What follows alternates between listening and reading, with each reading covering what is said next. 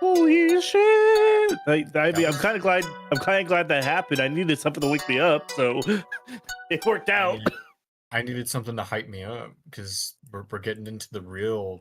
Yeah, we're getting to the. There we go. The real G's. All right. Yeah. Hey guys, Sly here, and welcome back to the Sly Tier Lists with part 2 of the Sly Army Tier List All Stars. Yeah. Goldie, they can hear you. Yeah, they can hear me. Yeah. Yes. Sly started his intro. Damn it. We're off to a great start. So, obviously, last time we pretty much did a bunch of the stuff that were pretty much like big parts of the channel that we done on the tier lists for, but we pretty much saved most of the. We did mention some big ones last time, but there's a bunch of other big ones that we saved for tonight.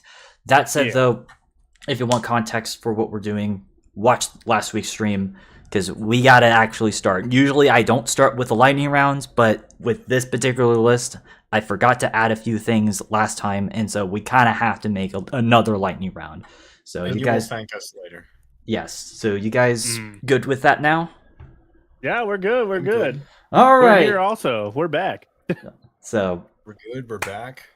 And I actually let people know that we're actually streaming this time. Anyways, so y'all ready to get to it? Absolutely. Let's get this started. I'm gonna do this in alphabetical order with the lightning round, so you'll be able to see it like through alphabetical. So let's start off with William Beckett of The Academy Is, with his band The Academy Is. All right. I'm gonna put them in the B solid because I like their stuff. They're cool emo, but like they're not the best. I just think they're cool. Yeah, I put them B solid a little bit because I definitely remember hearing them and like somewhat liking them at least.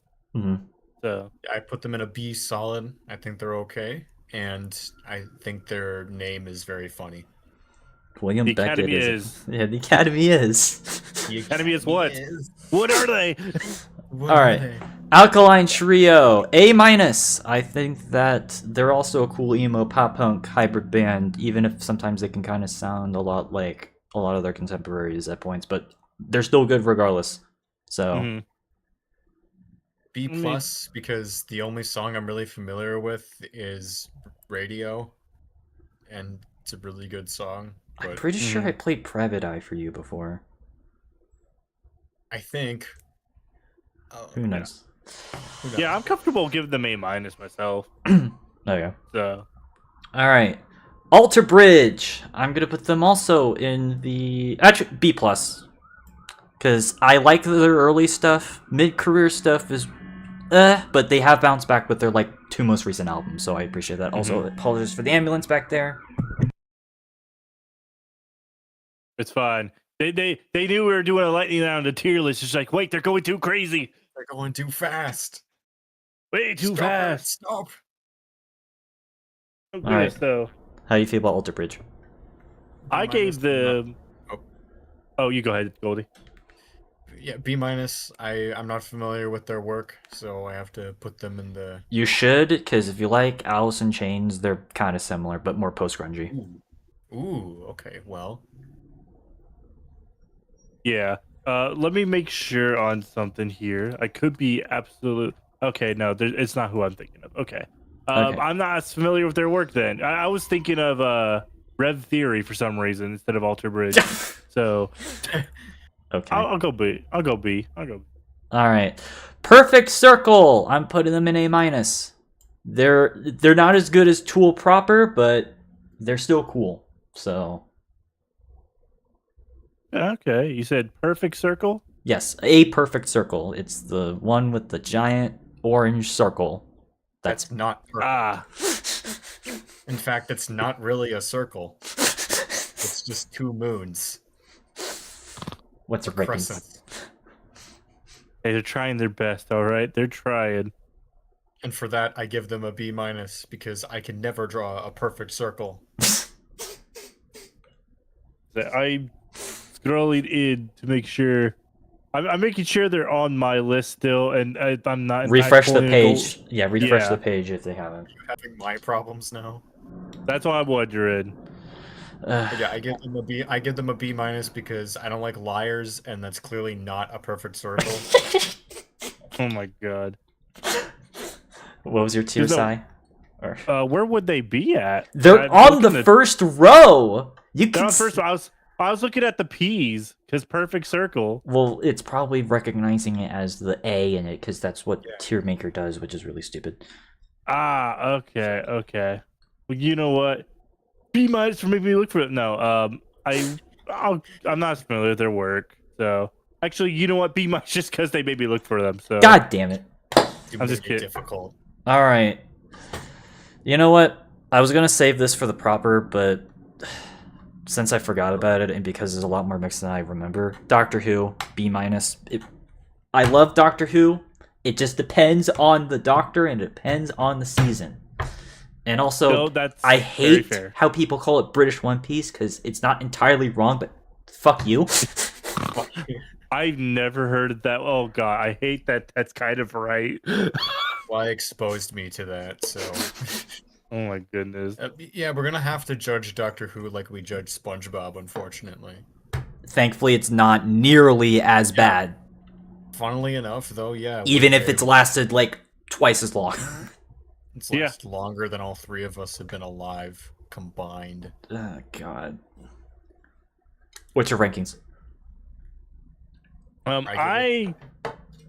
Okay, actually, Goldie, you go, and then I'll go.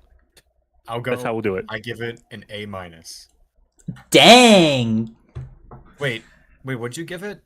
I gave it a B minus. Oh, I guess I was just ranking on like influence, like not just like. It's I know I don't know if It's we my should... first B minus on the tier, by the way. Yeah, we never. I guess we Ooh. never really discussed if we can talk about how we feel about things on like a grander scale. But like, I put Doctor Who up there just even though I'm not the biggest like. What are Doctor Who fans Whovian? called again? Who heads? Whovians. Whovians. I'm not the biggest Whovian, but like I acknowledge that it really did a lot for like the sci-fi genre. It predated Star Trek. Yeah, it predated Star Trek. Like it's like I give it props for pretty much like being a thing that a whole bunch of other things would not exist if it did not exist. Yeah. 10th Doctor, best Doctor. Yes, David Tennant is the best. Yes, David Tennant is really good. All right, Sai, I like Matt Smith a bit, but I gave it an A. Like everything I see to Doctor Who, like granted, I haven't seen every little bit of Doctor Who. I'm not as big as a Whovian as other people I know, but I do generally enjoy the show. Mhm. And plus, a lot of fond memories, like a certain old friend of mine. So, like, I have to take consideration as a big part of me and other friends' friendship, and he's the one that introduced me to it.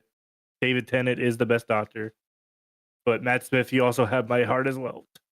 So, Dang, that I was surprised. I didn't expect you guys to have a Yeah. lot more to say to that. If I'm gonna be honest. yeah, I mean, I like the guy before David Tennant too a little bit. So, Christopher Eccleston. He yeah, I has like like one of the best seasons. yeah. So It's like the best one. Also, I found get the Perfect fuck Circle. out, goalie. He's like the greatest one out. Oh, I thought you said the worst one, or whatever. Oh, yeah, he's no. like the best one out there. Like, All right. there's no even fucking- Anyways, fuck it, Dark Nefarious. He's an A tier villain. He's cool. He's great. We'll talk about his game later, but he's rad villain. Who, Dr. Nefarious? Yes. Yeah, I'll put him in A. I like Nefarious. Like, granted, my only like game I've played with experience, like obviously I knew who Nefarious was. I knew him in other games, but like I especially knew him firsthand in because he has a bit of a part to play in Rift Apart. Yes. So I have not played or seen any other Ratchet and Clank game besides the first one, so You're behind. I am behind on the times, even though those games came out decades ago. All right. I have to put these games in the lightning round because I have no time. Hitman, both of them. I'm sorry, Goldie. 2016 trilogy.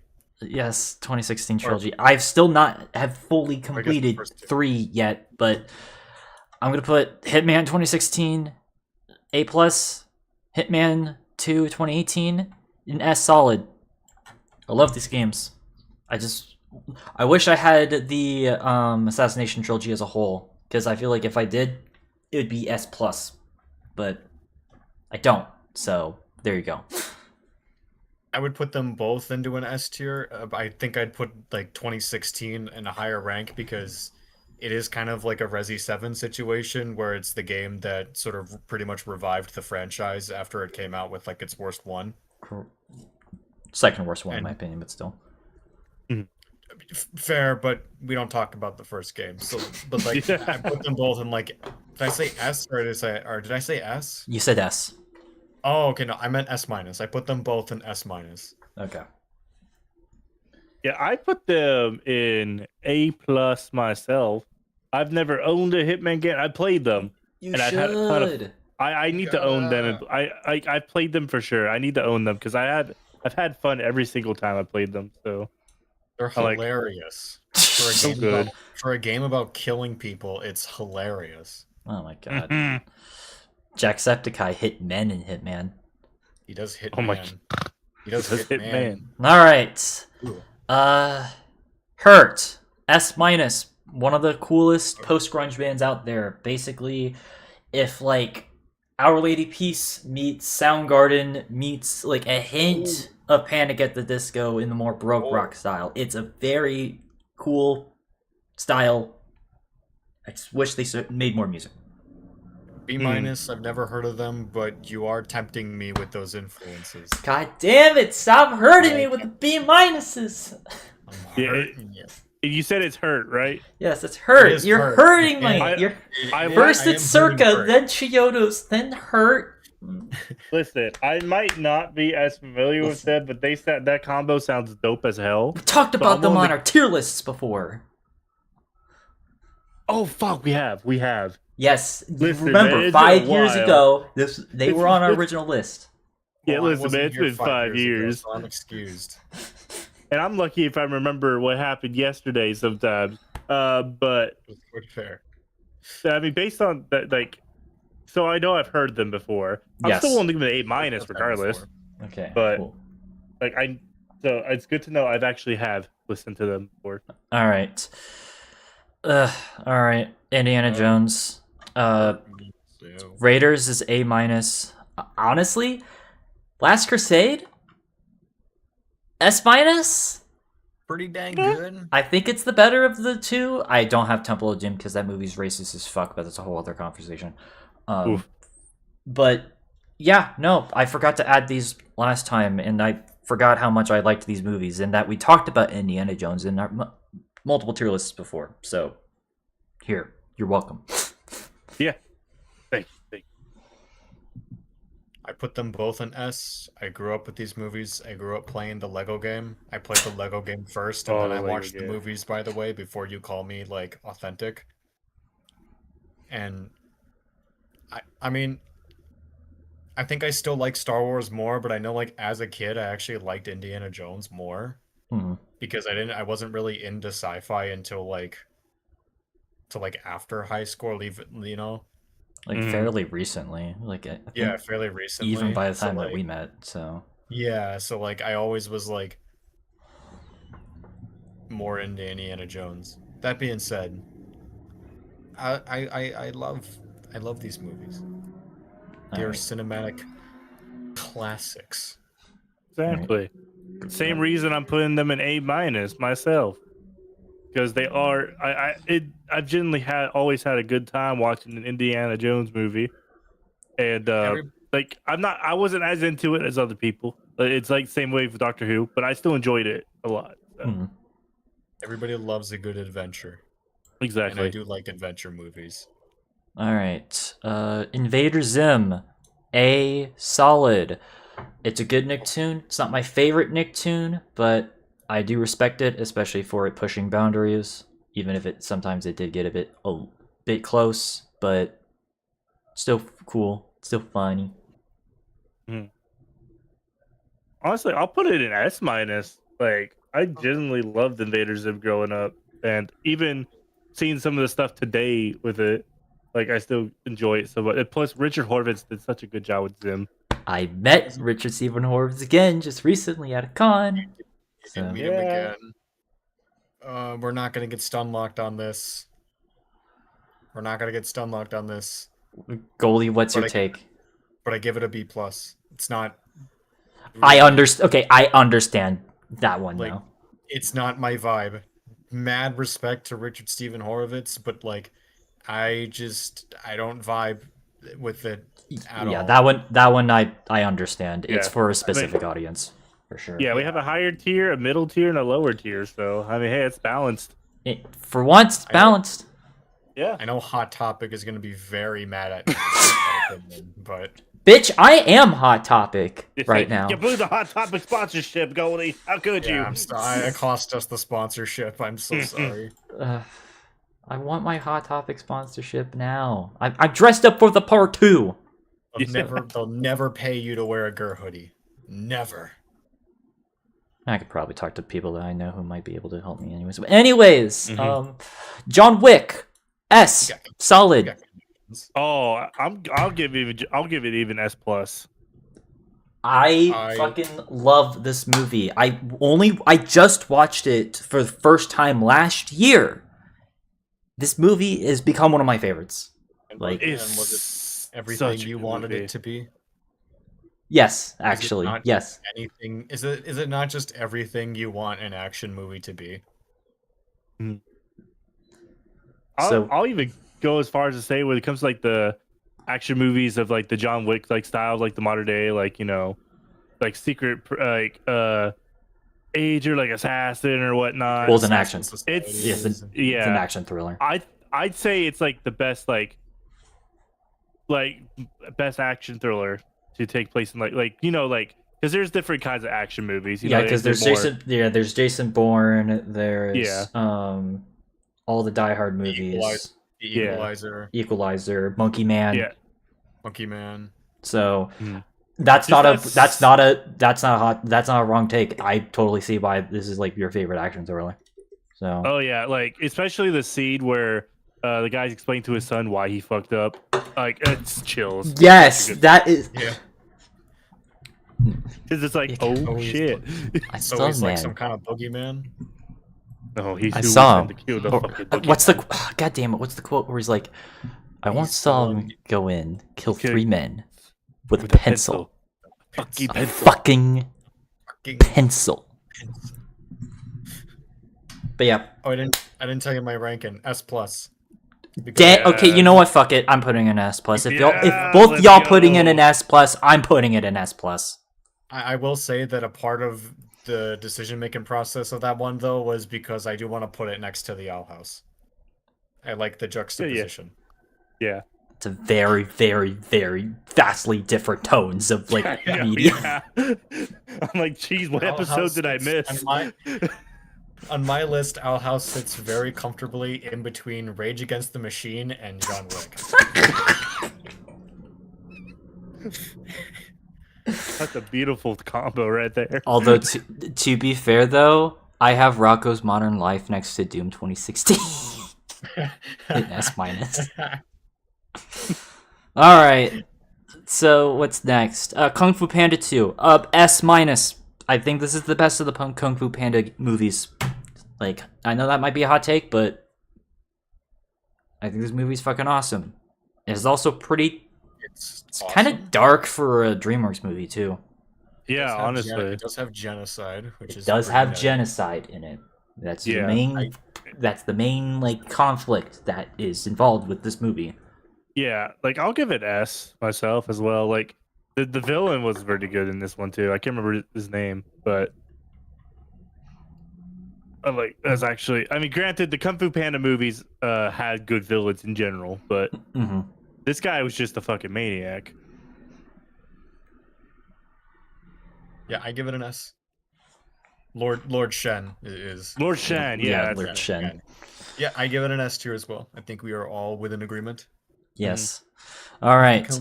How the fuck did I forget about the Mummy? A Could you? plus, almost S.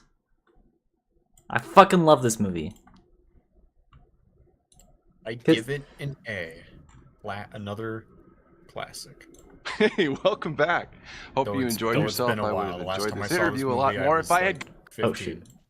Yeah, that's fair. But it was I'm awesome. I'm giving it an S. It was a great movie.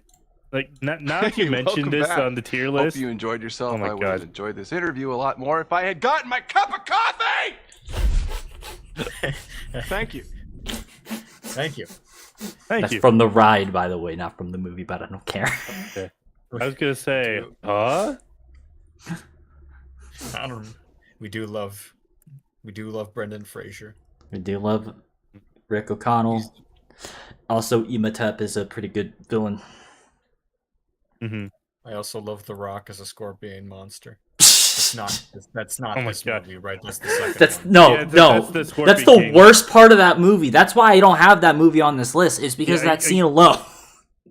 The Well, you best talking part of about that. CG? Totally not CGI'd Scorpion Rock. It's the best part of the movie. It's so rare to see The Rock with hair.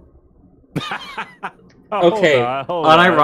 unironically though, this is here's something that you guys forget. This is technically a Universal monster movie. That is the truth. Yeah, This it is a is. remake. Yeah, because remember, this is a remake of like The Mummy from the original like Universal monster line.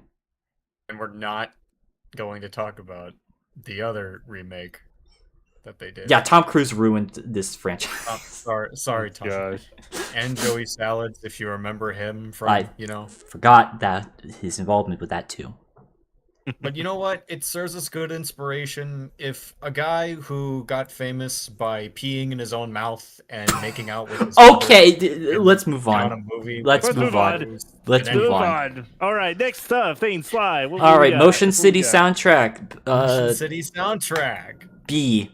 I like their first first 4 albums. So I guess more like a B plus. Yeah, I was gonna say B plus for me as well. I will give them a B. They're A solid B. You're gonna hate me for like saying this about Motion City soundtrack, Goldie. Am I? Are you gonna compare them to like Weezer or something? You are. They're a Weezer clone. They're kind of like a emo Weezer. Well, Weezer's already kind of emo, but I guess my point is that they're a Weezer clone. They're a Weezer. All right. Fine. 101 Dalmatians. This was. I forgot to add this because we have some Disney movies on here. I just forgot to add a few more. Because I talked about them on my Disney tier list. You guys weren't on that, but I just wanted to bring it up. This one, right. S solid. This is my favorite classic Disney movie. So, of like the pre-Renaissance era. Is that a hot take? I feel like that's a hot take. It is a hot take, but I don't give a fuck. I feel like that's a hot take. You do like the dog movie. The dog You movie. like the freaking dog movie? It's This just it's a nice story, and it's the only time that animation style change that they did for that movie worked. Because every other movie that did after that, except for a couple, were Yeah, I Everybody like. plus. Oh, okay, that's kind of surprising to me. Wait, I'm what? not What's a here? A B plus because I'm not the Bro! Well, I'm just. It's well, still a for good tier, one, technically. For one, it's been like a decade since I've seen that movie, and two, I've never been like the hugest pre-Disney Renaissance fan. Like, Same. This is the exception for me, though. Yeah, and I'm not gifted with that exceptionalism. Damn. I do understand what you mean by pre-Renaissance Disney being kind of cringe, though, because there are some cringy moments. Trust me, I had to go through a lot of not great stuff. So I think I'm much more of a Jungle Book guy. If you want to talk about pre-Renaissance, I think I'm more of a Jungle Book fella. But like, dang, the last movie that the Walt himself touched. Yeah, the Walter himself touched. Even though he already died by that movie when that movie came out, but I digress. Well, You still touched technically. I mean, I gave it S. I enjoyed the 101 Dalmatians. I think the only animal one I enjoyed more than that. This might be a hot take or not, but I mean, granted, Goldie might agree with me. Is Oliver and Company, but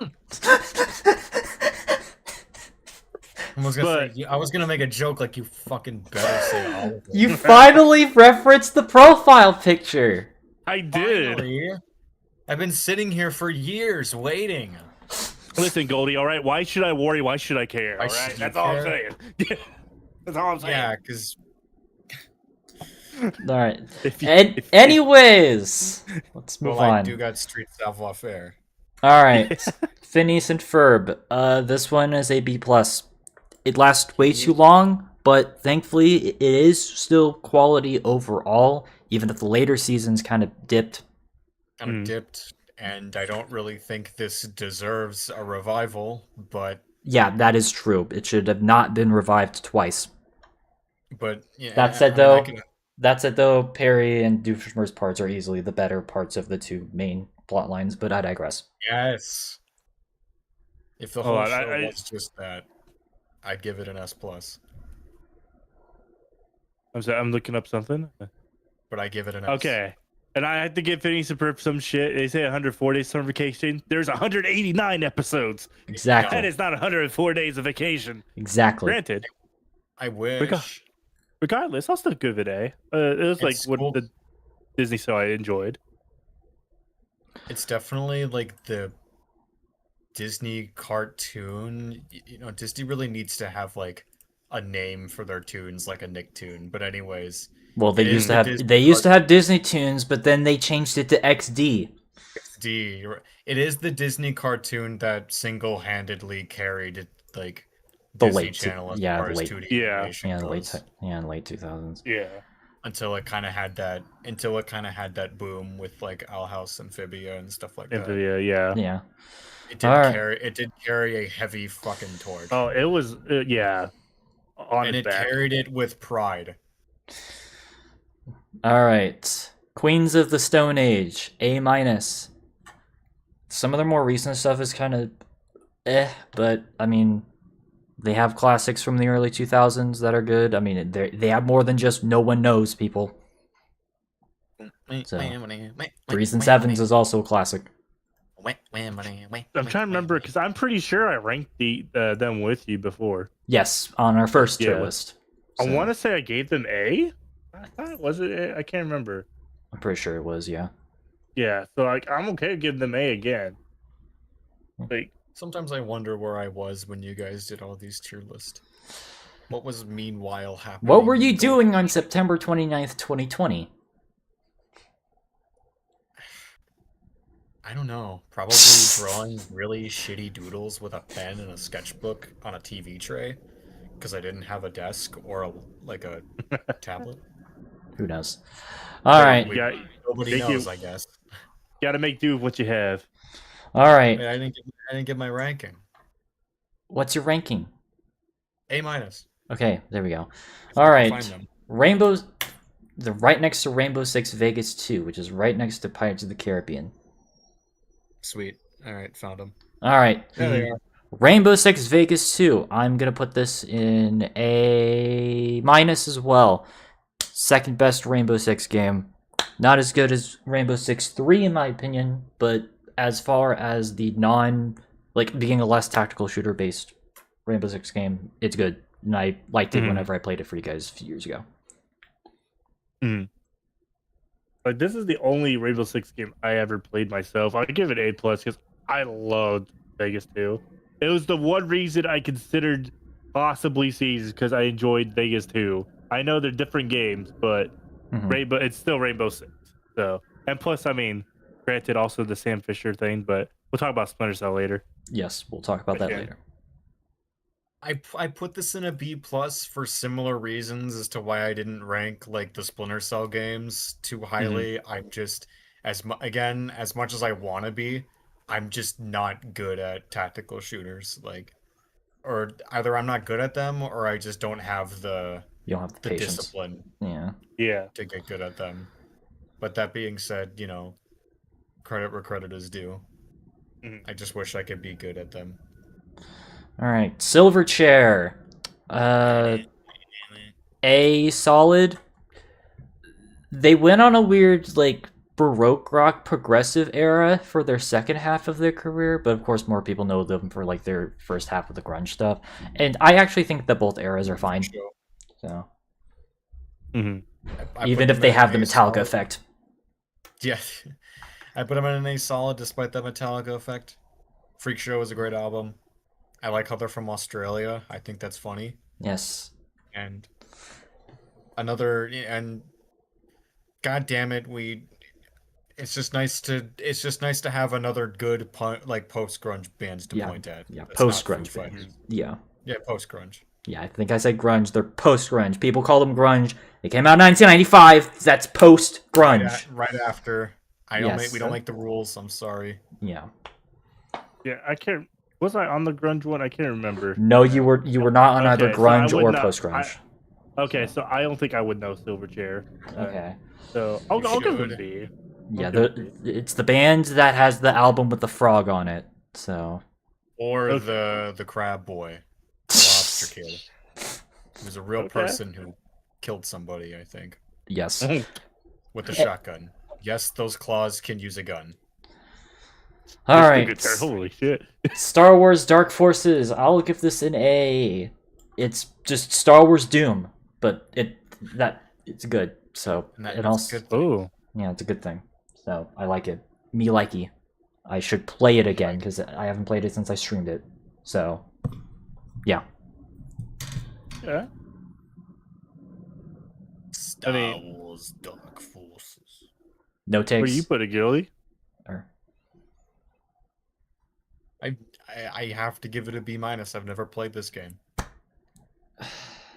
Not Yeah, out of I mean- disrespect, but just out of not knowing. Yeah. No Like- more. That's all I'm gonna I- say. No more. I mean, to be fair, I put it in B plus because I didn't know what it is, but Star Wars with Doom. I kinda Yeah, like that's the what it sound of is. that. Sounds amazing. It is amazing. Fine, I'll put it in a I'll put it in a solid B because I think that sounds cool. Well, does that hurt less? It still hurts, but you know. You're the encyclopedia of like everything. Like Yeah, that's your again, thing. I'm a jack of all trades as far as my Yeah. like Yeah, media you knowledge. have So, expertise in multiple forms of media. exactly. Yeah, like we're supposed to be the ones who don't know stuff. Which, speaking of, I hope you guys both know what the fuck Temple of the Dog is. I know what Temple of the Dog is. Yeah, you better put them in the fucking like S. Fine, just to make you happy. Just to make you Yay! happy, I'll It's go hit- as high as B plus because I don't know. God damn it! To make you happy. I can't ever win. Fine, put them in B minus. No. There's that's fine. Soundgarden meets Pearl Jam, literally, because it's the Ooh. same members. Oh shit. Okay, I think I've heard of them. I don't know if I've heard any of their music though. They only have one album, but it's so good. Ugh. God damn it! All right, Someone had to do You'll it. get your I guess. wins soon. You'll get your wins soon. better. All right, Uncharted the second. I'm gonna put this in A solid. I think it's the best out of the Uncharted games. I know people prefer 4, but I just like the general like length and the locations of Uncharted 2 more. So Mhm. sue me. I won't, but I'm gonna put it in an A minus. See? Win. You're a winner. I put it in an A, so that's a win. Yay! You're a winner. Uncharted 2 was actually really good. It is really good. Uncharted as a whole is pretty good. Oh yeah. Just ignore Talbot in the third game.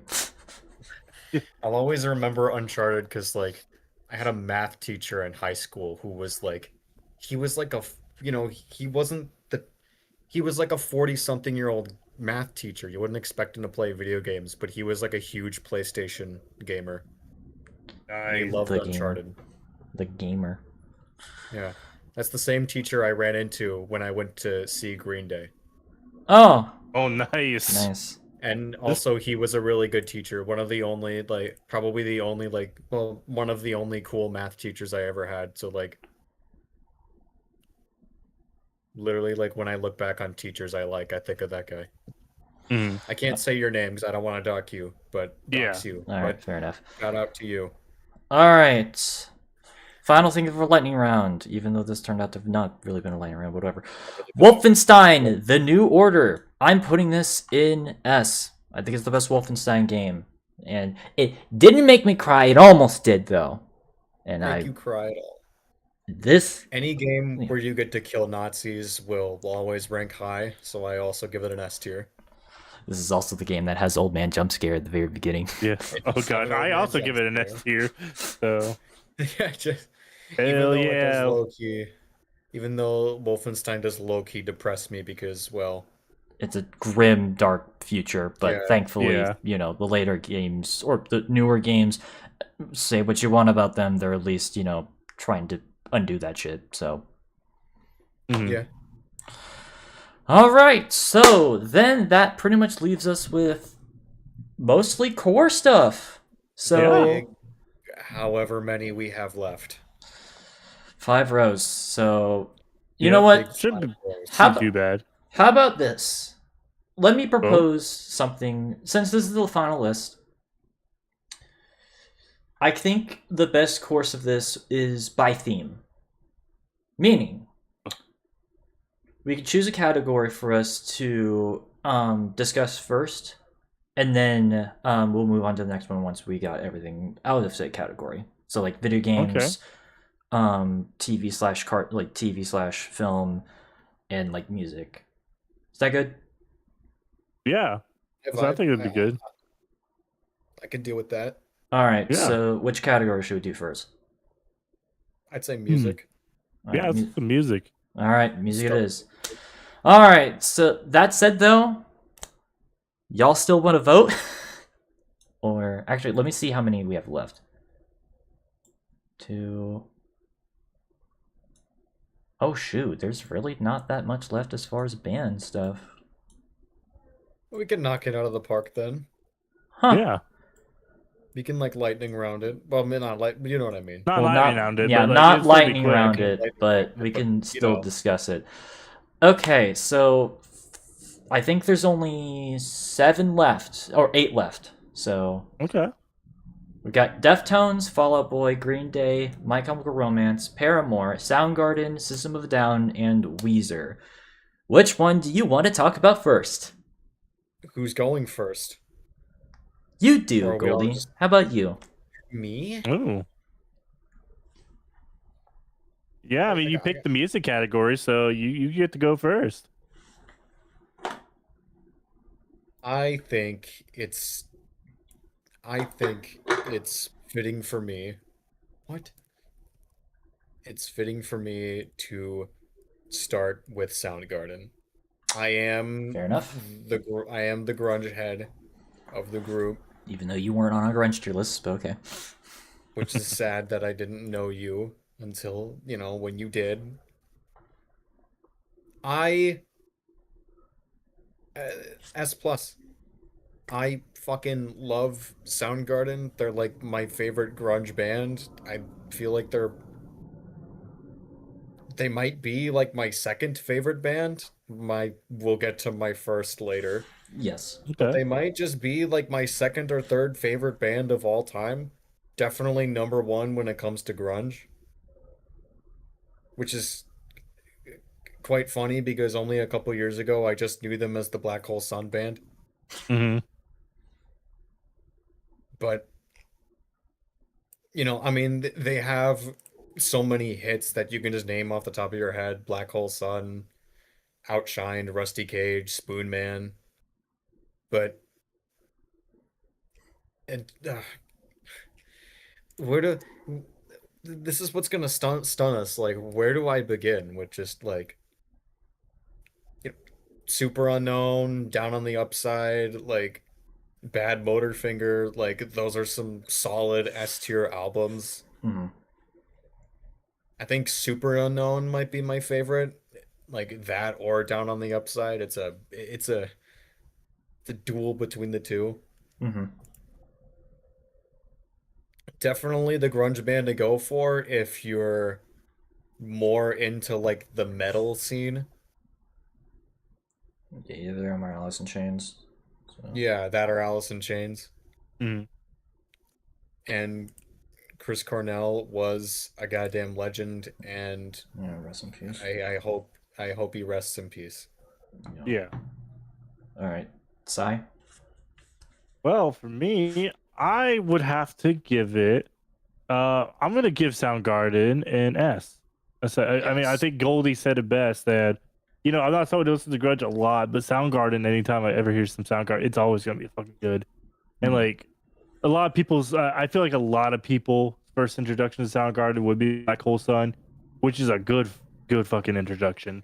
Creepy ass So music video though. yeah, Is very great. I don't like the music video. Well, it's I the haven't seen the only music part. video. I've just only heard the song. So I hate that music video. It's the only black mark against them. And it scares me. Yeah, it's so crazy thinking about Soundgarden because, I was. It's sad because I just got into them. Like, I was, I got into them partially because of Chris Cornell's passing. Like, I knew of them, but like after he passed away is whenever I got to listen to them.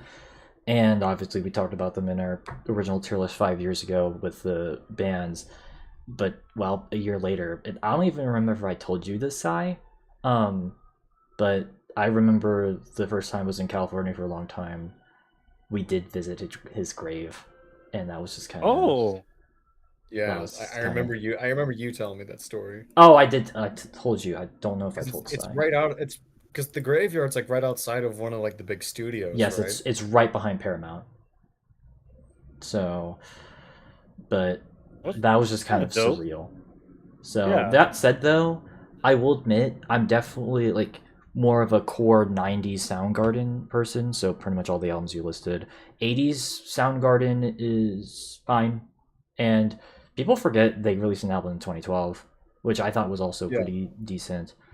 That said, though, I'll put them in S minus. Like Yes. they're definitely like a top.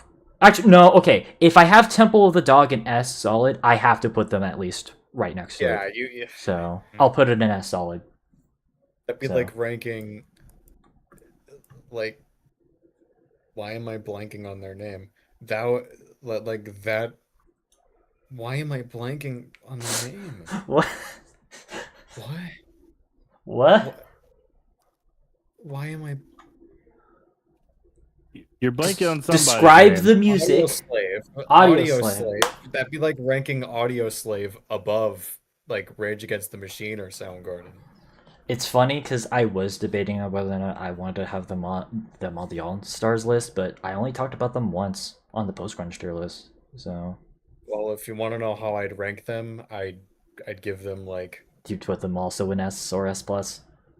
I put them in like an S minus because they are like at the end of the day like a small music project. Fair. Mm. All right, so that's Soundgarden. So what's your next? That's one of my core. What's your next pick? Oh, I get to go 3 times. Yes, you get to go 3 times still. Okay, what other bands do we got? We got Green Day, Seven Dust, System of a Down. Wait, we ranked Seven Dust last time. Oh, did we? Yes. Yeah, we That did. must have been one of the ones that I missed. Yeah, probably. I can't Okay. remember what I said. Damn. But what would you rank him now? Does this count? What? That was last No, time. I We wouldn't gotta count move. it. We gotta Yeah, I move wouldn't- on. Yeah, I wouldn't count it. I'm but- gonna throw them in a B. I'm gonna throw them in a B. Okay, we gotta move Yeah. on. What else do we have? Green Day, System of a Down. We have Deftones, Fall Out Boy, Green Day, MCR, Paramore, System, and Weezer. Well, a lot of those I feel like I should save for you guys, so I'm just gonna go with Weezer. Weezer. Let's go. Weezer. I love Weezer. They're And your I silly band. They are my silly band. Similarly to Bare Naked Ladies, they're just the kind of band that always puts a smile on my face. Except for Ratitude, but we don't talk about Ratitude. If I can. I hate how you didn't use like the Blue album for Weezer. That would have been made him so Well, easy I to wanted. find. Well, keep in mind whenever I make the band pictures, and as well as like most of the cartoon ones, I try to center the logos like near the bottom.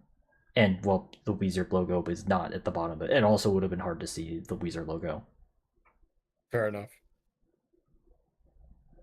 But no, obviously the Blue album, that goes without saying, one of the best rock albums of the 90s. Mm-hmm.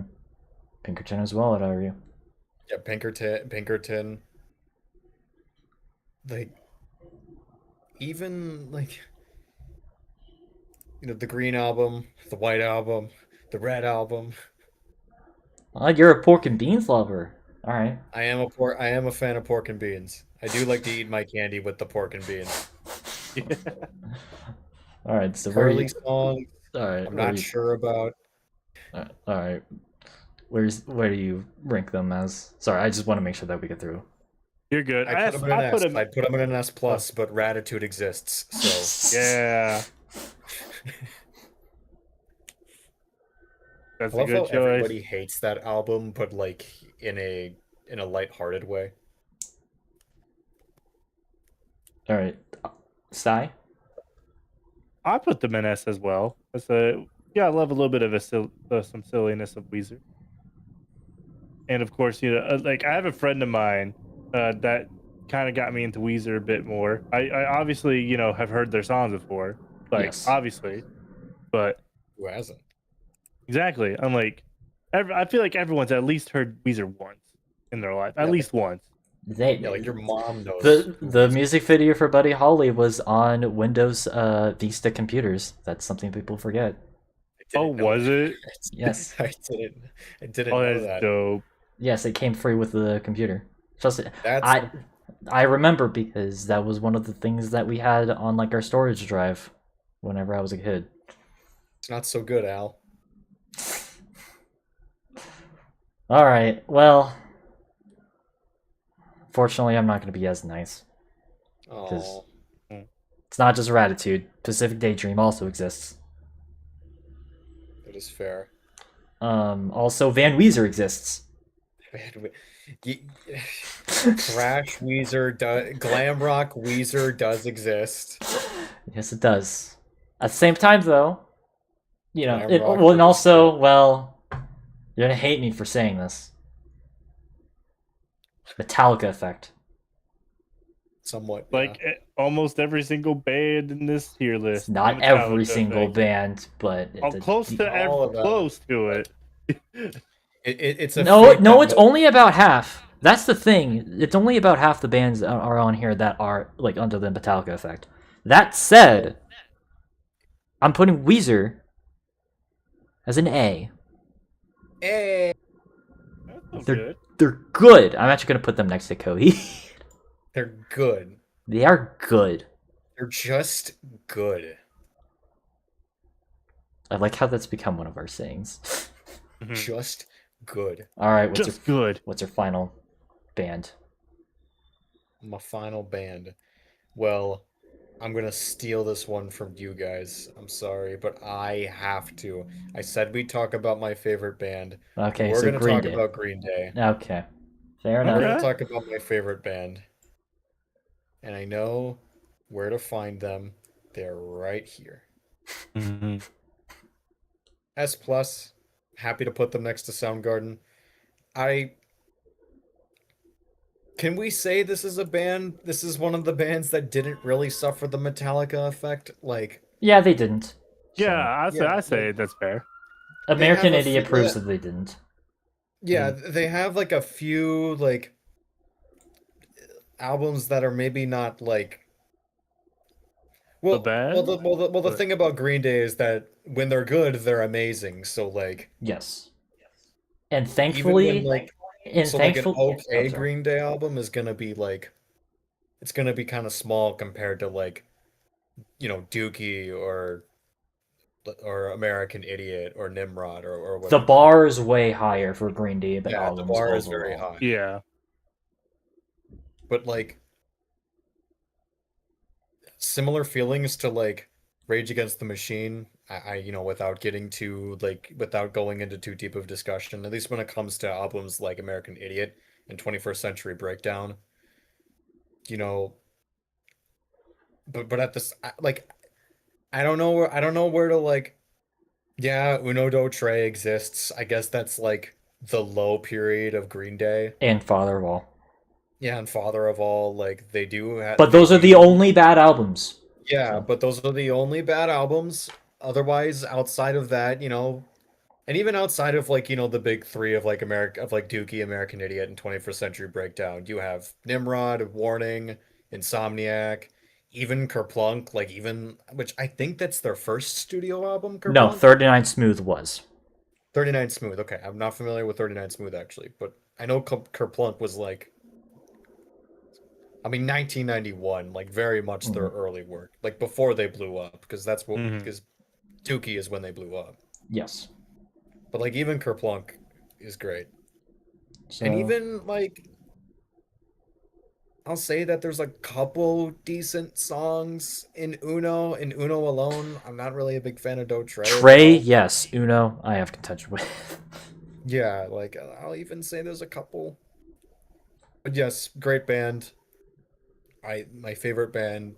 Their music doesn't just make me smile, but even this morning I was listening to Green Day on the way to class, and it like gives me sometimes their music really does give me chills. Like makes me feel a whole lot of stuff. And they were the first band I've ever seen live, and 30 years running, they still put on an amazing show. 35 years running. 35 plus years running, they still put on an amazing show. All right. Sai? I put them in S plus easily. Like they have too many good fucking hits. Like Holiday, Wake Me Up When September Ends, American Idiot, 21 Guns, and a couple ones. I'm not sure how popular these ones are, but I enjoy. Do you know The Enemy and Revolution Radio are two personal ones I enjoy? Yeah. Yes. And like, it's Green Day. It's fucking Green Day, man. Legends. Green Day. So obviously, I have to give them the S plus. And they, from what I've seen footage, they seem like they're still really good live for sure. They are. They are good live. I remember seeing them at very young 2 years ago. Nice. I think I also saw them 2 years ago. Ooh. Yeah, you saw them. You saw them before I did. So. But anyways, so yeah, it's no surprise that with Green Day, they're also an S plus band for me. Though they're always one of the bands I rotate between whether or not they're my favorite or not. It's between them, Rage, and one of these other bands we'll get to in a second. But even with their low points, they have made way more good than bad. And I'd argue that with a lot of their albums, they don't even really have a lot of bad songs on them. Like I would consider Dookie, Insomniac, and American Idiot to be perfect albums with no bad songs on them, which is like a rarity for bands. So, and obviously I don't want to repeat what you said. They have like made such amazing albums over the past 35 years, and they are just a band that I respect. So even though I don't know if I would put them as like my favorite band anymore, they're still in my top 3. So good.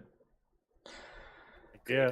All right, Saimori, you get to choose the next 3. I get to choose the next 3. Oh man. Well, if we're talking about music and if it's my turn, there's only one appropriate band for me to talk about. I think you know where I'm going with this, Sly. We're gonna talk about Deftones. Oh no! God damn it! Listen, I'm giving them A plus. I've been turned. Yay! Hold on. Listen, where's my? You Hold win. On. You win. You're no longer a Deftones hater. Oh my god! I stopped becoming a Deftones hater after you're a Deftones lover now. Okay. Yeah. 5 years later, it's come full circle. We'll just go with this for the bit. But Deftones. I had a rocky start with Deftones. I almost gave them F. You gave him F. It's recorded. I did. Oh yeah, You were a I did give them Deftones hater. But I changed it afterwards, didn't I? After I Although to be fair, you bit listened to too- Ohms, which was a bad album. I will give you that. Yeah. Their newest album is actually way better now, which that excites me. So once I started listening to the actual good stuff, then I changed my mind. But 5 years later, first time around, Deftones, congratulations, you get the A+. It's come full circle now. No, that's what I call character development. Exactly. Good for a finale. Character Well, development unfortunately, will that's going to only be happen ruined for, because like, I have a feeling I know where Goldie's going to go with this.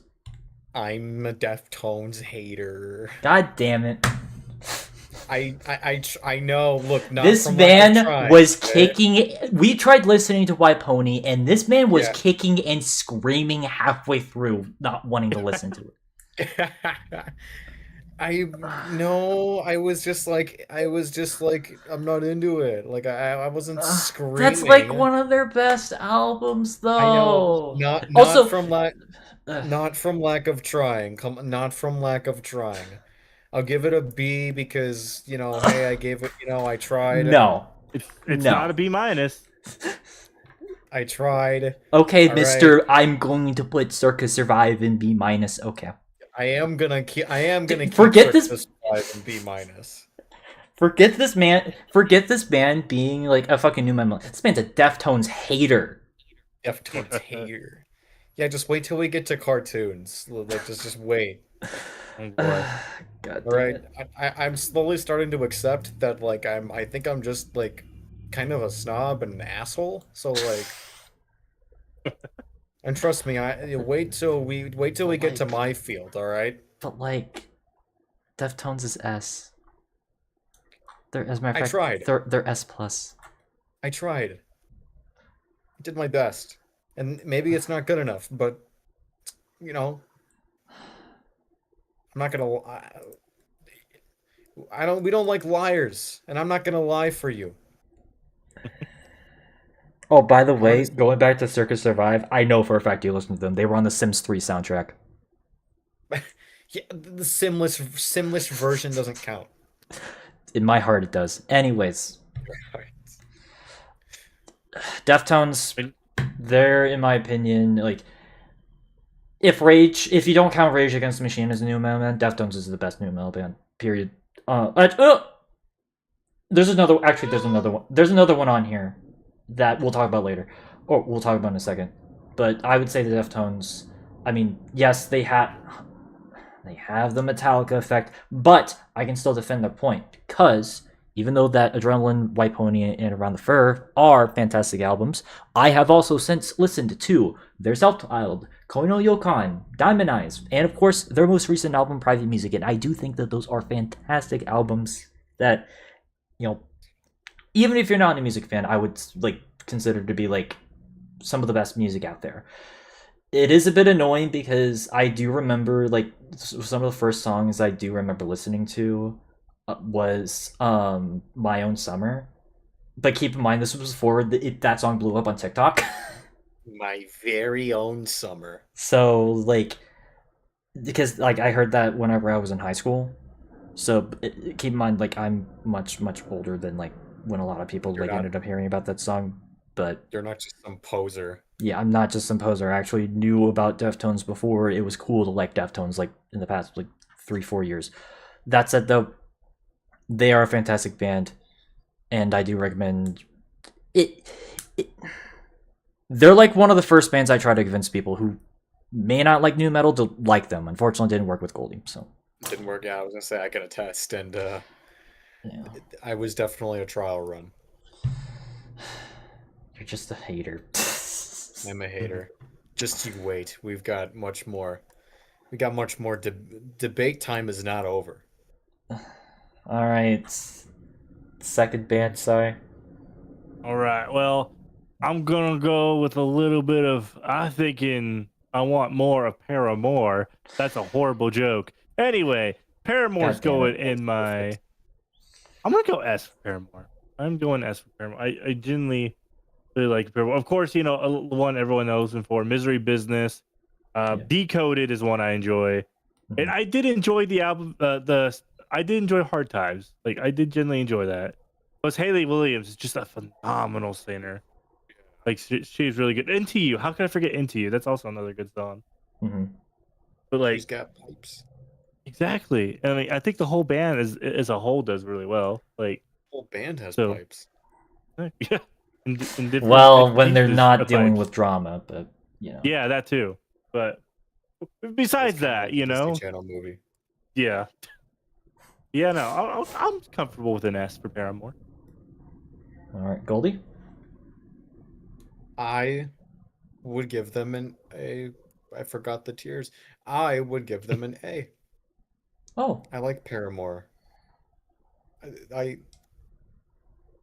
I don't know. I do. I do. What can I say that Sai hasn't already said? I like them. Yeah. The band's got pipes, okay? they do got pipes.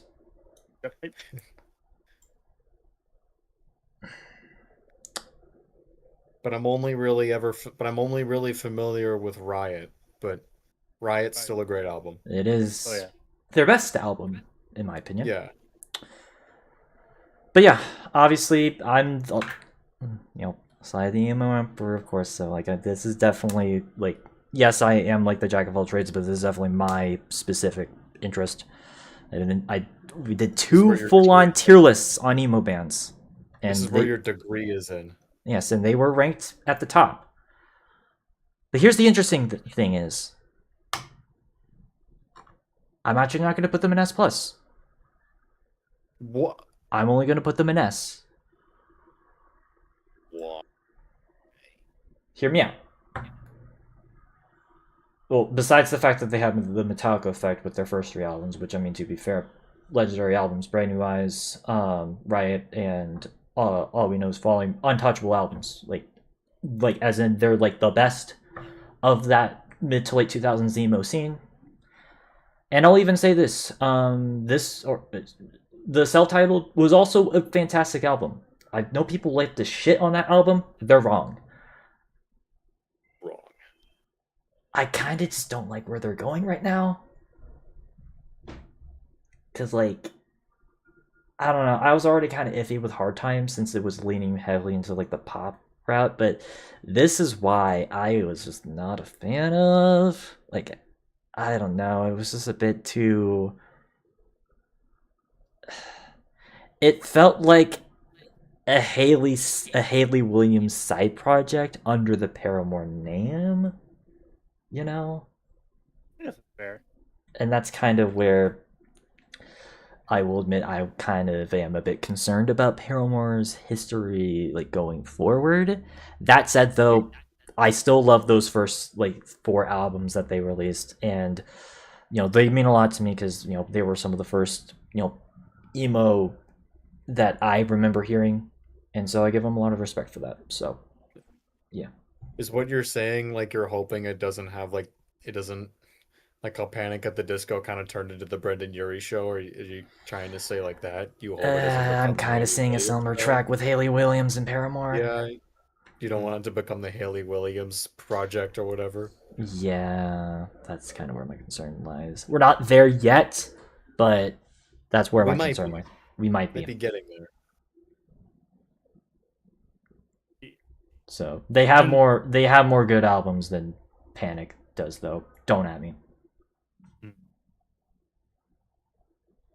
All right. So what's your last?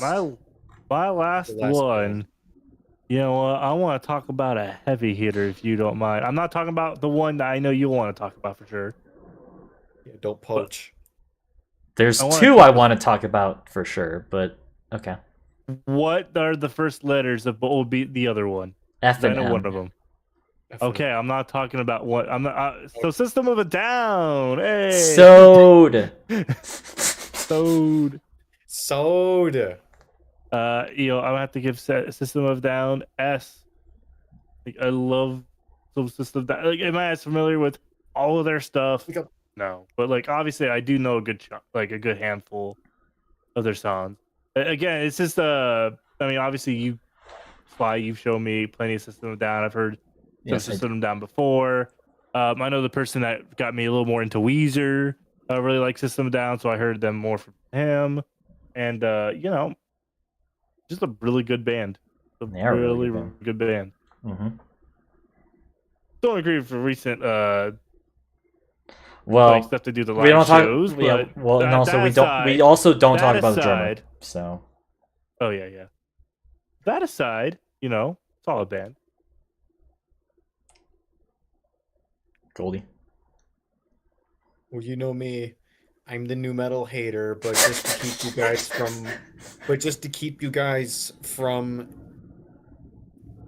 like cutting my hand off, I'm gonna put them in an A tier.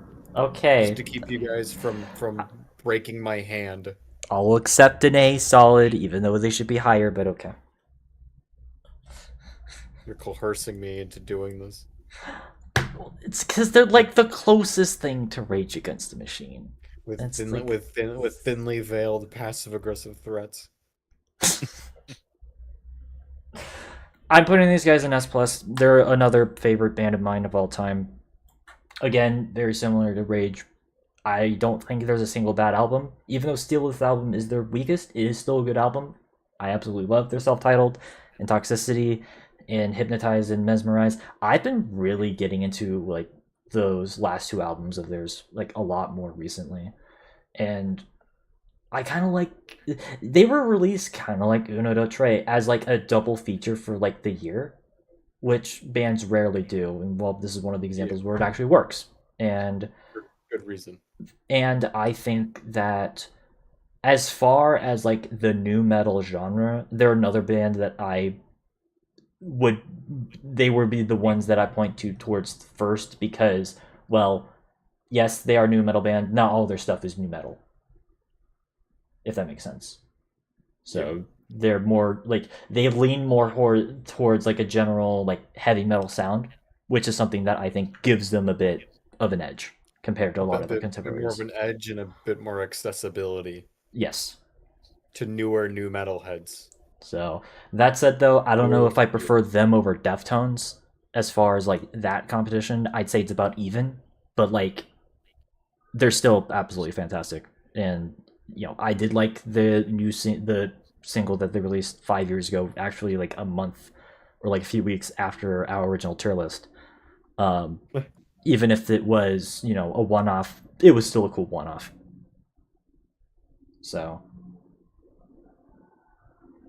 Also, Goldie, how dare you like mess with my child? Dare I mess with your child? How dare you like disrespect Chop Suey? Yeah, Surge Tankian is not your baby. Surge Tankian. I wasn't referring to him as my baby. I was referring to the songs that they made. Yeah, well, I just kind of had to put your kids up on the table, okay? All right. It's not a good joke at all, but... All right. Final two bands. We got Fall Out Boy, My Chemical Romance. I think you both know where I'm going to put them. We saved them just specifically for you. So... that is the last two bands. Oh, shit. Yes. I'm going to put both of them in S+. It should be pretty obvious. I mean, hell, I've got a Fall Out Boy poster right there, and a My Chemical Romance poster right there as well. So, that should tell you everything.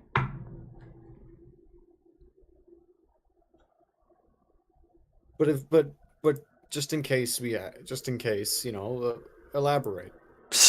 God damn it.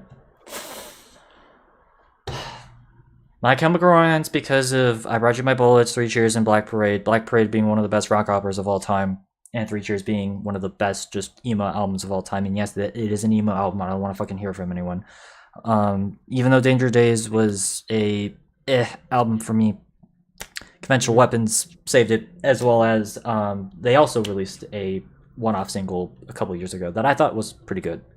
So, absolutely fantastic. Check them out.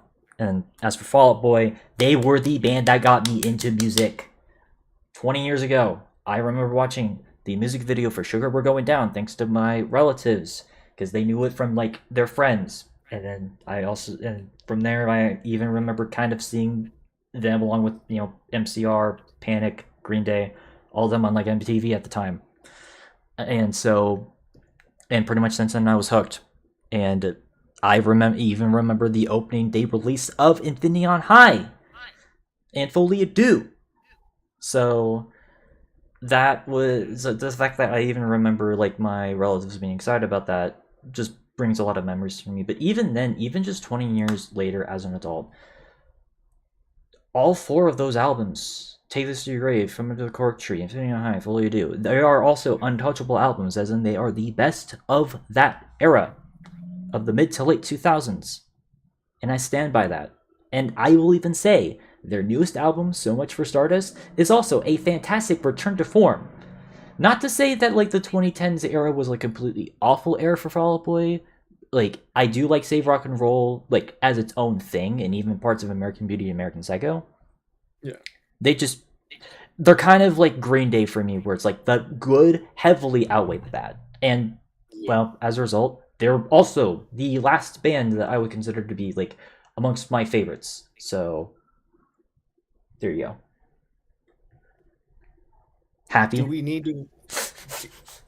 I wasn't. Okay, fine. Yeah, sure. Do we have to elaborate, or can we just?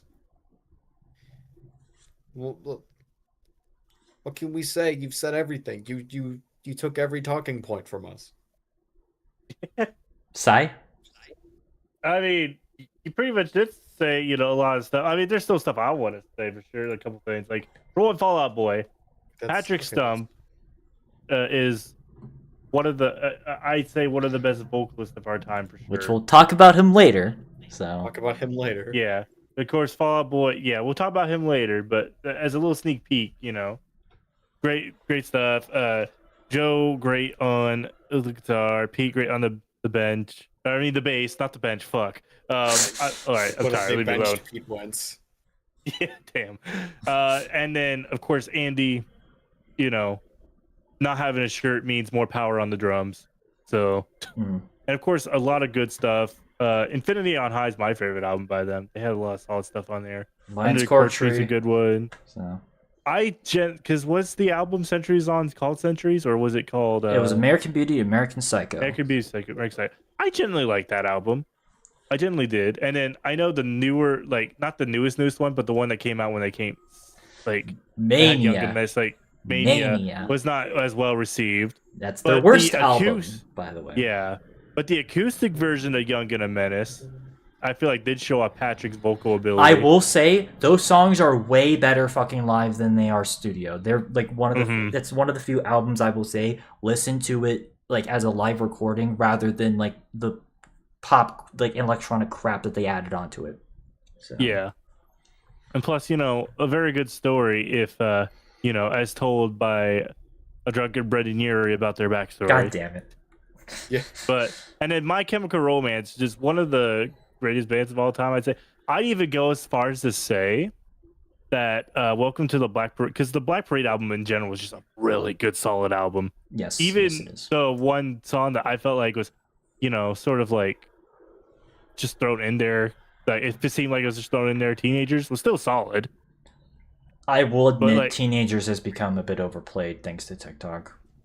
No, that's fair. But I still feel like it was still a solid song. But I'd say Welcome to the Black Parade was definitely the 2000s version of Bohemian Rhapsody. Yeah, it was just an iconic song. It was that era's Bohemian Rhapsody, which I do respect. Like no matter what circle you in, everybody knew Welcome to the Black Parade. And I generally, because it's like that. 3 Cheers is a good album. And then I did enjoy. Like I get why Danger Days isn't everyone's favorite. Like it's not the best album. I still enjoy Danger Days. Like there's definitely. Well, it's just the fact that like they tried going glam rock, which is just not. Do you enjoy glam rock MCR? Well, to be fair, I'm also like I like a bunch of different stuff anyway. But like, I generally enjoyed a little bit. Like I'm not gonna say it's the best album. Like I still think 3 Cheers or the Black Parade were definitely the contenders for that, but Yes. I still I'm just a enjoyed it, at huge least. Bullets defender because that's my prime example of like to explain that they are actually close to like actual emo because literally they've worked with like Get Up Kids and Thursday, bands that people on the internet soy as being like true emo. How are they not emo as a result? And yes, Yeah. My Chemical Romance is an emo band. And both bands are great live. So So yeah, they shall carry on in our hearts. They shall carry Exactly. on in our hearts. All right, so My ranking, by the way, Fall Yeah, Out what's Boy your S ranking? plus, MCR S minus. Oh, okay. They both make it into the S tier. good. Yeah, they're still in Very S tiers. All Oh, right. you don't have anything else to say? No, I've said everything. I will say favorite songs from each album that I've listened to. Three Cheers. It's either it's either a Ghost of You or Do You Know What They Do to Guys Like Us in Prison? You know what they do to Mine's Helena or Ghost of Oh. You. So Good choices. Do you have a favorite from that album, Goldie?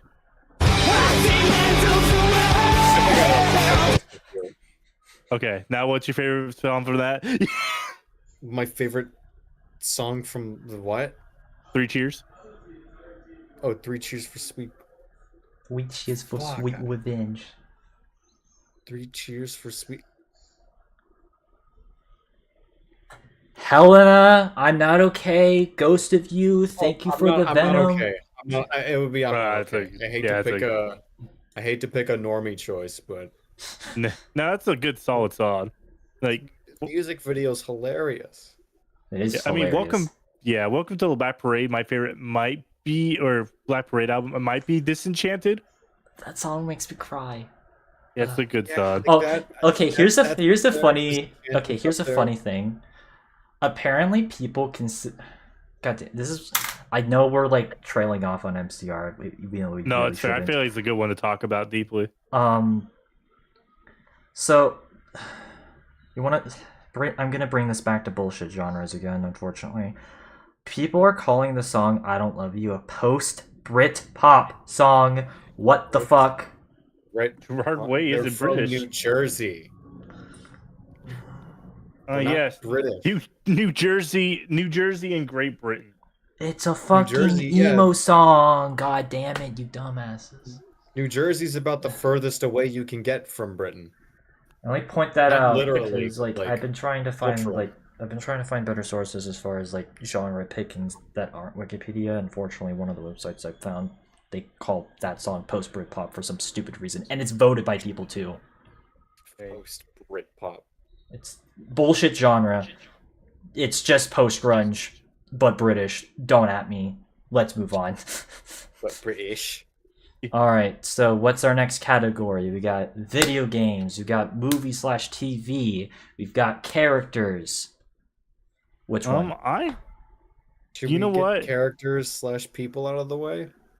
Characters. I kind of want to yeah, say that for you- last, if I'm gonna Yeah. be Oh, honest. you want to save that for last? Okay, I thought you want to say video games for last.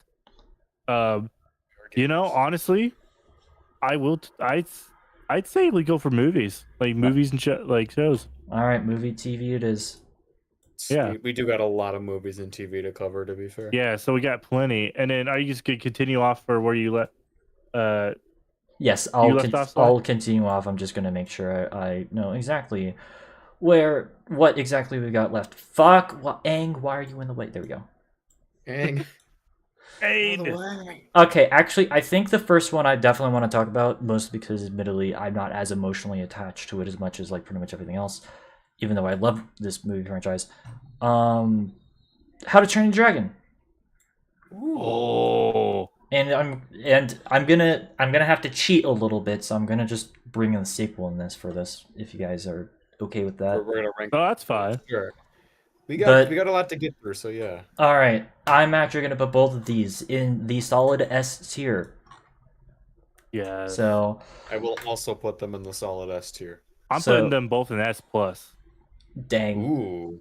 I enjoyed these movies so Love much. These- I'd Oh. even put the third one in S plus if it was in here. I haven't watched it yet, so that's why it's not. Mm. I have. It's pretty good. I will say, if it weren't for Prince of Egypt, these would be DreamWorks' best movies, hands down.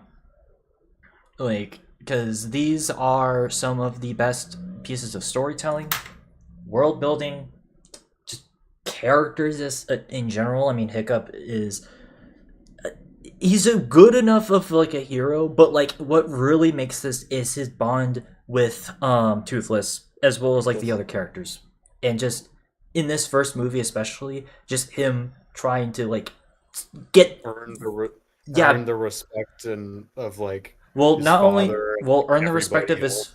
will earn the respect of like everyone else while at the same time breaking the tradition of just killing off what are essentially animals. So, and that's just something that I think is a message that, weirdly enough, was kind of. I don't want to say it was needed at the time, but like, wasn't It's really like always something that it's like always needed. is. Well, Yes. specifically around that time, because I feel like a lot of action movies or like any like they pretty much just I don't know, they weren't like trying to humanize a lot of like, what were considered Animals? monsters. Yeah.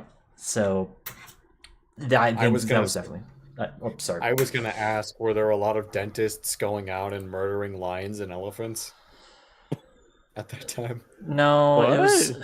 it was more it's more to just to do with the fact that there's just a lot of movies that I can think of like off the top of my head that even I love where they pretty much just made a lot of like villains like not really you know relatable or even like redeemable. I mean, yeah, you had Treasure Planet, but like that was a rare exception at the time. So Hmm. I don't know. But either way, first movie, fantastic. And I'll even say the second movie is also really good. I know there's a weird group of people who don't like it as much. You're wrong. You're wrong. You're wrong. So, and I even just like the idea of just, them expanding it to just like, being a lot more of a moral gray area with humans and stuff. So, I just find that sort of like dilemma to be pretty interesting. Fleshes out the world. The world. So, have anything else to say? Not off the top of my head. I I will. mean, Oh yeah, you go first. oh no, okay. I was gonna say real quick, like again, I enjoyed every single one of these movies back to back to back. Were absolutely wonderful. First two especially. Eventually, where they get to learn to, intertwine with the dragons and whatnot. Hiccup definitely helps with that. Jay Baruchel, I love Jay Baruchel. Mm-hmm. I was gonna say that, but and then the second movie had a threatening ass villain too. Like this guy was actually big and imposing and in an intimidating way. That's fucking So scary, dude. Yeah, yeah, again, kind of adds to the moral gray area of like the humans of this universe, as I was yeah. mentioning. Plus a certain, twist thing that happens like towards the beginning, middle of the movie, I guess, or Mhm. or in the middle. If y'all seen it, you seen it. If you haven't seen the movies, I won't say it because I No think you should spoil- experience it. Well, it No is spoilers for spoilers. Well, it is. Well, no, these streams are spoilers. Remember last week we Oh, had they are spoilers. spoilers. Okay. Oh, I'm they sorry. are? Oh, Okay. Well, in that case, Hiccup's mom actually be alive. Yeah, yes. yeah. Finally, a cartoon explains what happened to the character's mom. Yeah. It's like DuckTales in a really weird way. The reboot. Woo! Woo. All right, so we all agree at least S. At least S. At least that. Swag. Solid. All Solid. right, Goldie, what's your picks? You've caught me very unprepared. I don't know what to pick. We've got a lot of shit. Isn't it funny that my natural reaction is just like, I don't know. Isn't it funny that that just instantly came to my brain? Okay, I think those We're are talking all... about movies, yeah. We're talking about movies / TV Yeah, shows. movies, TV shows. What can I steal from you? No. Don't steal the ones that are like the big ones for me. Oh my god, what can I? Oh, oh, you know what? I'll save that. Big Hero 6. Why? Yes. I think I know why this is here, but That care was to his remind me? mistake.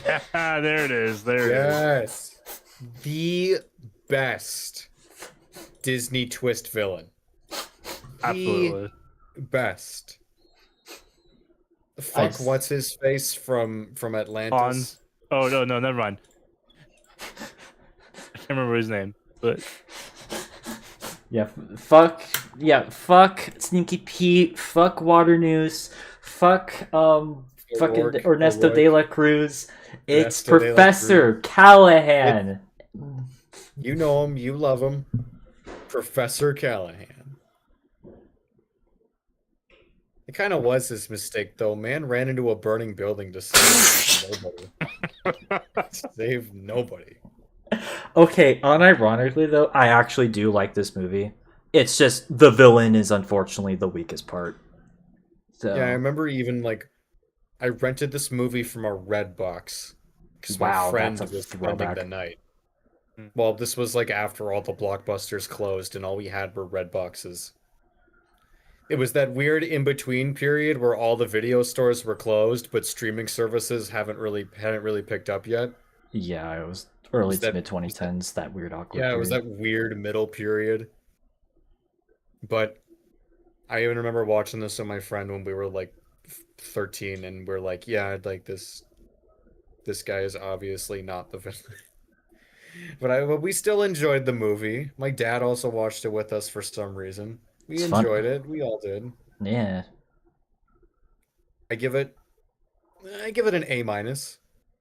I like. Dang, the I whole thought you were gonna be a vibe lot of, more like- harsher than that. Wow, I mean I like the whole vibe of fusion dancing San Francisco with Tokyo. I think that's kind of funny. San Francisco. Let's go. Fransokyo. mhm. I think it's kind of a funny vibe. Do you think Chinatown still exists in that version?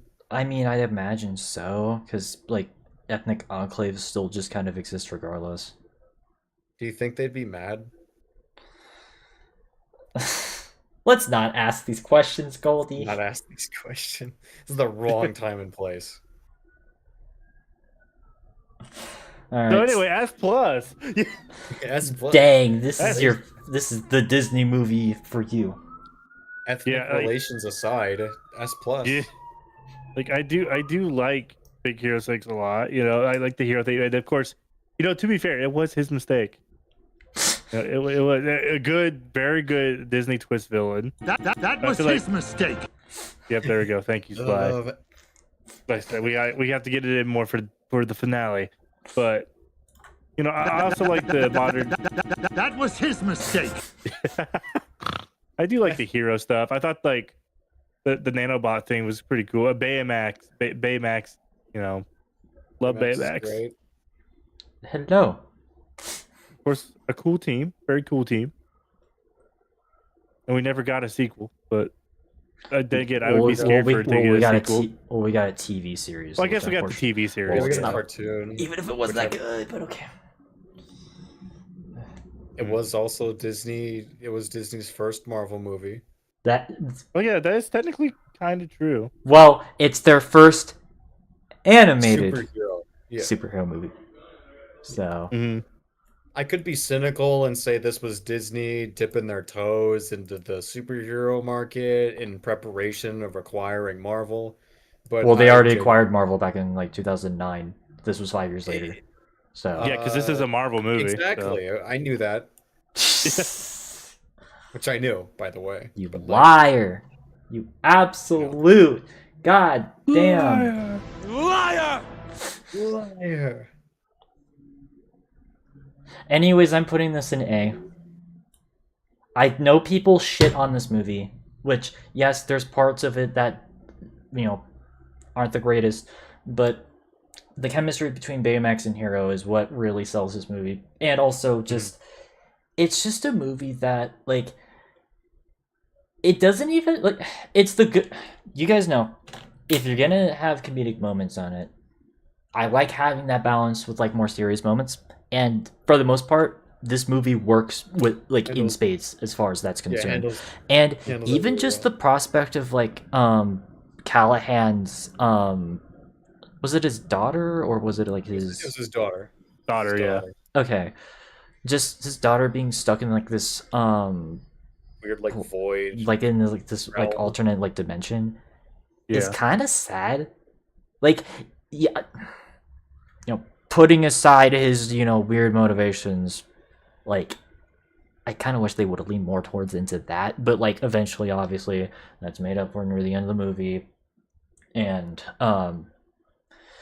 and I don't know. It's just a fun time, Yeah. It's just a fun time. That's all I gotta Do- say. Do you also like it because Fall Out Boy made a song? Yes, I for that? forgot. Yes, Fall Out Boy forgot about is that too, in yeah. fact in the soundtrack. Immortals is the song, which to be fair, that is one of the better songs off of that album, even if it's not my favorite. But I digress. Isn't it funny that Fall Out Boy and Stan Lee are in the same movie? I forgot forgot he more. is he Yeah, he you has an forgot about animated Of course, cameo. Yeah, you forgot the post-credit scene. I mean, it is a Marvel movie. You're Yeah, gonna it is have a the Stan Marvel Lee movie. cameo. Yes, and that is something that people I don't even think realizes that this is like Big Hero 6 as a concept has been around since the late 90s. I what? actually Oh, really? yes, that's the comics have been around like for a good like 15 years before. Oh shit. This is like Yeah. a bad guy situation where people just don't realize that it's based off of a comic. Well, I mean, Shrek is based Right. off a book, so That too. Psycho is based off a book, it is based off a which is book. based off a serial killer. So, Based- all right, what's your next pick? Oh, I'm still on the. Damn it! Your I still have a second one. responsibility. I was gonna say Powerpuff Girls because that was the first thing I saw, but I can't. We already did that one. I already ranked that. I gave it an A minus. Same, actually. What movies do we have? We've got Incredibles, Okay, what- Return of the King, Monsters Inc., Robin Hood, the original Star Wars trilogy, as well as Revenge of the Sith, Wall-E, and Zootopia. Some of those I feel like okay, fine. I guess if I'm the furry, so I have to put up Zootopia. Okay, we're doing back-to-back Topical Disney is movies, literally. Topical in preparation for the Yes, sequel. Zootopia 2 is coming out recently, and it's also funny Oh, that you just yeah. so happened to choose the movie that came after Big Hero 6, so... Oh, Yeah. Imagine if I give this an A. I was just gonna say, imagine if I ranked this like below Big Hero 6. But like no, okay, despite being like like being the furry of the group, it didn't take me until like I think last year to watch this movie. Well, yeah, because we watched it together. Yeah, so No, it like- was 2 years ago, because we thought you were going to be on the tier list, but you weren't able to. Oh, yeah. Okay. So, Until like 2 years ago, which is kind of nutty. well, it's nutty but, that like- this is going to be a movie that's going to be 10 years old by March, so... Oh my god. No. Oh my bones. I made you Whoa. instantly feel old after that statement. Oh, I can feel the white of my hair going white. I remember sitting on a subway with my mom, and that and like because Sing from Illumination came Oh, out God. around the same time as Oh, Zootopia. God.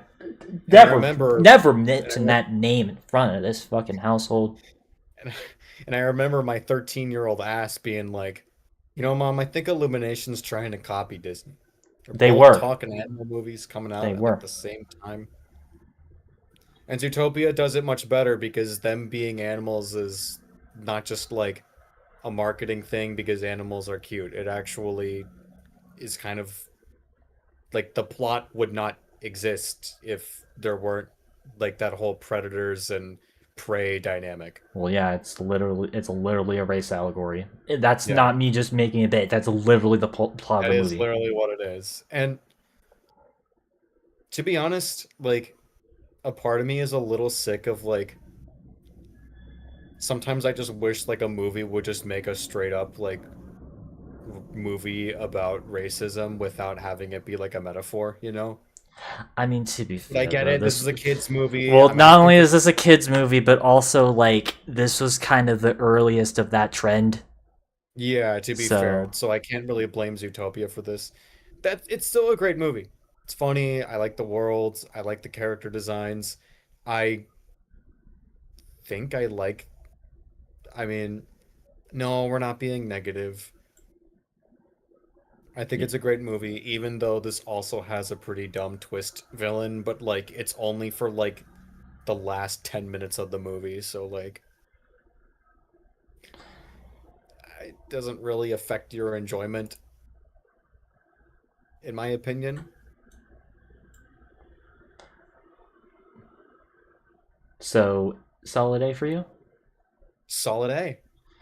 You know what's That being funny? said, 'Cause- oh, you go. that being said, I think I like the bad guys more. I've I not think seen I'm the in bad that guys camp. yet, so I can't comment on that. It's a That's good it though. movie. Yeah. That's it though. You said that you weren't gonna put it next to Big Hero 6. Well, guess what? Well, I'm you gonna be are. bold, You and I'm gonna put it next to Big Hero are, you 6. freaking monster. I don't know why. I just think of these two movies as like the mid 2010s Disney movies. I don't know why. Like You mean they're like just. the last good era of Disney movies? I mean, you can say that. I guess.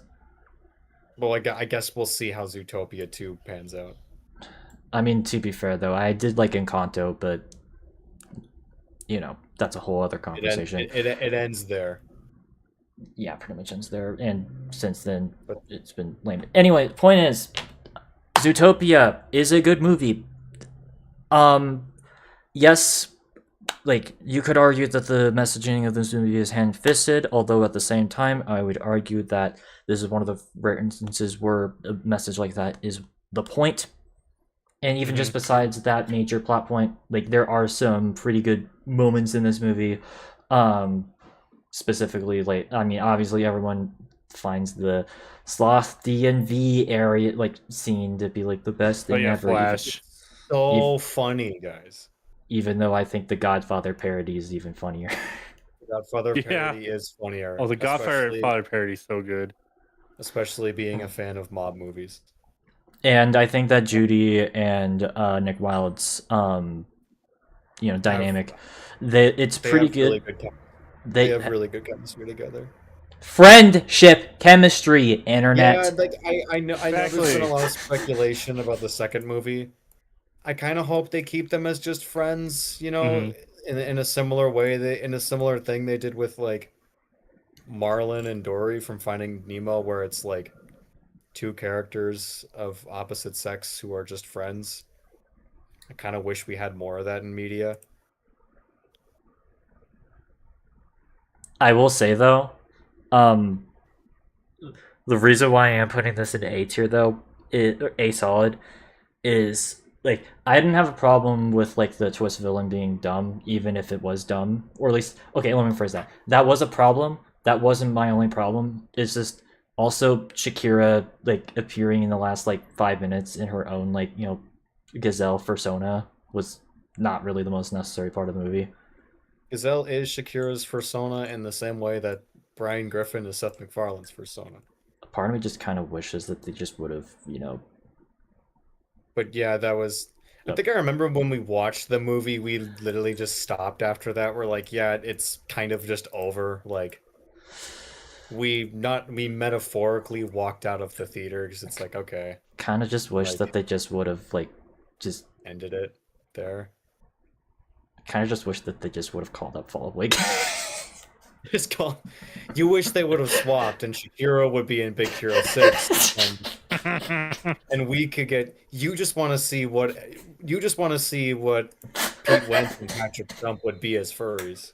Well, to Well, be we fair, already they had kinda that did confirmation already though. with Happy Tree Friends, Carpool Tunnel of Love. Not just that, but also Young and Menace music video. Also takes over the Breakover music video. Also fucking so much, not so much for Stardust. Love from the Other Side music video. And the fact that Patrick Stump worked on a fucking Five Nights at Freddy's parody movie. He's a fucking furry. But whatever.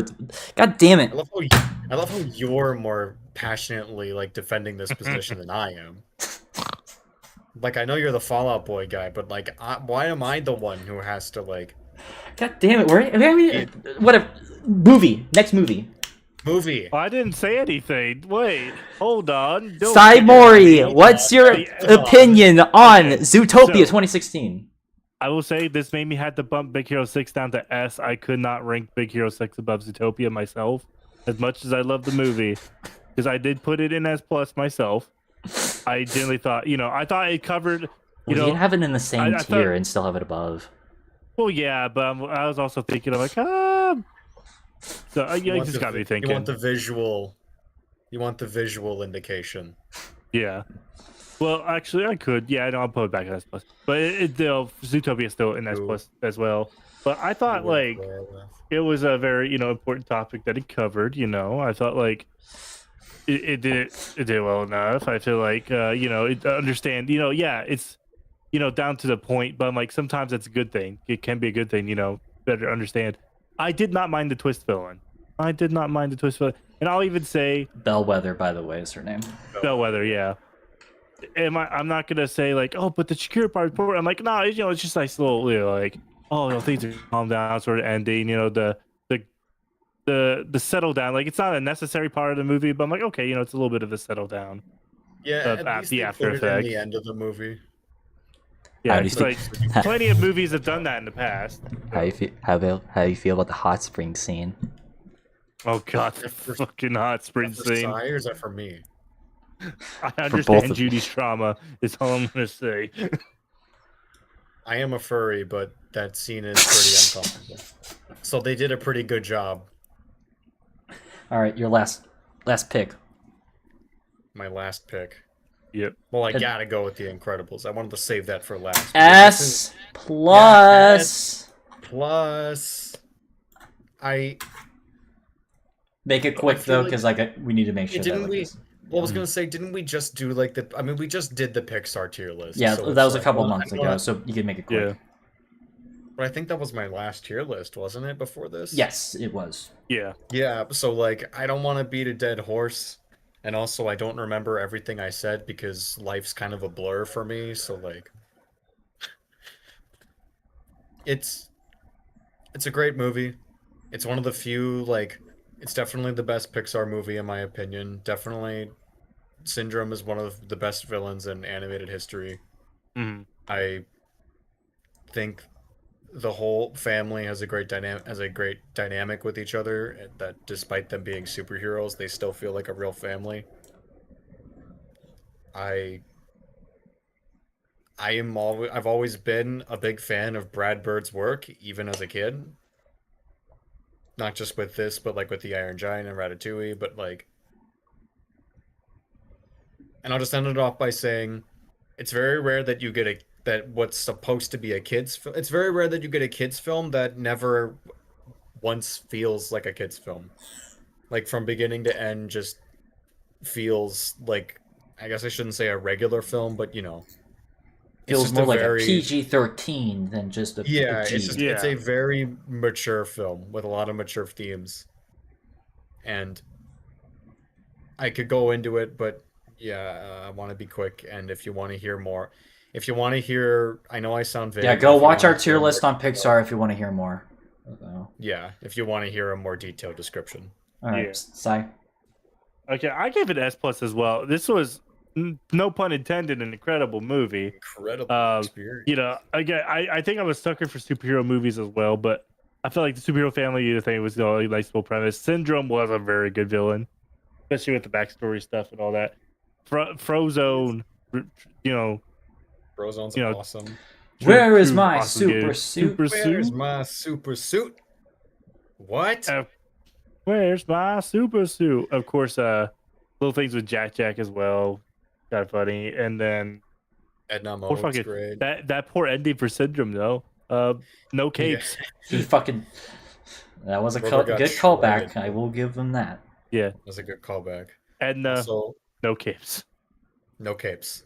And also, Edna Mode does kind of sound like my grandma, which is points. I know that sounds like an insult because she's voiced by Brad Bird himself, but he gives her like an accent that kind of sounds German, and my grandma has a German accent, so like Hmm. Those just sound similar. But yeah, no, S Yeah. plus for me. On Incredibles was a really solid movie, even when especially when it came out. So like, I don't think there's anything. I don't know if there's anything like it per se. Like, I'm sure they had superhero movies for so. shooting, but like there I weren't don't think many like there's- family superhero movies. Like, besides, both in concept and just in execution, I don't think there's really Yeah. anything like it. yeah, And right smack in the middle of like Pixar's golden age too. oh yeah. All right, S plus for me. You guys pretty much said what I was gonna say. It's also one of my favorite Pixar movies. So yeah.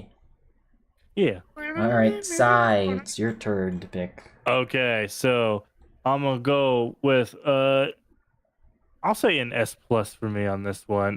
Pirates of the Caribbean, Curse of the Black Yes, Pearl. S. Okay, all right. Listen, I fucking love pirates, love good movies. This is a mix of the two. Captain Jack Sparrow. My Yes, it's apologies. Captain Jack I Sparrow. have to make sure I address him by a proper title here. I'd say one of the best comedic like leads of all time. Who's Rank. also, yeah, I said S plus. No, I meant What's what's that? your rank? Captain. What are you the captain of? God damn Listen, I it. haven't seen. He's, Yeah, refer- God he's damn it. referring to this. Oh, are you referring to? The Captain. Yeah, I know. I John fucking Tron. knew God it. damn it. Yep, I knew it. I was like the Guys, I know. Titanic video, but no. But anywho, very solid cast as well. Barbosa was a very good villain. I thought, of course, Orlando Bloom. I liked him already as a different character. We'll talk about movie wise. Later. So. Yeah, later. But overall, solid movie, solid casting, and a friend of mine, Astra, just recently watched it for the first time. Yes, I was in their watch party. So Mhm. and it was awesome. Also- and they were terrified of the skeleton scene. Yeah, no, that's fair. That's fair. And fun fact, I used to have the Black Pearl game on Game Boy. Well, Fun fact. I had the At World's End game on PSP, and then I got it on PC, and I showed Goldie it. Oh, I my think you God. did. It's fucking hilarious. It was hilarious. But yeah, no, this is S solid. This is one of my favorite movies of all time. Actually, S plus. There we go. This is one of my S favorite plus. movies of all time. In the fact that this was based off of a ride at Disneyland / Magic Kingdom is insane, because it honestly feels like it could have not have been associated with it, and it would still be a fantastic movie. And I think Yeah. that's a testament to the writing of the movie, especially with the casting, because casting Orlando Bloom, Johnny Depp, who was Keira Knightley, Is it? Yeah. was fantastic. And just this is just like, especially for a Disney movie, this is a very dark Yeah, movie it's for like dark, a movie yeah. for a Disney film. Is it this one or the second one that opens with a hanging? That is At World's End. At World's End, yeah. But Well, I like, guess we can also say it kickstarted a wonderful franchise. well, wonderful at first, but Yeah, at first, but- that's a whole other conversation. But like, this is a fantastic fantastic action movie, fantastic sort of historical fantasy movie, a fantastic, even just sorry.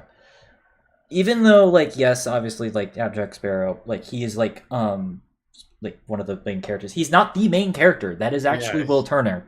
That is something that people don't realize about this film. And, Oh, that's well, fair, yeah. he's even a more, like, they're morally gray characters. They're not, like, necessarily, like, heroes. They're still kind of, like, Yeah. morally pirates. ambiguous. They're So, the protagonists, not Yes. the They're heroes pirates. necessarily. exactly. And But there are pirates. So, and even just the whole, like, just how everything's, like, woven and interconnected with the story, and how, like, Barbosa, like, mutinied Sparrow, and then, the link between him and, like, Will's father and all that is fascinating. And that was expanded on in, like, the sequels, obviously, but regardless of how do you feel about the sequels, There are some that are better than others. This movie is absolutely fantastic, and this is I've come to realize I just really like a lot of these like late 90s to mid 2010s action movies. I think that's like my like that's where like a lot of my favorite movies tend to come from. So which of course is reflected of like everything on the tier list. Movies. So And it's also kind of interesting that it has this whole vibe of like it's not it's not necessarily like magic versus technology, but like it is you know what I mean? Like it is this kind of vibe of like it's like it's a curse. So yeah. But like I get maybe I'm talking more about like a lot of the other movies too, but you know what I mean where it's like this I don't know how to describe it. I'm struggling to find the words. But like it's like early modern period mixed with fantastical elements, which is yeah, what like it's like this idea that like the I shouldn't say technological, but like the modern world is like slowly consuming like this world of like mysticism and like folklore, if that makes sense. Like yes. it's kind of And like it has that really interesting vibe. and to add to that point, I think this is the latest period in like history where that mix works. Once you start adding in more technological shit, starting like industrial revolution onwards, that's where it doesn't work for me. This is like the tail end of where that works for me personally. It's kind of like Assassin's Creed with you. Yes. So Once you get into the American Revolution, then it's over.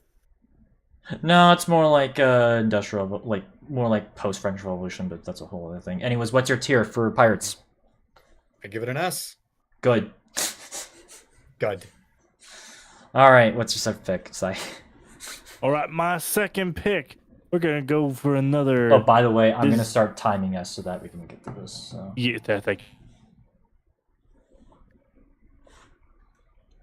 So you better hurry high up. A. Wally is what I'm gonna go with now. S plus another banger. Yeah, I only put it in A plus because I didn't watch as much as the other movies I've put up there. But it's such a good movie. It's wonderful.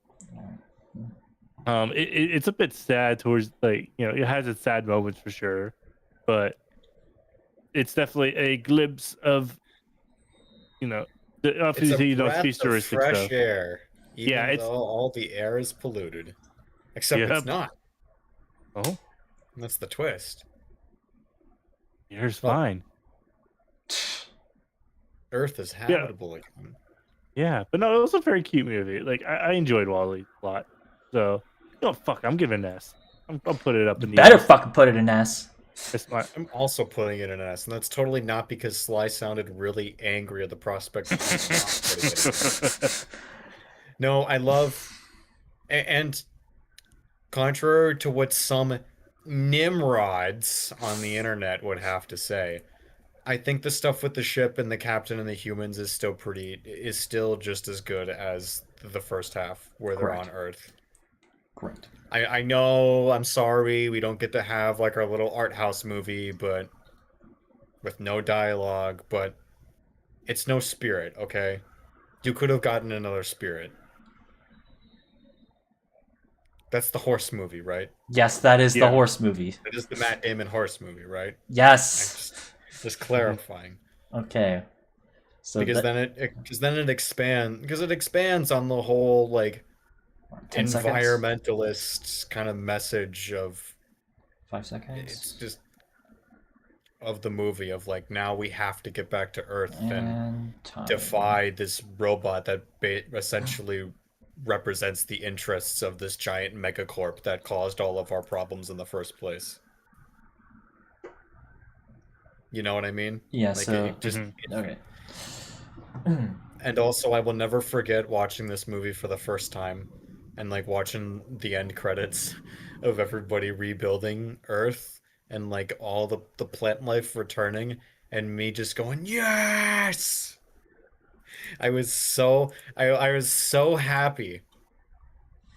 I was so happy to see them rebuilding Earth. All right. So S tier. S tier. Yeah. I like Okay. movies that I like it. Just one more thing. I like it. I really like post-apocalyptic media, but my favorite type is where it's more about rebuilding rather than like sulking about how everything is gone now. Yeah, that is a You know what I problem with mean? yeah, that is a problem with a lot more modern media. So Like it takes place in kind of a universe where a grim dark thing happened, but now there's hope for a better future. And a better future will be built. And I all think right. more movies, especially apocalyptic genre movies, need to have that messaging. All right. All right, I'm gonna make my thing quick. By the way, I'm gonna start timing us so that we don't like Yeah, and I stay know I on went over time. I'm sorry. 2:30. Let's just try to make sure that we get this like a minute per like thing. Um, but yeah, no, Wally S tier, absolutely fantastic movie. Again, messaging. Just the fact that like the first half of this movie has no dialogue, and it's still as good as it is a testament to it.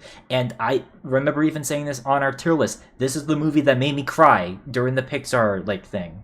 So It did. and so even though I was a kid and I loved this movie, like whenever I first saw it in theaters, rewatching it, so many years later, does remind me that this is a genuinely good movie, even like as an adult now. And it's just a fantastic movie. Again, go watch our Pixar tier list if you want more specifics, but absolutely fantastic. Highly recommend. All right, what's your And it's final? why am I allowed to talk about my favorite movie? Am I Uh, allowed to be the one to put it in? I have a feeling it's my favorite movie too, though.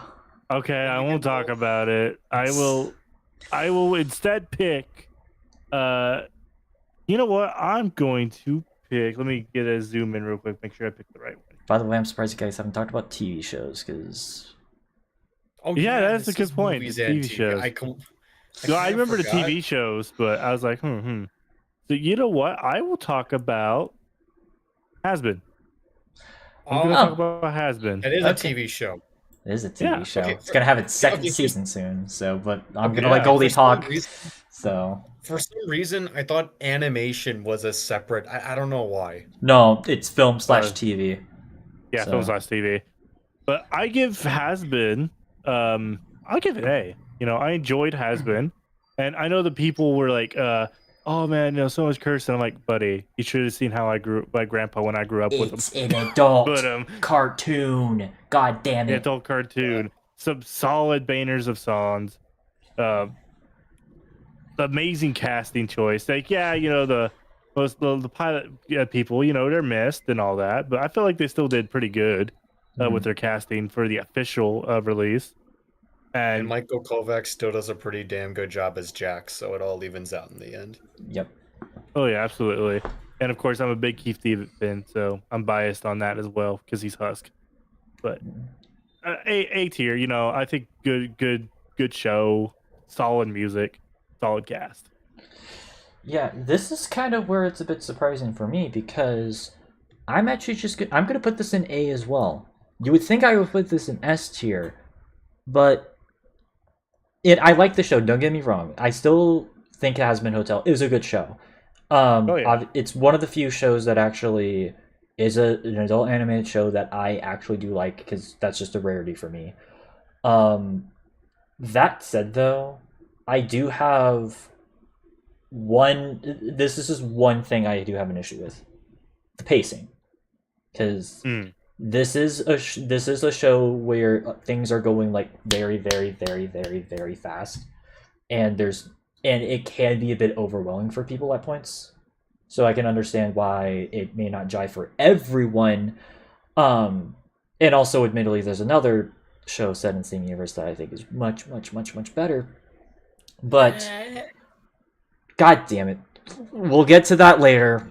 But no, Has Been Hotel, I still think it's fantastic. Charlie's great, Maggie's great, Adam as the villain is great. Obviously, Alistair, how can we forget about him? Vox as like sort of a side antagonist. It's just it is a good show, and I am cautiously optimistic about season 2, but I'll bring that up with Hell of a Boss once we talk about that. So that said, though, I have a feeling Goldie's gonna have some choice words. I got a feeling you guys are snubbing me because you know it's gonna be. Did you have to? Did you have to establish the time limit now? You know, fine. Yeah, yeah. If you need to go in depth, you can do it. No, there's other stuff I'd rather we go in depth on anyways. All right. All right. Don't kill me. Okay? Don't kill me. B. Oh, B tier. Don't kill me. Watch your words, though. Don't murder me in my sleep. like, Should I just give like bullet points? Can I be like Do Can I give whatever the you power- need to do. 40 seconds on the clock. fuck. 1. I don't think it's funny. I don't and I'll elaborate this further on another show. I don't think it's funny. 2. They could do with some vocabulary. They could do with a little more of an 15 articulate seconds. vocabulary. How many seconds? 15. 10. Less than 15 now. But with that being said, the music is still pretty okay, and I don't really, some of the characters are better. I think Charlie's a decent protagonist. And the tie. and it's fine, I guess. But I wouldn't seek it out. Okay. Fair. Very fair. I can give you some adult cartoons that I would I would much more recommend over this one. Your choices Yeah, will be don't- validated in a later show, and there will be a debate. Validate. Yeah, The Goldie's debate favorite is coming, Family guys. Guy. We know this. Shut your mouth. Oh my god. Oh my. I could say much meaner things. All right, you're just priming me to say way meaner things. I just wanted to say it. All you're gonna right. make- If you keep that up, I'm gonna say some way more. I'm gonna be way less forgiving in the upcoming debate. All right. That was your last Poking the pick, bear. right? So Yeah, Sorry. that's my last. okay. I'm just gonna get this one out of the way. Danny Phantom. I'm putting this in A minus. Good show. Fuck the creator. But Speaking of, well, not quite, but but I do think this is still a personal favorite Nicktoon of mine, despite creator's thing. It's just a good sort of villain of the week sort of cartoon with a bit more depth than you would think. save And the world and get to school on time. yeah, exactly. And I just Danny. I remember watching Danny Phantom a lot, though it wasn't actually my favorite Nicktoon as a kid. But we'll talk about the other one. We'll get to that. We'll get to that. And I don't know. It's just cool. Okay, fuck you. It's cool. It's like His theme song's a banger. Ghosts are cool. All right. So I guess you want to talk about Danny. I want to talk about why do we got to talk about Danny? There's something. He's Phantom. I put. Where did I put this? Where did I put this? Oh, I put this in an A minus. Okay. Put it in A minus. I actually kind of want to say I like this better than Fairly Odd Parents, but Actually, that is a base take. I will accept Yeah, that. but that might just be because Fairly Odd Parents has a bit of a SpongeBob effect where it's unfortunately there's kind of more bad than good, Yes. whereas Danny Phantom was the show that ended when it needed to. Mm-hmm. But yeah, an A minus. All right, Right. Sai. I also put it in an A minus as well. I think it's a show I enjoyed a lot. I thought I still don't know how being half ghost, half human works. But in general, I'm just joking when I say that though. When a guess it's mommy ghost and a daddy. Oh my human God. love each other very much. No, But I gave Goldie. it a lower tier than A because of Butch Hartman. But I do like the show though, genuinely. I think it's up there. Okay. All right. Fuck. You know what? Next. my final pick, if I choose it, then that means there's only one left before we're going to be talking about my child's. Mhm. Fuck it. You know what?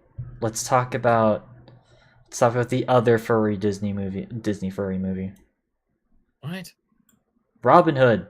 Robin Hood. Oh yeah, the progenitor. Possibly the film that started furries to begin with. Yeah.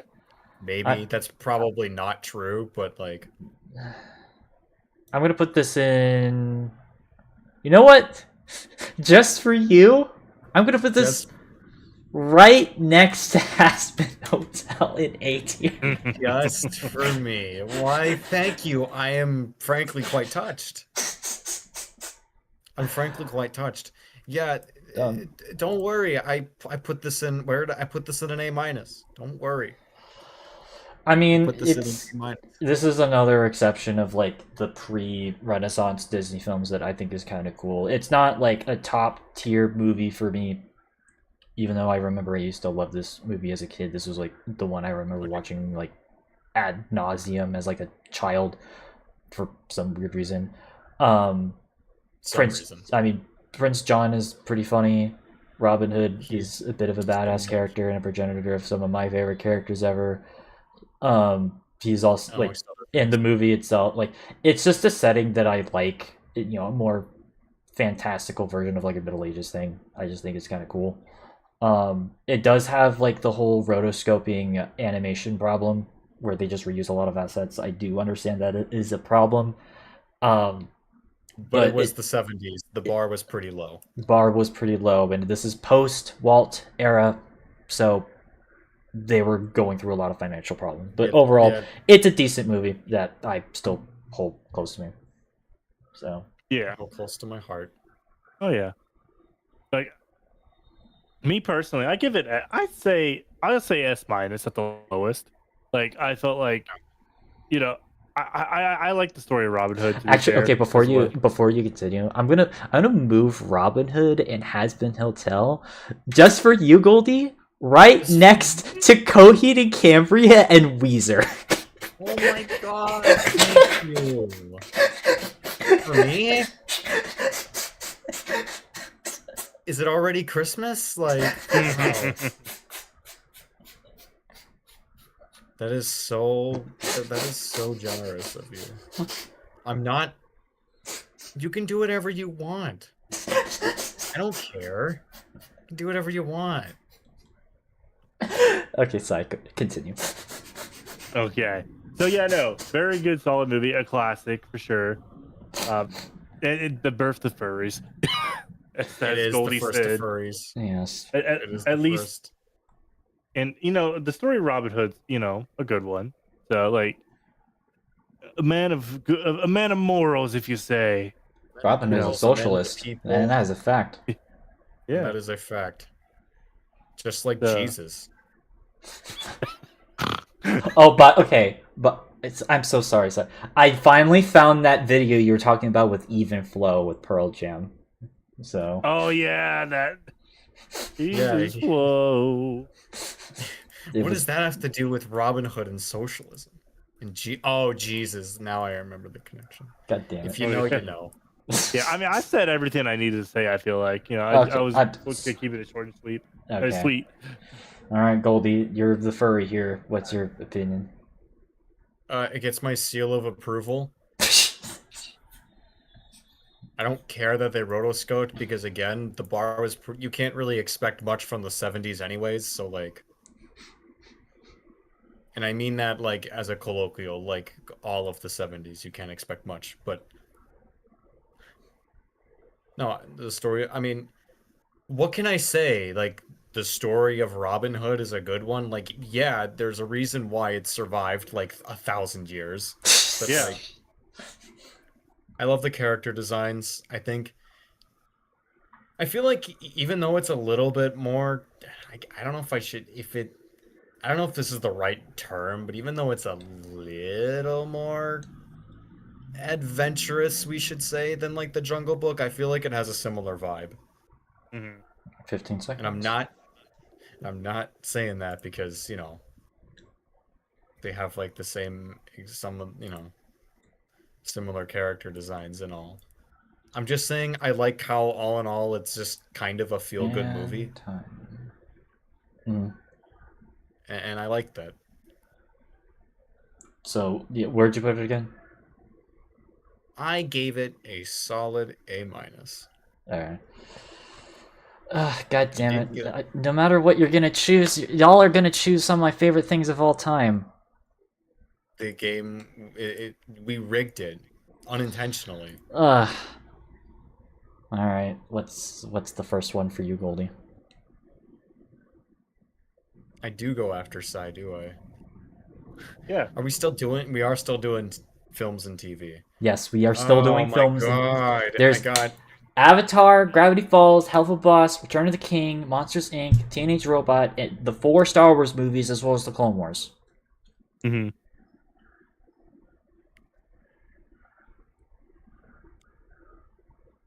I guess Gravity Falls is fitting for me. Alright, Gravity Falls, Yeah. S. S plus.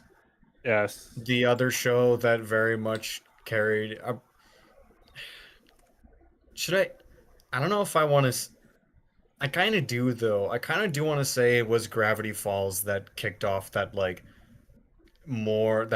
newer Disney golden age when it comes to like their animated shows. Yes, it I'd was say the beginning. so. It was the Ferb beginning of like- that. Yes. Yeah, Yeah. 'cause, like I know like some people credit Phineas and Ferb to that, but like that was more so like That was a progenitor, not a thing. yeah, that was like a but no, Gravity Falls it doesn't fall, it actually 30 peaks. seconds.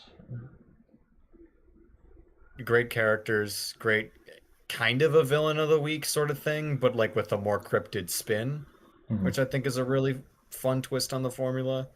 Mm-hmm. And definitely like one of the first shows to kind of maybe not, maybe I'm wrong, but like definitely one of the first shows to kind of do that thing where it starts like the show starts off pretty lighthearted and comedic, but then slowly as more episodes go on, like it uncovers a Alright, more deeper time. plot within. Mhm. I know Yeah. we're being timed, but No, you're good. You're good. it's hard to be timed with Gravity Falls because there's so much to say. Yeah, that's fair. I will say for mine real quick because I put it in a high S, my highest S actually, Ooh. right above Owl House. It was a set off for the golden age of Disney with like Owl House, Amphibia, all that. It set it off. Great, great little show that had a big impact. Bill Cipher, really good villain, Top-tier villain. a top tier villain. And fun fact for y'all, I actually own the Gravity Falls journal Yeah, you told us about myself. So Yeah. does Sly. I'm Yeah. the only one who doesn't own a journal. Dang, be like us, man. Yeah, I gotta Yeah. be just like Stan and try to collect. Yeah. Or Yeah, and personally, Stan one of and my I was gonna say one of my biggest wishes I was in Kingdom Hearts games, but that's a different story altogether. But no, solid S for me, high S. I don't think I need to really repeat what both of you said. It's one of the best Disney Channel shows of all time. Easily, like, again, the starter of, Disney Channel's, like, sort of golden age was as far as their animated content is concerned. Yes, it did start a bad trend with CalArts shows of the 2010s, but this was the show that did it best, so I give it a Yeah. pass. Also, yes, It it did only it had 2 best. seasons, but like those are 2 solid seasons. I have also since seen the entire show finally, and it's pretty much solid for most of it, with a few like dud episodes. But even then, bar is really high with Gravity Falls, and yeah, it's easily I'd say the best Disney Channel cartoon. So there you go. it is the Green Day of animation. So That's an awful comparison. that's an awful Can I comparison. Can I just add one more thing before we move on? Make it quick. My wife says she still misses me. But her aim is getting better. But her aim is getting better. Better. It's funny because they were just terrible. That's not even I my know favorite joke. My favorite joke I is know. whenever Grunkle Stan is stuck on the TV and he can't find the remote. It's I don't know what. He is my favorite character, that is for sure. And he's Yeah. one of my favorite characters. Right. I know you love that joke, so I had to put that in. All right, what's your second pick? Oh Why is it God. Monsters Inc? Pick Monsters Inc. Okay, voice in my head. Monsters Inc. I give it a solid S tier.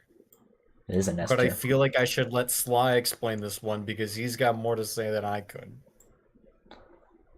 I will kidnap 1,000 children before I let this company die. No, you Oh, gotta. God. No, not just that. It's not the only good thing about this movie. Mike and Sully's dynamic is great. It's a very heartful movie as far as trying to get Boo back to her home.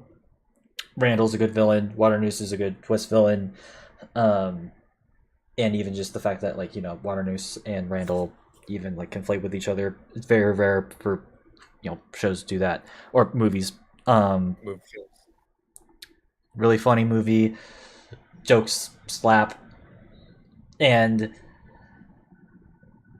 2001, it's a pretty good looking movie. Yes, it's looking dated now, but it's for its time, it still looks good. So, S. Sorry. Yes. So, my take on it, S. Another solid movie. S for solid. Solid snake. Very, very touching story, like you said. I feel like you said pretty much all the gist of it. But of course, another iconic character, a twist character, if you will, with Roz, is at the end. Yes. Yeah. Hank Mazinski. I'm actually working for whatever the crap the name of the group is. CDA. Yeah, it's I think so. Or It's something. the CDA. Yeah. 2319. And of course, 2319. And of course, the fate of Randall always pleases me. Becomes a cryptid.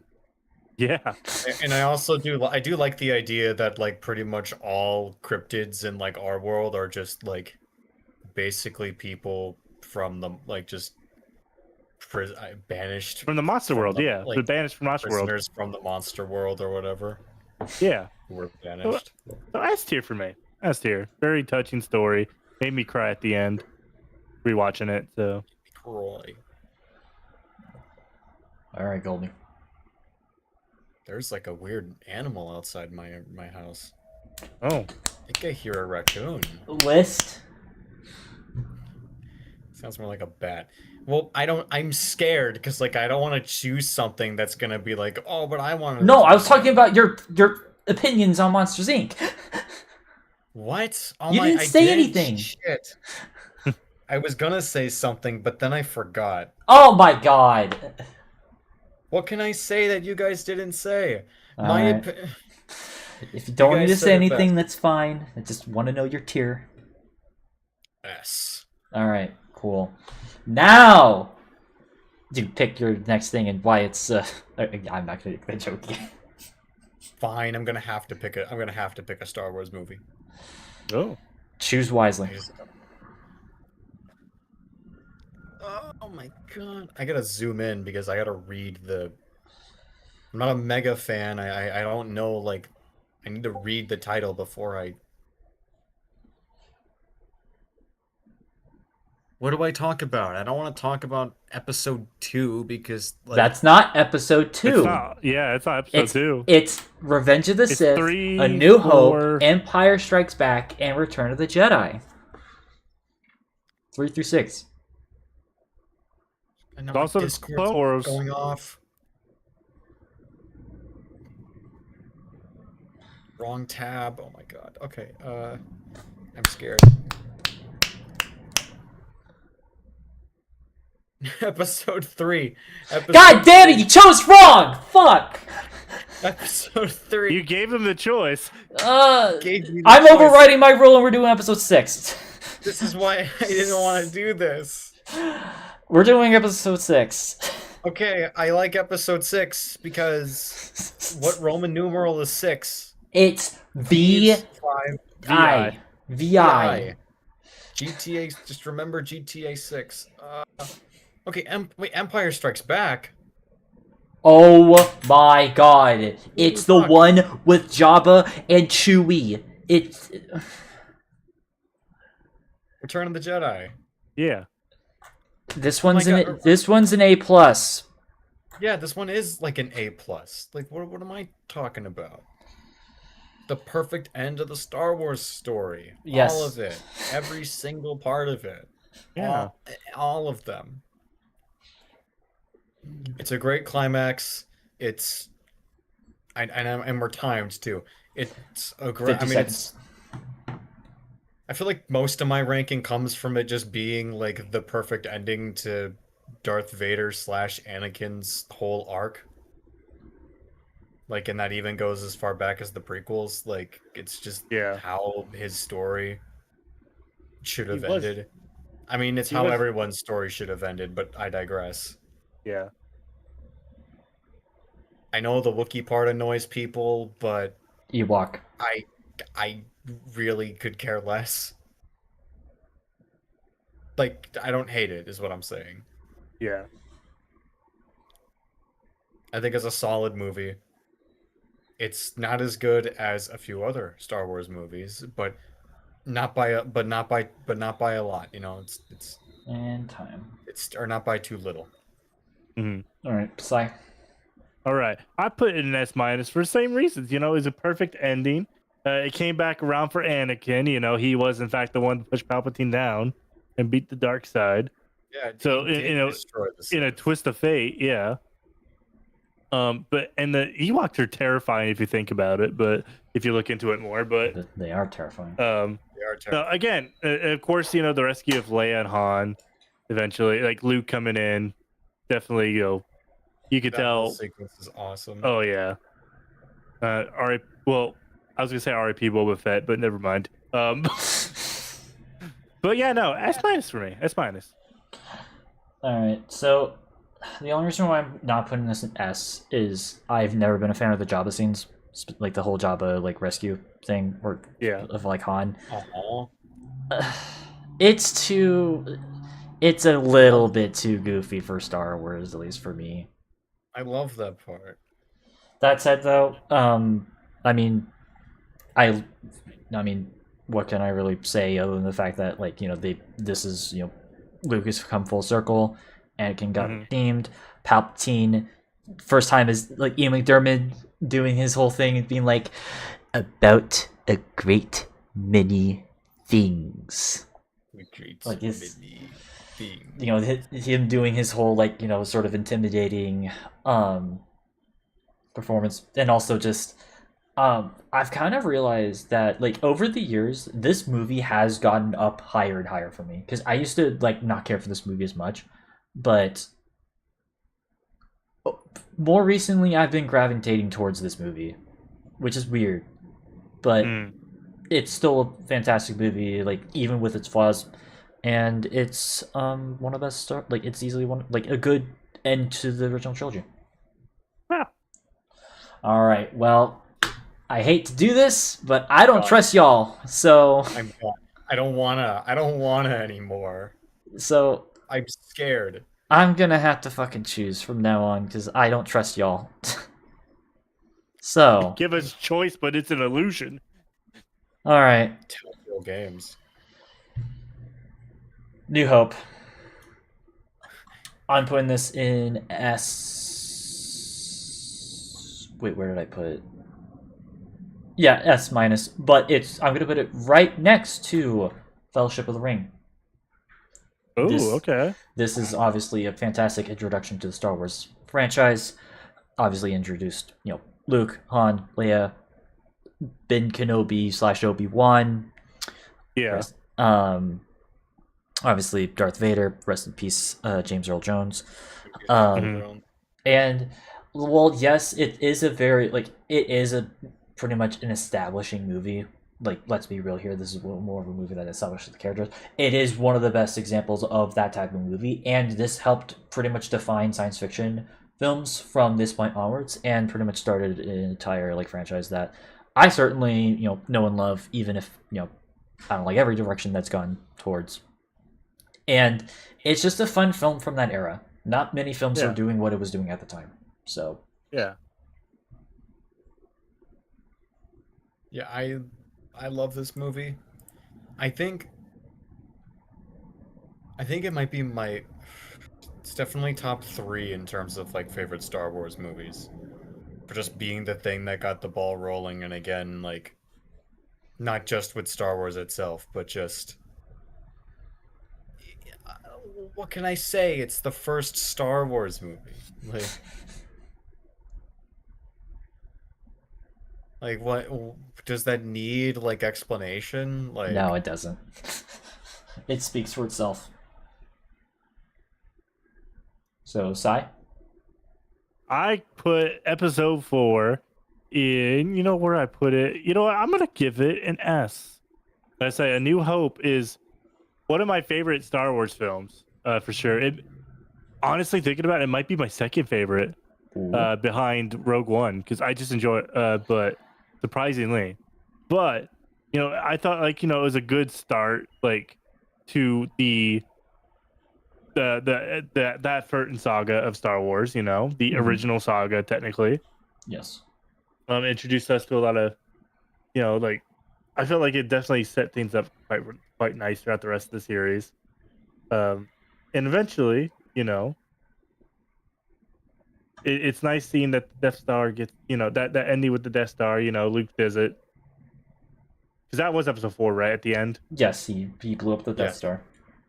yeah, like, you know, big victory for them and all Wow. that. But I mean, it's just a good movie all around, and of course, Obi And Wan's death, time. So perfect. Obi-Wan's death, perfect. Goddamn. Obi-Wan's dead. And Obi-Wan's dead. He died for the plot No. device. Ugh. No. No. He's like, I need to make 30s movies last. All right. Shit. You know what? Let's wrap up the OT That happens to Empire. Star Wars. Yeah, Empire. S solid. Pi S solid. Almost S plus for me. Yeah, high S solid. This Yeah. is one of the very few movies where the bad guys actually win, and well, they're competent at it. And of course, I go on and on about some of the other iconic, like I could go on and on about the iconic parts of this movie. Of course, you know, the Dagobah scene where like Luke goes against the illusion of Darth Vader. Obviously, the whole Yeah.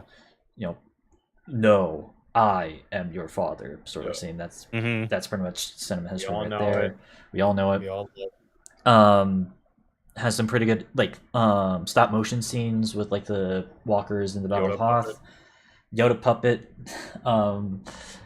and you know it's true. I Yes. do. Because that knocked A New Hope down to my third favorite Star Wars because I forgot about Yoda puppet. But I forgot about a lot of Empire Strikes Back in general. But and no, this is a movie that like for what it is, it does take itself. It took it a bit more seriously than the previous film, and it pretty much is considered to be one of the best films of all time. So One of the best sequels of all time, too. yes, that is also Absolutely, true. yeah. Certainly.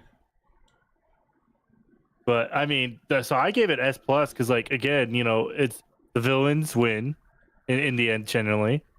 You know, it has a lot of good settings. Like Cloud City was a nice little fun setting. I Yeah. loved Cloud City. Mhm. Dagobah. Lando? Mm-hmm. Of course, one of the biggest, probably the biggest twist in cinema history. The biggest, I would say. Yeah. Yeah, probably. So I mean, there's really not much to say about it other than what you've already said. So S plus. Also, let me remind you, that movie is 45 years old now. Jesus Christ, it's older than me. It's older than all of us. What do you mean? It's older than me. All right. Do you have anything else to add to that, Goldie, or no? No, it's a great movie. All right. Okay. You know what? I think You it's do about. Clone Wars. Well, I think it's about time we have the debate. No, Oh. no. Oh my god. But like, out of these 6 things, it's admittedly like, it's not like that much lower, but it is technically the lowest. We have to have this conversation. Have to have this conversation. Hell of a boss. Eventually. We have There to it have is. this. Or we don't have. We can't be timed, right? We can't time this. We can't time this. I feel like this is the one you guys can go at it.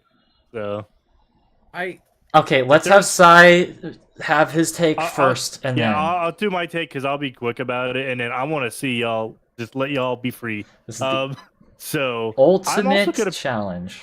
Yeah, I'm also gonna put it in A, like has been. I'll put it higher up than in the A than has been did. I felt like similar wise. Yeah, not much. Not much to say that I haven't said about has been besides the musical stuff. I feel like it has a better story than has been, in my opinion. Yes. Like I feel like a better like development and all that character beats. So and it still has good music. Still definitely has good music. It's not as musical as has been, but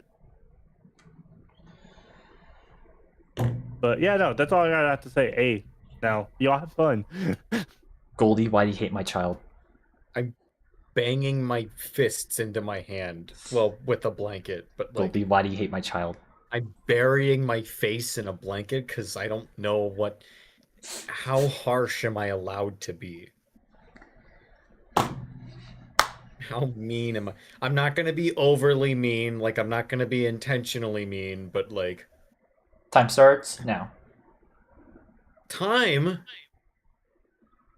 Time. I can't be timed. Make it quick. No, this is the debate. No, let y'all have this debate. Let y'all have This this is the debate. debate. Fine. I can't. Fine. Because if you time You me, I'm explain gonna your like pos- fumble. you I'm gonna explain sound your like position. a moron. Okay, I don't know where to start. I'm horrible at starting things. Okay. Should I explain my ranking and get that out of the way? Good start. I already know where you're gonna put it. That's gonna be depressed. I know it's gonna kill you, so let's just get it out of the way. B minus, and I am not saying that out of a. And I'm not saying that because. I am not saying that because I don't know or don't care. And yes, that does mean I rank Has Been Hotel slightly above this one, above Hell of a Boss. But where do I start? Like, where do I start? What do you want me to start with? I'll let slide. What do you want me to start with? Characters. Start with that. Okay, that's a good start. I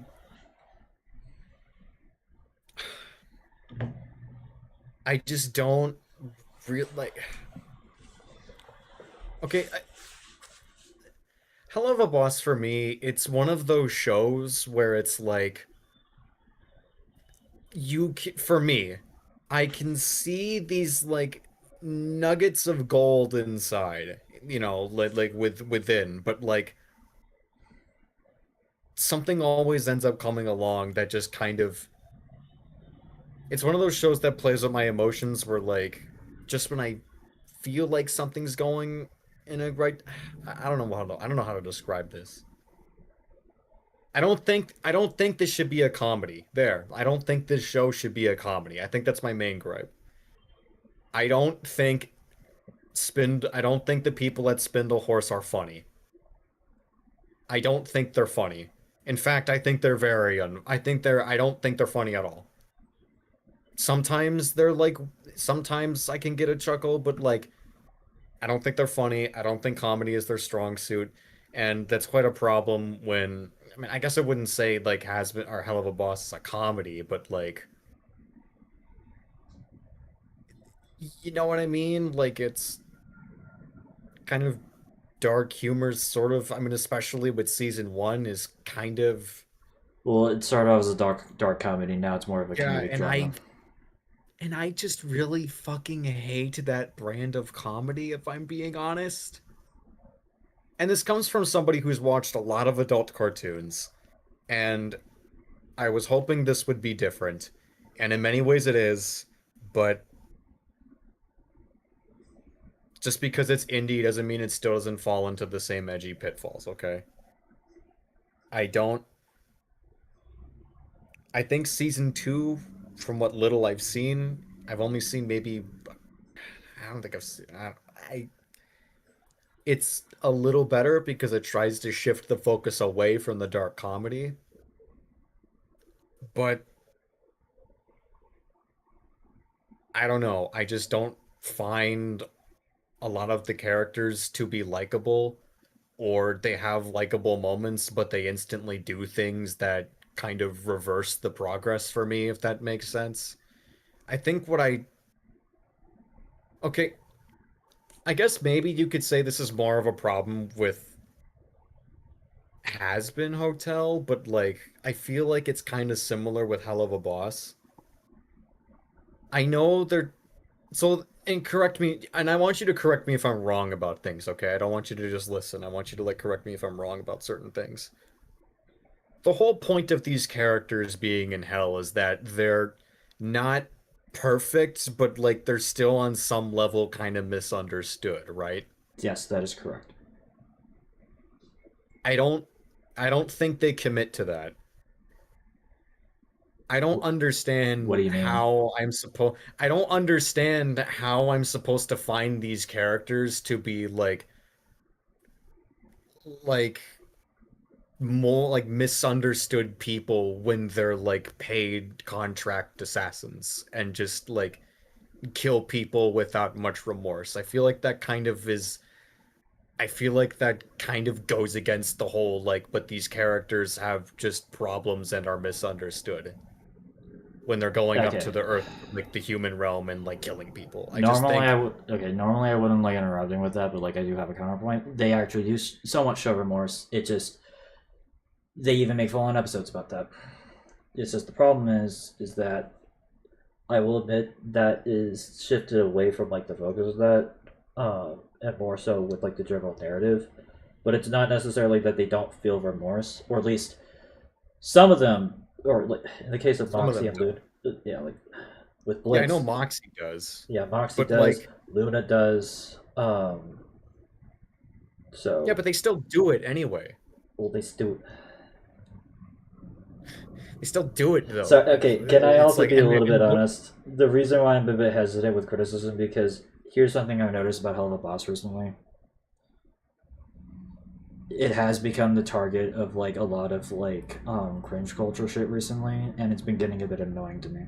yeah, and that I don't vibe with. To be like So that, I don't think is as somebody who has a lot of criticism. I don't think that's I think I think I've seen that shit and they're pointing at the wrong problems.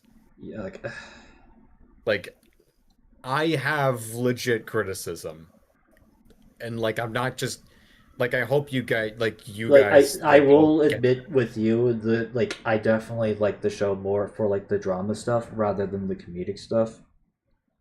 yeah, and it's Um, like that said, I'm you're wrong glad about them like not having like any funny jokes. yeah, but they still kind of do it anyways, and it's not like there's any established reasons as to why they just like keep killing people. Like it's not like I don't know. I think they Well, just it's shot themselves. I think they just should have found a framing device. I think they should have found a different framing device. well that eventually gets explained like in season 2. That's the thing. It's because well, it's literally had like nothing. Nothing.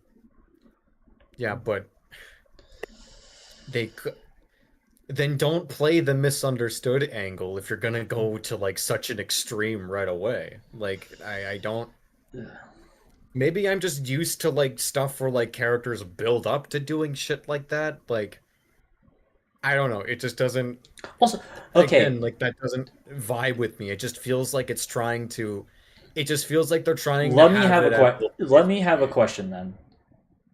How okay. okay, you're gonna hate me that I'm gonna be doing this comparison, but like this is not I me like doing a job. This is a genuine question. okay.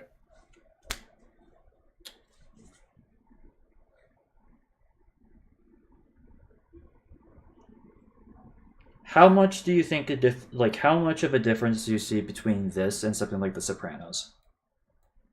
Whoa. That's you know what? No, I see where you're going with this. No, I get what you mean because both are shows with casts that are Well, okay, well here's the main difference between this and The Sopranos. I know you're right, this is kind of a strange comparison, but it's also kind of not when you think about You it. get where I'm coming from, though. I get where you're coming from because The Sopranos is full of characters that are killers and thieves and are horrible people. And then the difference is you're in The Sopranos, they don't tell you that you should feel bad. Well, they don't try to label these people as being misunderstood. Maybe like maybe like maybe with some characters they go with like a victim of circumstance route, but at the same time they also firmly establish like these are terrible people and you can like them, but they're not misunderstood. Their actions are not justifiable. When they kill somebody, when they extort somebody, or even when they do something that's just like flat out petty, they fully like commit to that being just like petty or self-interested or greedy behavior.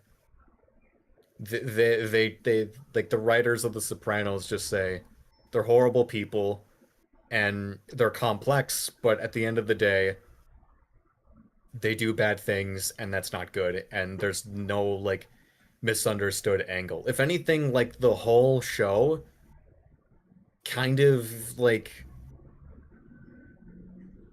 is kind of like one big debunking of like that mindset of like there's some explainable reason, which I mean it's the whole point of why the show is framed around the main character Tony Soprano going to therapy, because you think it's like this, okay, we're gonna figure out why he is the way he is, and like at the start of the series like he has some likable qualities, but like as the show goes on it starts, I don't want to be too spoilery even though it's like a fucking like 20-year-old show almost, but like as it goes on it kind of starts to suggest that like this guy is not misunderstood or this guy isn't even a victim of circumstance, and this guy might have been like lying to you about his remorse the whole time. It's left ambiguous, but like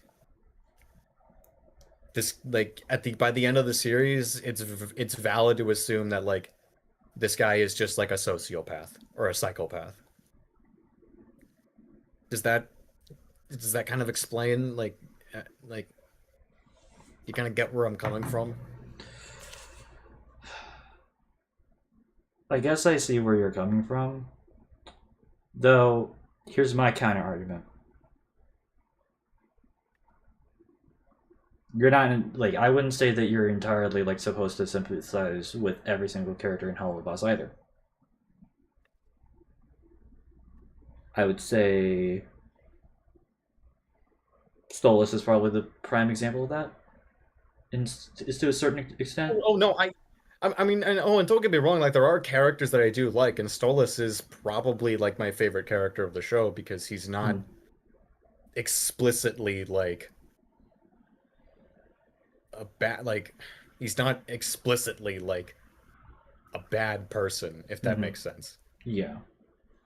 And that's kind of why I think Charlie in Has Been Hotel is a better protagonist than Blitzo, because I think, and I guess I will give you that Charlie is a better protagonist than Blitzo.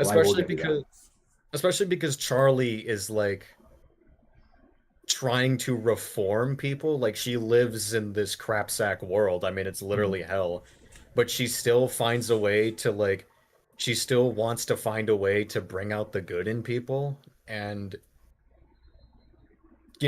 I still think it suffers from that problem of like, I still don't think the concept works because again, it still has that whole like, am I supposed to sympathize with these people or not? But like, you know what I mean? Like, but like, if I were to just focus in on Charlie as a character, you know what I mean? Like, I like that she is somebody who like isn't quite like, I mean, is trying to make people better, if that makes sense. I mean, here's my thing about like, I know this is more for Has Been Hotel, but that is kind of the point. That is like one of the main points of Has Been, though, is the fact like that is one of the main plot lines for Has Been, is like why would we like, you know, try to reform these people if they're just like the most horrible, depraved people in the world? Like that's a main plot line that like Lucifer like even brings up to Charlie in that show. Because yeah, that is like an ethical dilemma at the end of the day. Yeah, and I would hope that So like I know that's and more for like has been, but like it's so intertwined at this point. yeah, fair enough. But still, I think that I would hope that they would eventually address. Well, I don't think they would because that's not exactly the point of Hell of a Boss, though. That's more of a It's more of guess the it's has not. been. But Yeah, well, it's not then really. here's why. Then let me like tell you this. The reason why like I really like Hell of a Boss is mostly for like the secondary characters as well as like the supporting cast. I I would say find they stand stronger than. Yeah, it because is a weird case of like the protagonist being. I guess I shouldn't say the weakest character, but like, you know what I mean? Mhm. So I will say this, and I don't necessarily know if like they're explicitly going to be doing that, but a part of me does think that like they're like the reason why they bring up the Sopranos not just because like you're a huge fan of the Sopranos, but I think they're kind of trying to do something similar with Blitz, like specifically with this character, or at least I think that's like they're trying to like make him into like more of a, you know, a character where it's like they're not trying to be like extremely sympathetic with particularly because like here's the thing, at like the beginning of like season 2 it's pretty much established, and like going throughout season 2 it's pretty much established that like everyone fucking hates Blitz. He's an asshole, He's a horrible person. but like that's kind of the point is what I'm trying to say with like Then maybe like then maybe this is like a me problem and like I am just kind of like I think maybe it's just like then maybe this more so has to do with me just kind of yeah because the thing being yeah because the thing I'm is that like the point that like most of season 2 was trying to showcase is that Blitz is an asshole. Like that's the thing, and like that's kind of like a huge point of season 2 is to showcase that like he needs to fucking change, otherwise well he's gonna lose everything, and he's already lost a lot. well I don't and like I So just don't know if I don't think he's a character. Maybe it's just that I don't think he's a character that's worth redeeming. Like I just don't feel that way. And I think it's also just I'm just kind of sick and tired of I shouldn't say sick and tired, but I'm just kind of tired of like every protagonist it feels like these days being like an asshole that needs to reform, you know? Like I feel like that whole like conflict is kind of becoming a little stale for me. I mean I will admit that is like something Like that is which is why I like Charlie better because like yeah, I know she's herself is not like is perfect, but like you get what I mean? Like she's not like a horrible person. It's not like a BoJack Horseman situation where it's like you're gonna follow around a horrible person who does horrible by the way. things. Okay, sorry, dude, Simon, how long has it been since we started? I think it's Oh, been it's been like quite a while. yeah, I know.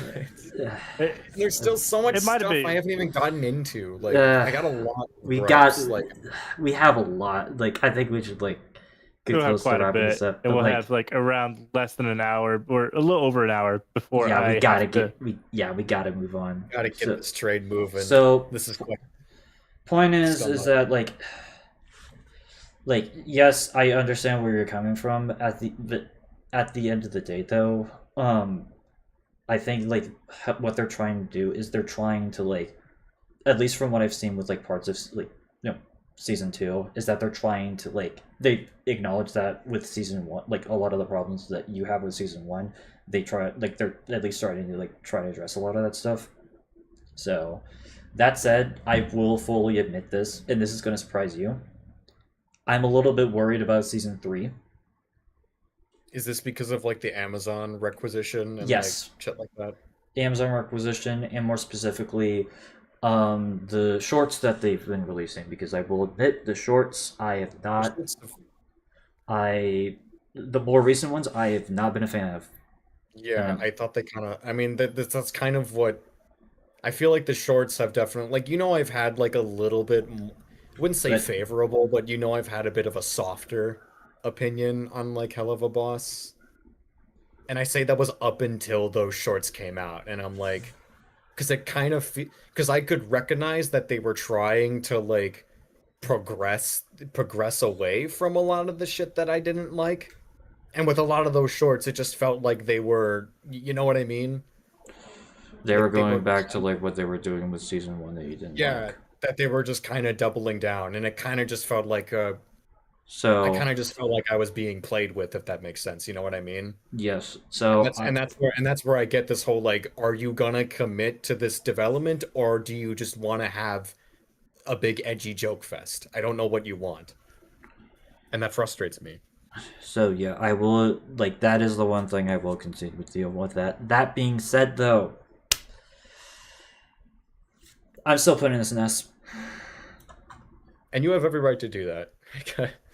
And trust me, to end this on a positive. That said, to punish you, I am putting this above Gravity Falls. No, you're not. Okay, fine. Yeah, thank you. But fucking yeah, Gravity Falls infinitely like superior show, mind you, but like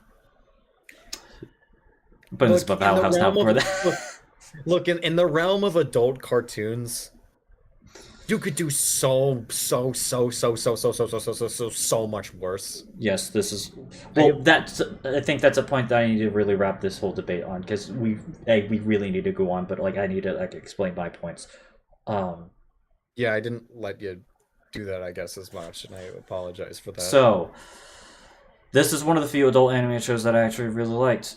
Because keep in mind, every adult animated show in the 2010s, literally, I hated so fucking much because it was just a stupid adult sitcom animated show. This is one of the few like adult animated shows that did not do that. And well, yes, I will concede that like Blitz is not my favorite character, but he doesn't have to be because literally the rest of the cast I actually think is pretty cool.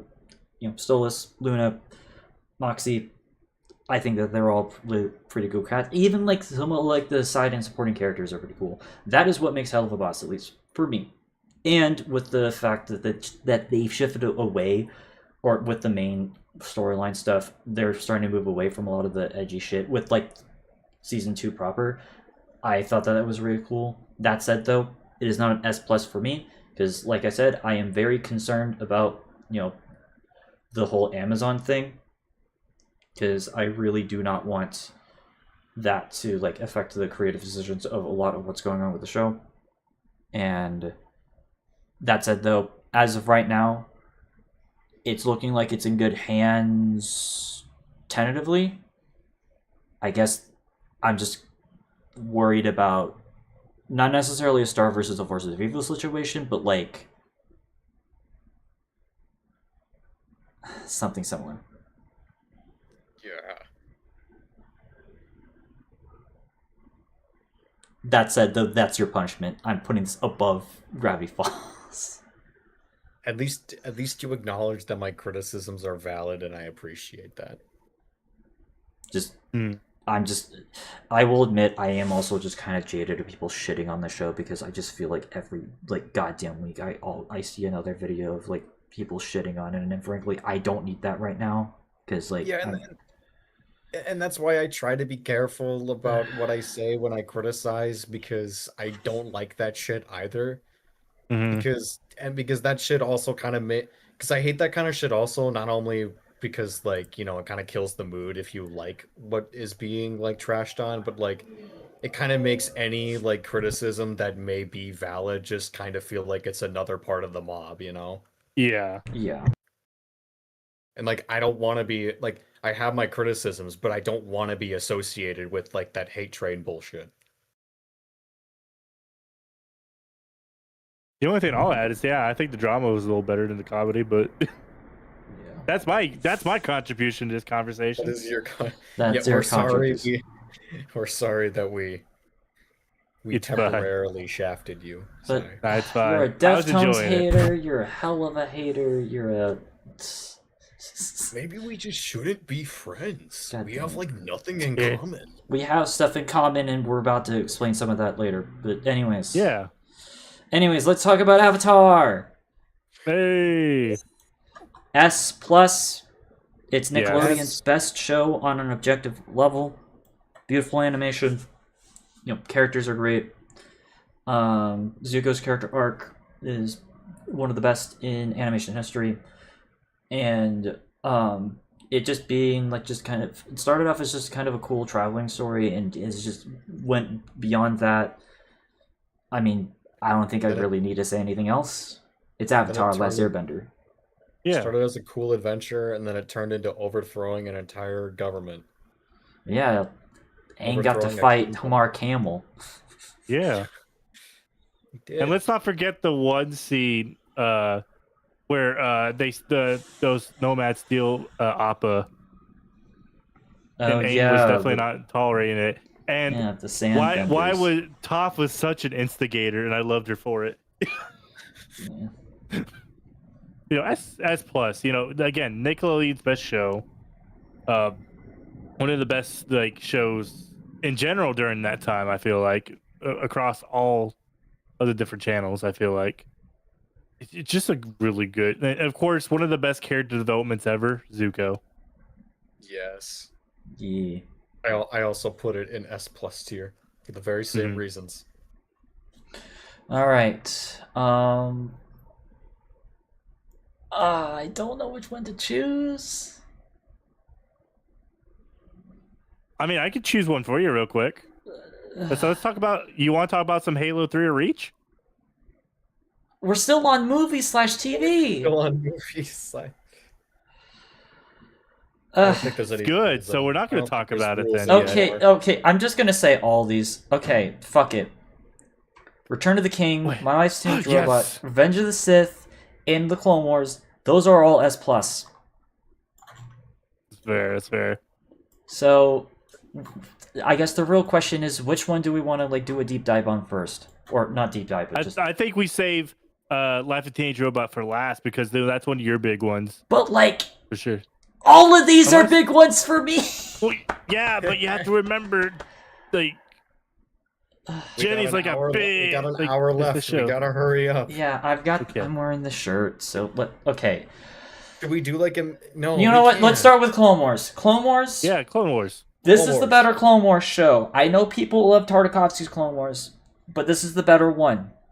Better story, better just character moments. Yes, you could argue which animation you prefer. It doesn't really matter to me, but this was one of the few 3D CG animated shows that I actually, think is really, really top tier. I'm even a defender of season 1. That said, though, just them expanding on the Star Wars universe and even creating its own sort of side narrative that is tied, not necessarily even directly tied to the films, is a really good testament. And also, well, Dave Filoni, he actually worked on Avatar: Last Airbender before he moved on to work on this, so you can thank that show for this show existing as well. So, and it's my favorite Cartoon Network show. So, Yeah. Okay, that's fair. That's fair. Okay. Goldie, you go. I really like Clone Wars. I think it's fun. Same with Sly. I like how it expanded upon the Star Wars universe and gave us characters like Ahsoka that have pretty much transcended what ultimately started off as just a spin-off show to becoming on par with the actual films. I think is pretty legendary. all right, Sai. That's just the beginning. Yeah. Oh God, it is such a good series. I give it an S plus. I feel like it was a good expansion of during that prequel trilogies era. I got to see a lot more of the stories. Of course, Ahsoka. Ahsoka, not Ashoka. That's why I meant Ahsoka. I was about to Bitch. hiccup. So, but yeah, no, I felt like her development throughout the series too, really good, Yeah. really nice. From being like kind of annoying to a badass. Mhm. Yeah, exactly. Like I felt like Anakin was the perfect master for her, and of course, Yeah. you eventually get the fight, and it's definitely sad, but a bit sad, but she is a badass for sure. Yeah. All right. You know what? Fuck it. Let's talk about Revenge of the Sith. So Yeah, and real quick, one last thing to add, real quick. Oh. Anakin throwing hands without the lightsaber. That one scene. yeah. Oh my god. I know exactly what you're talking about. Yeah. Although, speaking of Anakin, let's talk about Yeah. Revenge of the Sith. So, yes, you could definitely say that like Empire Strikes Back is objectively the better film. This movie just means a lot to me specifically because this is actually the first movie I remember seeing in theaters. My guardians were not responsible. I am well aware. That said, I just love this movie just for its tone. Its sort of, actual like good narrative compared to the other prequel films. And for being the darkest Star Wars film, just period. Mm-hmm. And I mean, a lot of the media from Star Wars that I love it basically takes place or it has direct ties to this movie. So as a result, I do hold this like very close to me personally. Yeah. So I know there's still people who shit on it, but they're wrong. They're wrong. All right. Oh, and also I have the poster. So. Oh, nice. Yeah. All right. Who wants to talk about it? Okay. So, with this movie, with it, right? Okay. Yeah, Revenge of the Sith. Yeah, Revenge of the Sith. I put it in an S as well. Myself. I feel like it was a good movie. People were too harsh on the movie. Yes, they I'm were. gonna say people were way too They harsh are, on the yes. movie. But like, it's actually not that bad when you watch it. It's a very dark movie. Anakin's descent into the dark side gets even spirals in this Very one, sad. of course. Genuinely. It leads to one of the best confrontations in cinema history. Yes, the best lightsaber fight in the entire franchise. Don't at me. Yes. Definitely. Goldie. I like this movie. I put it on an S tier because I still think The Empire Strikes Back is a much better film. I still think though it's definitely the best prequel film. Like Yes. and that's like in the sense that it's a good movie on its own. Mm-hmm. Like and yeah, Anakin's spiral is genuinely like pretty sad to watch. And I don't know what I can say that you guys haven't. Yeah. And yes, the duel on Mustafar is the best lightsaber battle in the franchise. Yeah. Well, let's not forget about spinning Palpatine. Yes, It's treason then. he is the Senate. All right, let's talk about my favorite movie of all time, Mine too. Return of the King. Return to the King. Easily the best of the Lord of the Rings trilogy, but also a fantastic movie all around. I can go on and on about a bunch of the scenes throughout this movie. Battle of Minas Tirith, the Haradrim, Mumakil, Oliphants, whatever you want to call them. Shelob, the Army of the Dead. Aragorn. Basically becoming the king of not just Gondor, but just all of like the free realm. Yeah. And it's just an overall, like, in my opinion, a cinematic masterpiece. Absolutely. It is a cinematic masterpiece, and again, just like with Pirates and just like with Revenge of the Sith, it's just another sort of action movie from that era that just exemplifies just why I love that era. So yeah. Absolutely. Like I think you said the right points on that. Like so many big moments in this. Especially once you get to the final battle, they're fighting for Gondor. Like to give Frodo and Sam some time, of course, but of course Frodo and Sam make it to Mount Doom. and have the confrontation between Frodo and Smeagol or Gollum, however you want to call him. And it's just a big cinematic moment. And of course, let's not forget Denethor eating tomatoes. God damn it. But I mean, in all seriousness, though, a lot of good moments. My favorite scene in the whole trilogy being the Edge of Night scene with Pippin. I don't know, it's just a very hauntingly beautiful scene with Faramir and them riding off. Mm-hmm. All right, go. And of course, I was gonna say Denethor falling off is also a good moment. That scene goes hard. Yeah. Literally fell off, dude. I have not seen any of the Lord of the Rings films, so I can tap out for these. Okay. You need to watch these films. Even though So we'll watch them eventually. Anyways, Fine. my favorite Nickelodeon show. So. Oh wait, were you guys gonna say that? We're gonna let you talk. All Hey, right. will you Rank talk? this, though. I'll rank this an A+. I'll give it a high S. You better I still fucking give it a absolutely high love S. this. So this was the show that I grew up with on Nickelodeon. It's just like most of the episodes are good. There are some that are just kind of iffy, but just overall, this show has a lot of heart. The characters like Jenny, Brad, Tuck, Nora, absolutely fantastic. Very villain of the week esque, but totally like creative like villain designs and just methods of just being able to like defeat them or just have them turn back to good. It's just a cool and fun time, and the animation being a blend of a bunch of different art styles really helps sell the show. And Yeah, one Jenny- of the only like semi Adam Punk things that you actually like. Mm-hmm. I say yeah, semi because that is. I mean that it's there's very more than it's one. very 1930s rubber hose, like inspired, but even a little bit of like 90s anime, at least with its like coloration and like like Yeah. cinematography, which is a very interesting mix. Yeah, and a little bit of like the 1960s like retro futurism kind of thing. Yes. And well, obviously, whenever I was in like high school, well, actually, we'll talk about that later. But pretty cool show. So Mm-hmm.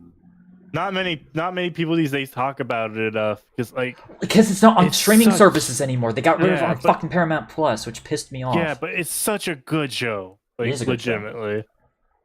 Animation style is like one of my favorites from that era. And yeah, I'm wearing The thing- I'm wearing my shirt as a callback to our first episode. Yeah. So Yeah, oh hell yeah. Because I think this and Chalk Zone were like two of my favorites at the time. yeah. Like just for the different animations. Mm-hmm. Just- All right. Googie. I think this is a great save the world and get the school on time show. God damn it. I do love when shows kind of mismatch a lot of art styles together. hmm And yeah, I agree with you, Sly. There is a lot of heart to this show. Mhm. And I like it when shows have heart. You I better. don't like it when they're crass and edgy. I like when they have heart. Well, it can't be crass because, well, if they did, then someone would probably go to jail. Yes. Yeah. Well, maybe society needs these limitations, but that's a different discussion. All right. Video game time. Though I might have to. Yeah. I'm just gonna lightning through. I will a couple say of- we're close enough to the end of it that you shouldn't have to worry about time restraint with me. Okay, I I'm still think gonna we've- like be quick with a few of these anyways because like now that I look Yeah. at it, like some of these aren't like we don't have too much to say about these. So Yeah, that's fair. That's I'm fair. gonna. All right, Call of Duty 4. I'm putting this in the A solid. Ooh. It's the Call of Duty that pretty much defined the every game from this point onwards. It has a pretty decent to good campaign. Like it's not like the best, but like I could see why it was popular at the time. And the multiplayer is a lot of fun, even if one man noob or not one man noob 2. That was one word for two. Stopping power jug was a bit of an annoying thing, but overall, it's still a respectable game in its franchise. Yeah. I know for me, I feel like it was the start of a good. I know there's more than just 3 games, I'm sure, but like a good trilogy for sure between this 2 and 3. Mhm. It was the start of a good thing for because this is the Infinity Ward. Yes, Uh, this is the only yes. Infinity Ward COD on this list. Yeah, and like it is a really good game. Like from what I remember playing it, because I didn't play a lot of Call of Duty back then. Besides another one we'll talk about later, but Yes. I think it was solid. Treyarch had a good start, or not Treyarch. Infinity Ward had a really good Infinity start with Ward. this one. Well, they started with Call of Duty 1, but this was when Well, they yeah, made- but you know what I mean, like with the Yes. Modern Warfare era. Yes. All right. Goldie. Good, same thing. Good start. I feel like I've fallen. I give it an A solid. I feel like I've fallen a little bit off on the Modern Warfare stuff because I think kind of like you, Sly, I tend to prefer like the more, I guess, historical, like I guess, like, or I Although guess to just be fair, conflicts of the past. it takes place in the past already. So Mhm. Well, Yeah. you know what I mean. It's a 21st century conflict. okay, you got me there. It's a 21st century conflict. All right. Yeah, not a bad first outing for Infinity Ward. Third, but whatever. Not a bad third outing for Infinity Ward. All right, Dead Space. You know what I mean. Dead Space S minus one of the best horror games I've ever played. I played it twice. It's fun. It's terrifying. It is terrifying. And yeah, it's a good space horror. I put this in an S minus. Terrifying. I love the necromorph designs. It's so wonderfully grotesque. Just Mhm. seeing, very much like it. Not it, the thing. That I believe this game was like very heavily inspired by the thing. Or just like Well, I could see it. the thing, Alien, a few other things. yeah. Mhm. But like there is always something very terrifyingly fascinating about seeing just how you can crack and crunch the human form into a fucking monster. All right. Mhm. Si? It's Like, I give it an S minus as well. Like I've seen it played a bunch. I've pretty much seen the entirety of the games. I want to play through the series myself at some point, but it is a really good horror game. And of course, Isaac Clarke, Zeus's rival in PlayStation All Stars Battle Royale. Fun fact, but no. In all No. seriousness, though, it was like a really good like horror series for like especially that era of the PlayStation, the PS3 era. Yeah, it came out during a rough era during horror games, so this stood out. Yeah, amongst the but crowd. it's definitely stood out. All right, classic Doom, 1993. I'm putting this in S plus next to Quake. I love this game. So I know it's older than all of us, but it's a testament to the gameplay. Yeah, But it's a So- goodie. It's an oldie, but it's a goodie. it's a very goodie. I also put this in an S plus. I've just very recently finally played Yeah, you played Doom it with 1983, thanks to our you good played friend. it with me. Which was Ooh, fun. nice. I played co-op, and it was great. Definitely, it is weird playing an FPS where I can't jump, but it's 1993. Well, it's weird. How do you feel about playing a game that's older than you? I'm kind of I play. I guess Galaga, you see it as like how you listen to music that's older than you. To be fair. Yeah, pretty much. And also, I play Galaga like every weekend at the arcade, so like, Okay, fair enough. kind of used to that. Yeah. Like I put it in S plus as well. I feel like it's a jump start for a lot of like games that would be inspired by Doom. Yes, I guess. Because like Doom definitely had quite a bit to like caused quite a bit of a Sure. inspiration in like event like future games. I feel like. So I feel like it's wrong to not give it anything less than it to not give it an S plus. I will say Quake is better. Don't at me. Oh, okay. Yeah, I'll try Quake sometime. Yes, you should. I've never. Well, you guys have seen me play Quake way too many times. But yes, I have. All right. You know what? We have to talk. We have to have this conversation. Again? Okay. Five Nights at Freddy's.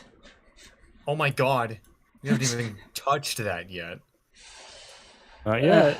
Okay, I think I've realized over the years, like these first two FNAF. Actually, I'm just gonna put FNAFs 1 and 2. I think I like these games more for their aesthetics and characters rather than the gameplay themselves. So I am only going to put both of these in like a B. Okay. I think I do prefer FNAF 2, so I'll put that as a B plus. I know gameplay wise FNAF 1 is better, but FNAF 2, I just aesthetic wise I just like a lot more. That's at the absolute classics as far as like, Yeah. Survival horror, being where you are stationary rather than moving around. It's not my cup of tea personally, but for better or for worse, it brought us our favorite, lovely, colorful animatronic Colorful characters. cast of characters. So Did we rank? You ranked both like the first. Yeah. Two. yes, Yeah. FNAF 1 is B, FNAF 2 is B plus. Yeah, because I put them both in B plus myself. Honestly, I put them both in an A minus because again, I Dang, like higher to than give- me. Yeah, I would say so. I feel like Dang. I just mostly for like the ambience that those games mastered of just absolute horror, like Yeah. genuinely uncomfortable, and got the ball rolling for a lot of things. It just sucks Yeah. that Scott Cawthon is kind of in a similar situation with me as like Panic or Dance Gavin Dance. Yeah, that's why I don't rank it higher than I did, but I still feel like B plus Yeah. is decent enough. I'm not trying to make us separate the art from the artist argument, but I've just finally just accepted that message over the years, unfortunately. Yeah. Sometimes I feel like it's more healthy. I will say, Goldie, this is still me separating the artist for the artist still somewhat. I think but- I am. Yeah. But I mean, to be fair though, like I ranked the first one higher than the second one. I think I like the second one more gameplay wise for me. Yeah. But the first one, I don't think there's anything that did the horror like the first one did at the time. Like where you're stationary. Like most of the time you're like, oh, there's some movement at least. Like no. I You're just like there. the location and vibes of 2 more. No, that's fair. I think That's my thing. very fair. Yeah. Like I know I put them in the same ranking, but I would still put FNAF 2 like a higher A minus, if that makes sense. Yeah, fair. Yeah, that's fair. That's fair. All right. Gary's Mod. I don't care if it's a game based off of content made by people like users. I don't care. I fucking love Gary's Mod. S. Also S plus for me. I fucking love Gary's Mod. Actually, yeah, S plus for me. S Why have we minus not for me. played it with each other yet? What the fuck? I mean, we've played it individually and showed, but like, I don't know, but yeah, I love Gary's Mod, not just for like it just being a fun sandbox, but also just Gmod Machinima. I guess we shouldn't call them Machinimas anymore, but like They are machinimas. like Gmod Machinima, like movie videos, like have Gmod just animated videos back in the have day. just always And been- SFM. Yeah, SFM, like they've just been a big part of my childhood. And like Gmod has just been an awesome presence in my life since I was like in 5th grade. I love Gmod. Gmod's also the very first metaverse. It is the meta. It is Mark Zuckerberg wishes. Okay. Mark Zuckerberg basically just wants corporate Gmod. That's what he wants. Yeah, he wishes he was Gary, and he made this mod. All right, Sai. Do you love Gary's Yeah, mod? I do like Gary's Mod. I put it S minus. I don't have as much personal experience as you guys do with it, but it is a very fun, entertaining game. It's a good game to shoot the shit with friends, and all that. Yeah. Like it just mess around and all that. I wish we played more Gmod together. We need to at some point. Hopefully, my OT is done sooner than the latest estimation. All right, you know and then we what? can play some Gmod. All right, you know what? Let's get this out of the way. Silent Hills 1 and 2. I'm putting Silent Hill 1 in S, and then Silent Hill 2 in S+. Same. Oh, okay. Silent Hill 1 is the scariest game I've ever played, and it's literally a game from 1999. What the fuck? Like, it's terrifying. And Silent Hill 2 not only is equally as terrifying, but it's also one of the few games that has ever made me cry on stream, too. So, it's a very, very sad story, but, like, It's very it's depressing. one of the best stories that I've played through. And I'm even just talking about the original version. So, absolutely fantastic games. Like, the best horror games, in my opinion. Easily. Mm-hmm. And horror games aren't meant to make you feel good, so Exactly. what do you expect? How do you feel about both of these? Both of you. I rank Silent. I kind of rank them the same. I did too. I'm not the biggest horror fan. Well, I don't know if I should. You say like that when it horror comes to themed games. stuff, not necessarily. Yeah, I like horror Yeah. themes, but like, no, these are great. All right, I just. What can I say? Like, they're hefty subjects. Silent Hill. Yeah, they fucking Terrifying environment. I are. feel like let me. Okay, the second one especially. One is a the bit second one more. I will say Silent Hill, like mostly Silent Hill 2, has some of the best music I've ever heard in a video game. Mm-hmm. Like, and that's like ever. Like, I don't know how a game that is as terrifying as Silent Hill 2 can have such a relaxing soundtrack at the same time.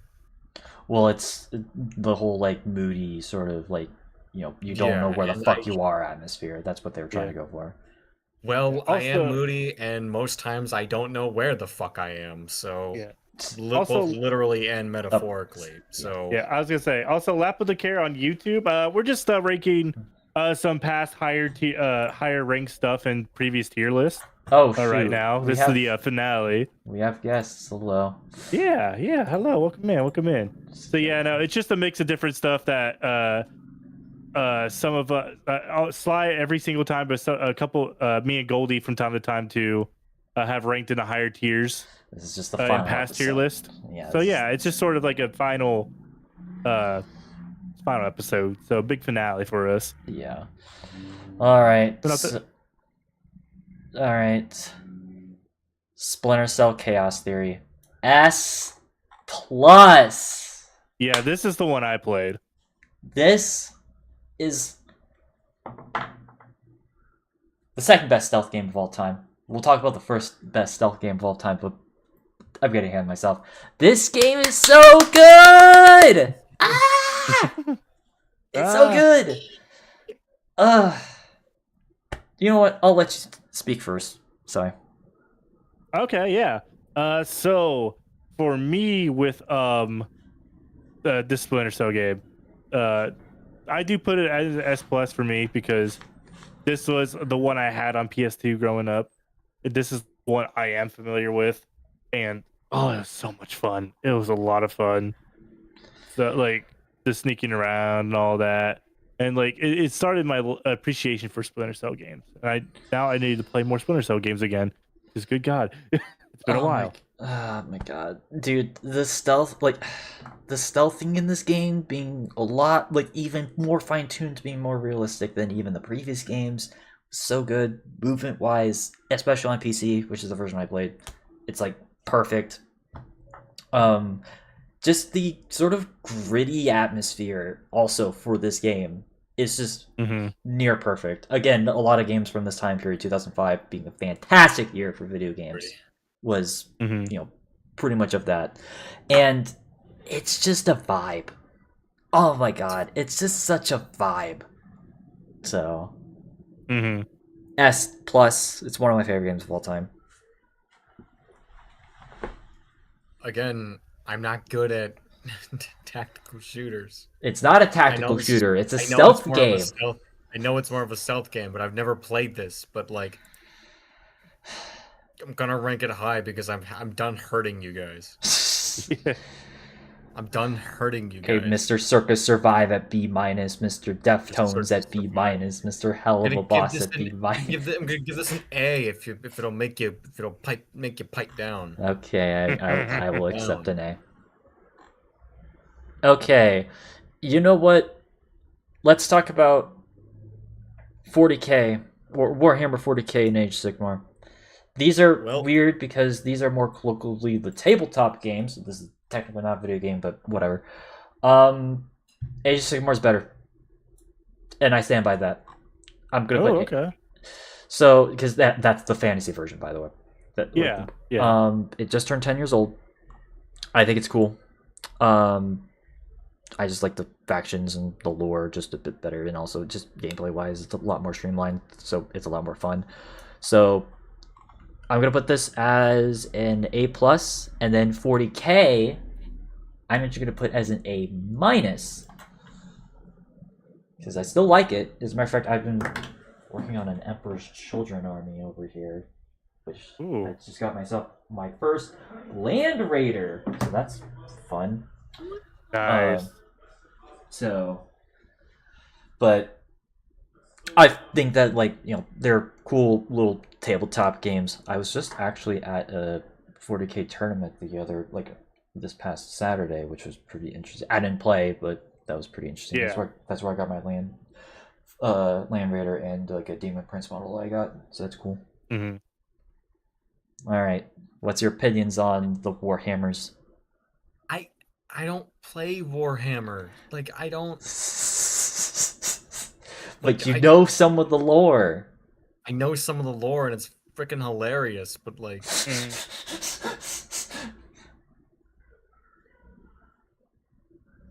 hear it anyway. Do you want me to be disingenuous? I don't know. Just give me an A minus. So like, I'm not. I mean, that's why I put both of mine. Castrated. Because, like, I don't play it myself, but, like, the lore is interesting in both of them. Like, Slice talked to me a lot about Age of Sigmar in the past, and then I have a buddy of mine here that's talked to me a lot about 40k. Yeah. And I think the figures are quite nice. They are. You know, definitely expensive, but they're quite nice. Yeah, they're too expensive. Anyways, okay. You know what? Let's talk about the series that started my Twitch, path for a while. Wizard 101 and Pirate 101. So these were the games that got me into PC gaming. Ooh. Back in the day, or at least Wizard 101 did. Pirate 101 came out later. I think I like the combat of Pirate 101 more, but Wizard 101 overall, I will admit, is the better game. That said, though, I'm gonna only put both of them in B plus because they mean a lot to me, just for like childhood nostalgic, purposes, and even just some of the characters I think are pretty cool, including the what was it, the naughty necromancer, or whatever, the not very nice naughty necromancer, whatever the fuck. Yeah, Malistair Drake, most edgelord villain in any sort of video game for a kid. His wife got replaced by a cow. Literally. That's not me being insulting to the woman. She is literally a cow. Lore. So. Literally a cow. Also, the Armada from Power 101 are kind of cool. So. All right. What's your opinions? I mean, I had to put Pirate 101 at a B just because I'm not familiar. I haven't played Pirate 101. I haven't seen anything with it. I just know it exists. Servers are still up. They're available on Steam now. So. Oh, okay.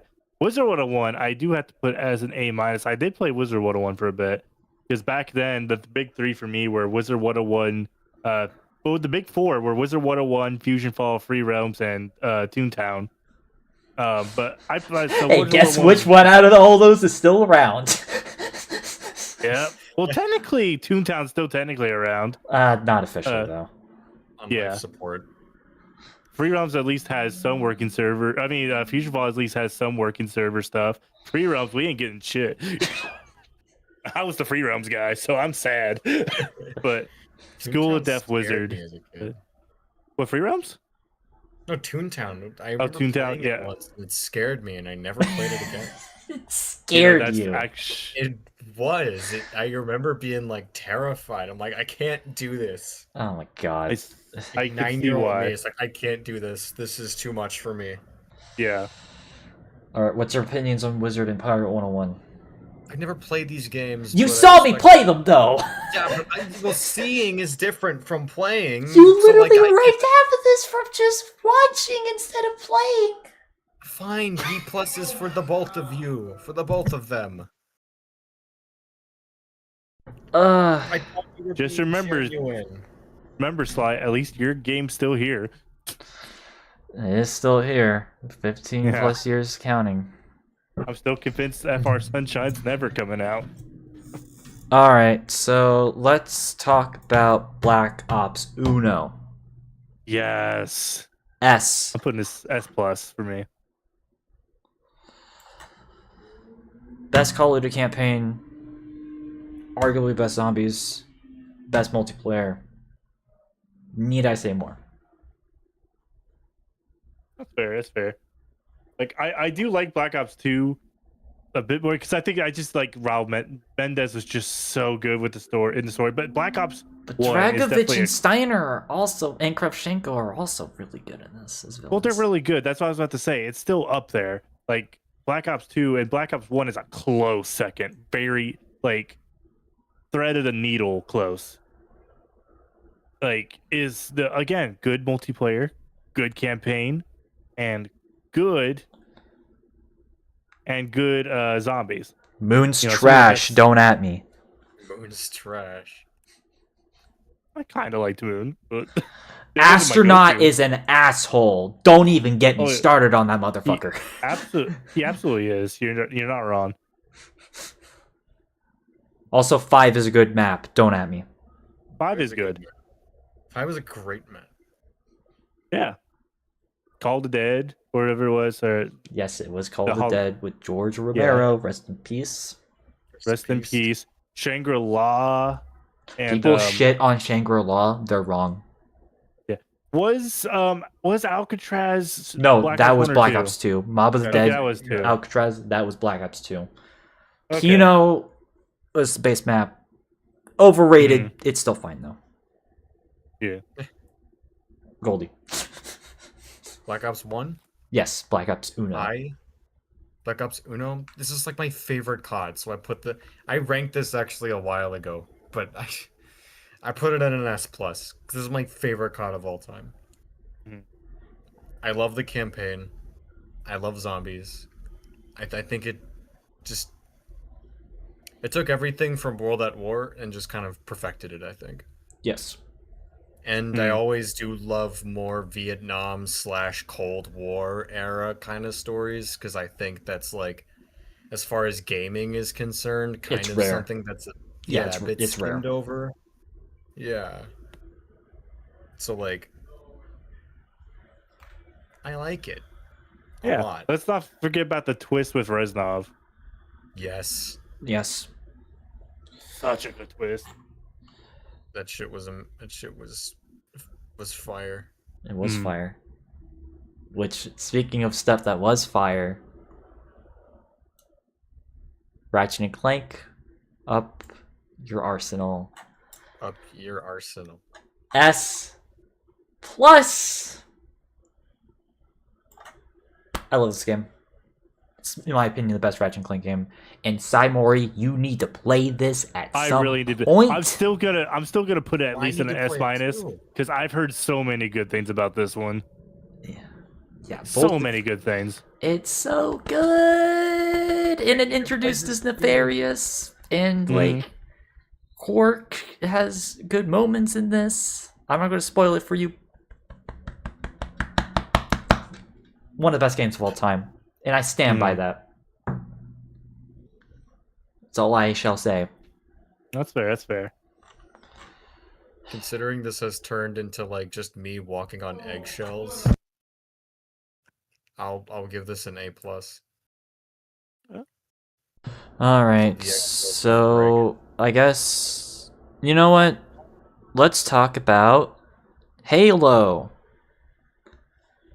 I'm putting both. With- I'm putting Halo 3 in S plus, and I'm gonna put Halo Reach in S solid. Okay.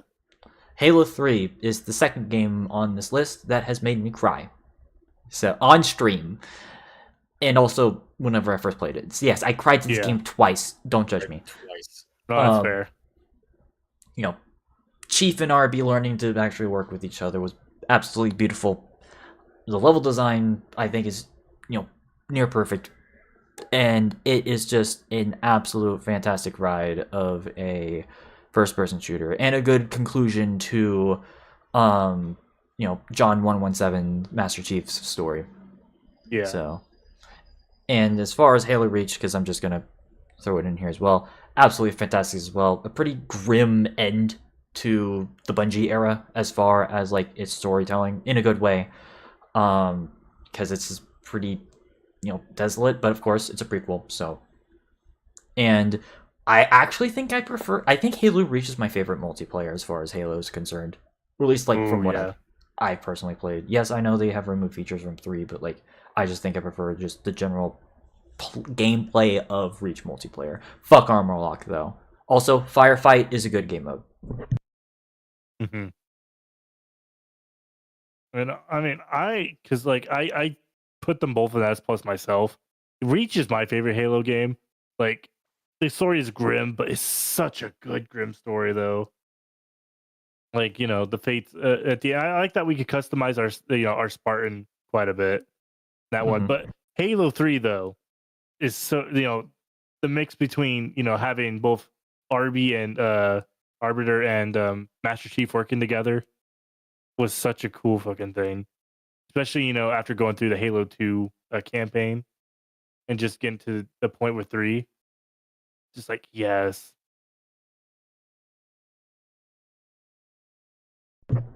Goldie What, doesn't Goldie? have an opinion because he hasn't played Halo.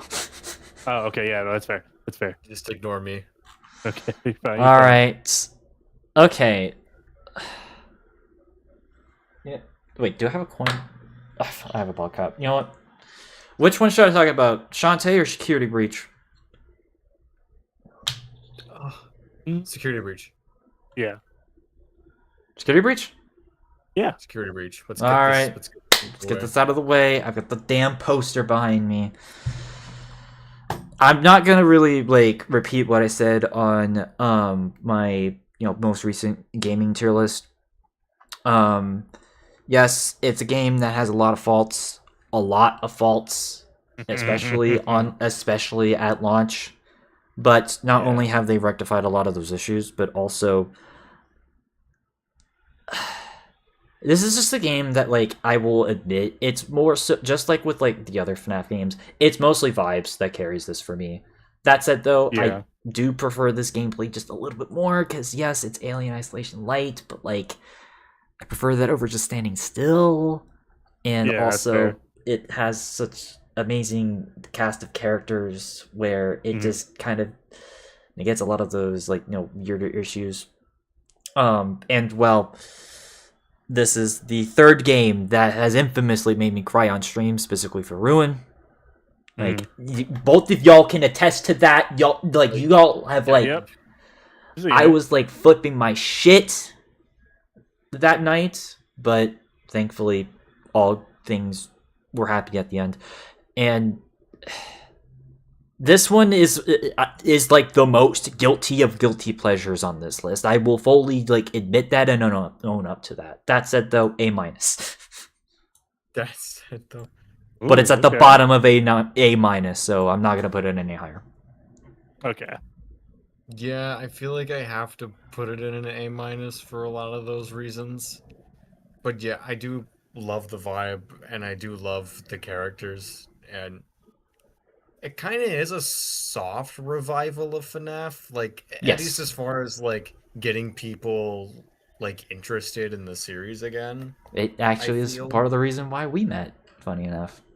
Well, Oh, yeah. exactly, That's and right. like I kind of owe a lot to this game, Hmm. so like I have to give it proper respect. Like as weird as that sounds for a FNAF game, Especially a FNAF game as controversial as it is. yes. All right, Sai. Now, Sai has the- some choice words though, because I remember last time you played that. Okay, yeah. I've had to. I'll give it the highest that I can do is a B plus. The highest I can do is a B plus. Okay, don't get me wrong. I love the gameplay. I love the environment.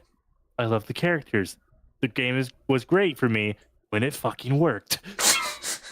Which was barely when I tried to play it on stream one time. I mean, that was Crash. 3 years ago, to be fair. I know. But ever since then, I'm like, ooh. It's the only time I've ever left a review of any sort on a game on Steam, and it was negative. Because I'm like, I see the vision. I like the vision. I like the bits I can play. I just can't play 90% of it. It's the But, new Crisis. It's the new Crisis. Yeah. Crisis.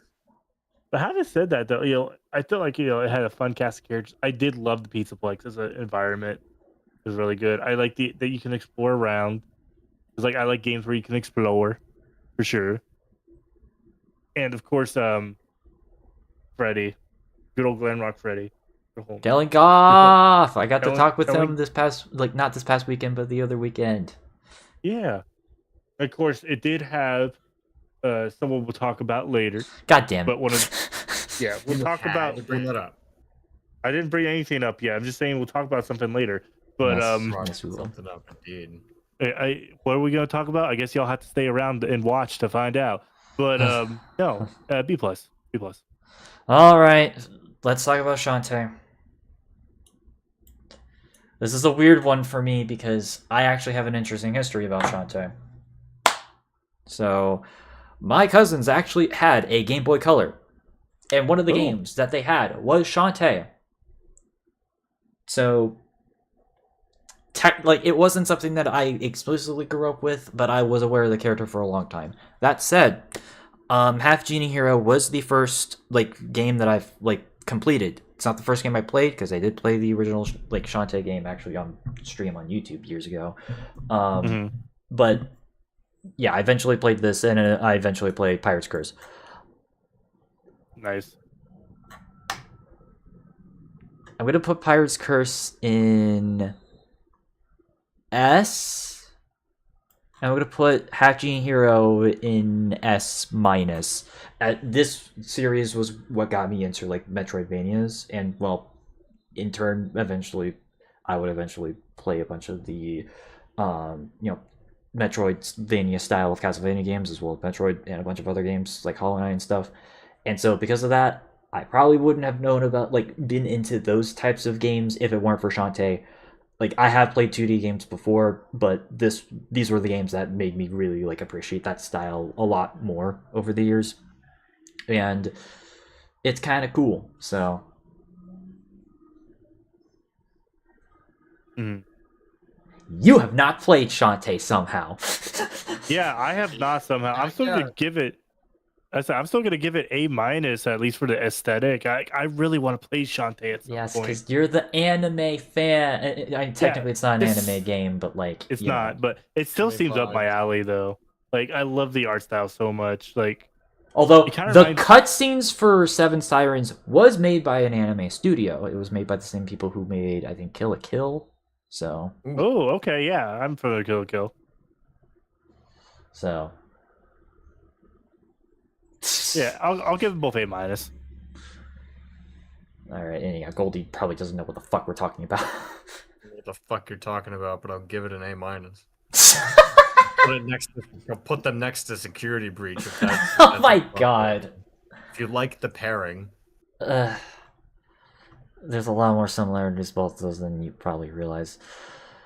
All right, here we go. My top 3 things as far as video games are concerned. So let's start with Battlefront 2. S plus. Actually, I'm just gonna put all these in S plus. So yeah, that's fair. Yeah, it's not gonna matter where exactly. Okay, it's gonna matter somewhat where they're gonna be, but But let's start with Battlefront 2. Battlefront 2 is one of my favorite games of all time. Came out around the same time as Revenge of the Sith, so of course it's gonna have a lot of the same shit that's in the movie as far as that's concerned. But oh my god, is it so much fun! Basically being Battlefield, but Star Wars, but better because there's so many locations and eras. It's fun, and usually I don't like factoring in mods into this, but this and Minecraft are kind of exceptions where, you know, these games are already really good just by themselves, but with that extended. So I love Battlefront 2 2005. 10 out of 10. Mm. Any thoughts? I can talk about it real quick, but so I have to put. I will say I have to put S Slide 2 and 3 in the S minus. Well, we're talking about Battlefront. We're not talking about Sly Cooper yet. That's why I said Battlefront 2 at S plus. You know, that's exactly what I said. I don't. Sorry, I might have. Anyway, good game, very good game, a wonderful, fun multiplayer. I love the conquest mode in it. Yes. The conquest mode was a lot of fun. It's so much fun. Galactic Conquest is so much fun. Mm-hmm. And just the multiplayer with some friends, you know, just messing around. And the story, the story stuff's not bad either. You know, you're going through the game. Like, story the stuff of is it. fine, but it's the core gameplay is what you're. Yeah, it's the core gameplay, exactly. All right. Of course, Goldie. Tatooine, where you can play as all the main characters. All right. Goldie. Battlefield? Star Wars Battlefront 2. Star Wars Battlefront 2. I had a lot of fun. I like this game. I had a lot of fun with it. A pretty fun shooter. I think kind of doing the Battlefield format, but with Star Wars is a pretty genius idea. Mm-hmm. I like how you don't. I don't know. What do you want me to say? Talk about the fact that, like, I tried getting you widescreen resolution, but, like, you didn't know how to apply the patch. I don't know how to do computers, so, like... I'll have to teach you properly, but... You're gonna have to teach me how to, like, use computers, because I have no clue how to use them. Alright. Minecraft! My second favorite game of all time. Need I say more? It was literally the game that started my YouTube stuff. Need I say more? Love the game. I was playing it a little bit of it earlier today, so, but love Minecraft. Need I say more? Need I say more? Yeah, and like Minecraft too, like you're gonna get a unique experience pretty much every time. You're gonna get a unique experience with the world generation. Yes, you are. Like your games are not gonna be the same. Like a lot of same stuff. Like you could play it any way, literally pretty much any way. Mm-hmm. And like it's fun creating stuff. And you know, whether you want to chill in like a creative mode and just go ham, or if you want to do the survival, or if you absolutely want to hate yourself and explore more in the hardcore, maybe, you know, there's something for everyone in there. Mm-hmm. For me, Minecraft has been just like has been an essential part of my life. I love building games. It was probably the first, like, building games were some of the first games that I was into playing. And I can't even save my through my childhood, just memories throughout my entire life of playing this game and building. Like, I'm a builder. I love to build shit. I love building farms and houses and stuff. Yeah. And this game's just been there for me my whole life. And it's been like a place where I've played with friends so many times from school, and that has always been like, whether I was playing with friends after school in the Xbox version, or I was chilling out by myself on the PC, or even the PlayStation version, which is what I most currently used to play it on. I love this game. Just it's kind of funny. Yeah, easy S plus. Kind of funny we're talking about Minecraft today as well, considering a streamer recently, after 14 years of just walking in the game, reached the Farlands. Oh yeah, I was. What? Yeah, there was a streamer back in like 2012 who started on Minecraft World, and His goal It's just was walking. just to walk to the far lands. Like the border of like the Minecraft world. Border of the map.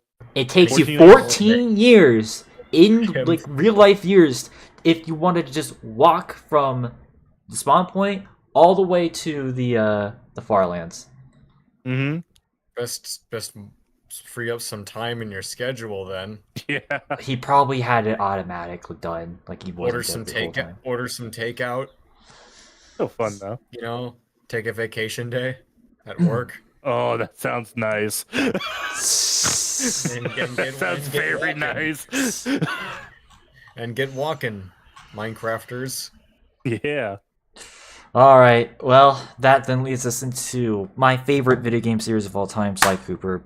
I already went on a huge spiel about it in the previous tier list, like before we did this one, and even like the one before that. So I'm actually going to make this one fairly quick. Obviously, Okay. Sly 1 is the game that got me into not just video games, but just digital media in general. Like, I don't know where I would be without it, because it meant a lot to me as a kid, and, basically helped shape, like, it was the gateway for everything that pretty much I would know from this point onwards, so I hold a lot of memories because of that. Sly 2 is my favorite game of all time. I fucking love this game. I don't think that there's a single part of it that it gets wrong, and it just has some really good, fun character moments, with Sly, Bentley, and Murray, as well as with Carmelita and with Neela, which I'm not going to spoil it for both of y'all because I want both of you to experience it for yourselves. Yeah, And just the locations and the mission structures, and just the fact that this is an awesome stealth game, which, yes, this means this is my favorite stealth game, as I was alluding to earlier. Mm-hmm. It's just a fantastic time all around, and it's, in my opinion, one of the best games of all time. And Sly 3 is not far off from that. I will admit, I do have some narrative issues with Sly and Carmelita for Sly 3, but admittedly, that's kind of more of a nitpick than anything else. Regardless, it is still a fantastic game all around. Like, basically the same game, like mostly gameplay-wise, same as Sly 2, just more action-based rather than stealth-based, but there's still plenty of stealth missions, which is pretty fun. And just a very, again, one of the few games that has ever made me cry at the end. So there you go. It's the final game that ever did that to me. And I'm even a defender of Sly 4. Like, we've talked about this plenty of times, excuse you. Thank you. A lot of Sly 4's criticism, I feel like a lot of it is just bad faith. Because it is still a fantastic game in its own right. And I would even argue that, like, they still got plenty of the characters right. I will admit Murray is kind of weird in this game. That's my main, like, nitpick with, like, story-wise, and also with admittedly, like, Paradox is not really that good of a final boss. But locales, gameplay, fantastic. So yeah. And I will not dare steal your thunder. Yeah. This is on the trifecta. You better not. Yeah. Better not. Because no. I'll let you have a whole spiel of a hell of a boss. You are not touching this. Yeah, if I value my safety, I'll rank all of these in the S tier. If I value my safety, I'll even put Sly 2 in the S+ tier, so I can sleep tonight without having to put a knife under my pillow. I just scared you straight.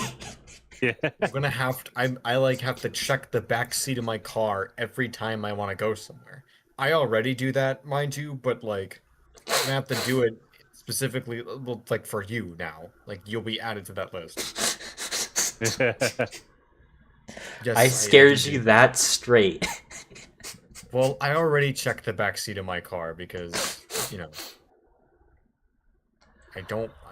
All right, I guess this would be more of a Saimori thing since you're more familiar with. Yeah, because I mean, I'm still gonna put like Sly 2 and 3 and S- for now, just because they're the ones I haven't. Something from Sly 3. That's really it. Wait, no, I got the other way around. Fuck, I think. Yeah, fuck it. But you know what I mean. I still want to play these games for myself. But Sly 1 and 4 are definitely S plus tier for me. Like I generally enjoyed and had a fun time with Sly 4. And Sly 1, chat, I know I think I mentioned this before, but listen, you have Listen. no idea the okay, you shush. But y'all have no idea the grip that Sly along with Ratchet and Jack had on the PS2 era. Yes, They are the PlayStation trio for a reason. Yes, they were the PS2 trio. Mhm. And I miss those days. I know, yeah, such good days. They're found at like every classic game store I come across.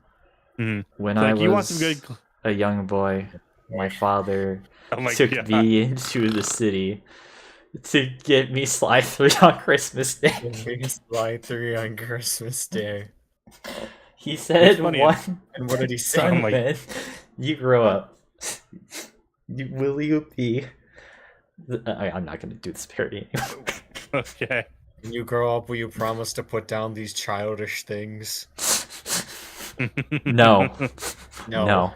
Never. By the way, No. this is the most scuffed tier. I don't know if you're like seeing what I'm sharing. Look at like what I'm ranking.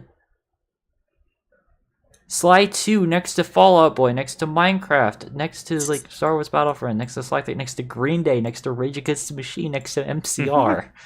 Tier list is fucked. God, it's damn. great though. I This got is what- Alice in Chains next to this- Foxy, next to Bare Naked Ladies, next to Rage Against the Machine, next This to is Owl what- House, next to this John is- Wick, next to but- Soundgarden. This next is to what Green hap- Day. This is what happens when you're ranking like things that have completely nothing to do with each other on a tier list. Oh yeah, absolutely. And we already made But like we're about to- parallels. Yeah, we're And not we even made- done. We still have all of Yeah. these fabulous, We have the wonderful, last funny section. characters. So, I think it's only fitting for us to do the IRL people first. The So- IRL people. All right. So, ranking Claudio group. Sanchez S. Lead singer of Cody and Cambria. Absolute legend. We all know him. Graphic novelist. The writer of the Amory Wars, who writes out space federations and bicycles and like inflicting all of that fun stuff into our veins. Inflicting the crowing upon sacred Kilgore until the bicycle shall make my head explode. We all love him. We all love him. He actually was pretty cool whenever I met him 2 years ago. So Oh, nice. S plus. actually, I'm going to see if I can find that picture. While you guys talk about him while I. Well, Yeah, S I mean- plus. I didn't meet him, so like. I put him I in never met S him, because like so, like, All right, I found. It's like, he seems- I yeah, found he the picture. I found my Instagram. oh nice, nice. Yeah, no, I put him in S because he seems like a chill dude. He is pretty Yeah. chill. yeah. From what I heard from you and one other person about Cody Cambria, like Cody Cambria is good, and like, yeah, he seems like pretty chill. And the fact yeah, I remember you telling me about meeting him. Oh, there it is. Yes, that was my picture. Yeah. That song is literally about a bicycle stuck inside of the writing writer's head while he's trying to find out to get inside of like his own story. I am not joking. Mhm. That is literally what the song is about. Nice. All All right, Mr. Way, Gerard Way, Oh, S plus. S plus. S I love this plus. sassy man. This man Sassy- is a sassy legend. little man who never He- ages. He Mhm. also he does not age, and goddamn is he's so like he's the most like denying of like his emo-ness, like emo type of lead singer ever. Yeah, like Again, the more he denies that he's emo, the more emo he becomes. I mean, trust me, I've seen all of his interviews. It's actually kind of hilarious. But no, like again, he's like from like all the stories I've heard, like he's very nice, especially like back in the day. Like I even remember like he like when like fans would just come up to him and he would be like, you know, perfectly fine with like people like taking pictures with him. Like it's very rare to find someone who, you know, who's like this famous going out of their way being like fine, like having like, you know, people like take pictures with them. it's honestly kind of enduring. So, all right, okay, Pete Wentz or Patrick Stump? Can we rank them both? Let's rank them both. Yeah, let's like them both. All right, Rank 'em Pete both. Wentz. I will never forgive you for the School of Rock show. Why you done what you done? That's it though, A. Yeah. Yeah. You have no idea, like, all the weird, like, side projects that man has done. Mm-hmm. Yeah, I'll That's give him why we like A him. minus. He Yeah. does weird shit sometimes. He literally broke out of. He literally like opened up a giant wall during one of their tours with like the guys from Blink 182, their side project, not the band itself. And like he literally jumped through that wall, like that hole in the wall. I'll need to show you that video at some point. Obviously not tonight, but at some point in the future. It's hilarious. Patrick Stump, A plus. You guys are silent. Yeah, no, we were letting you talk. We were letting you talk. Why I put speak? You're favorite making me boy. nervous. well, Patrick Stump is an S plus for me. Okay, one of the best vocalists of our day and age, right? One of absolute- We be the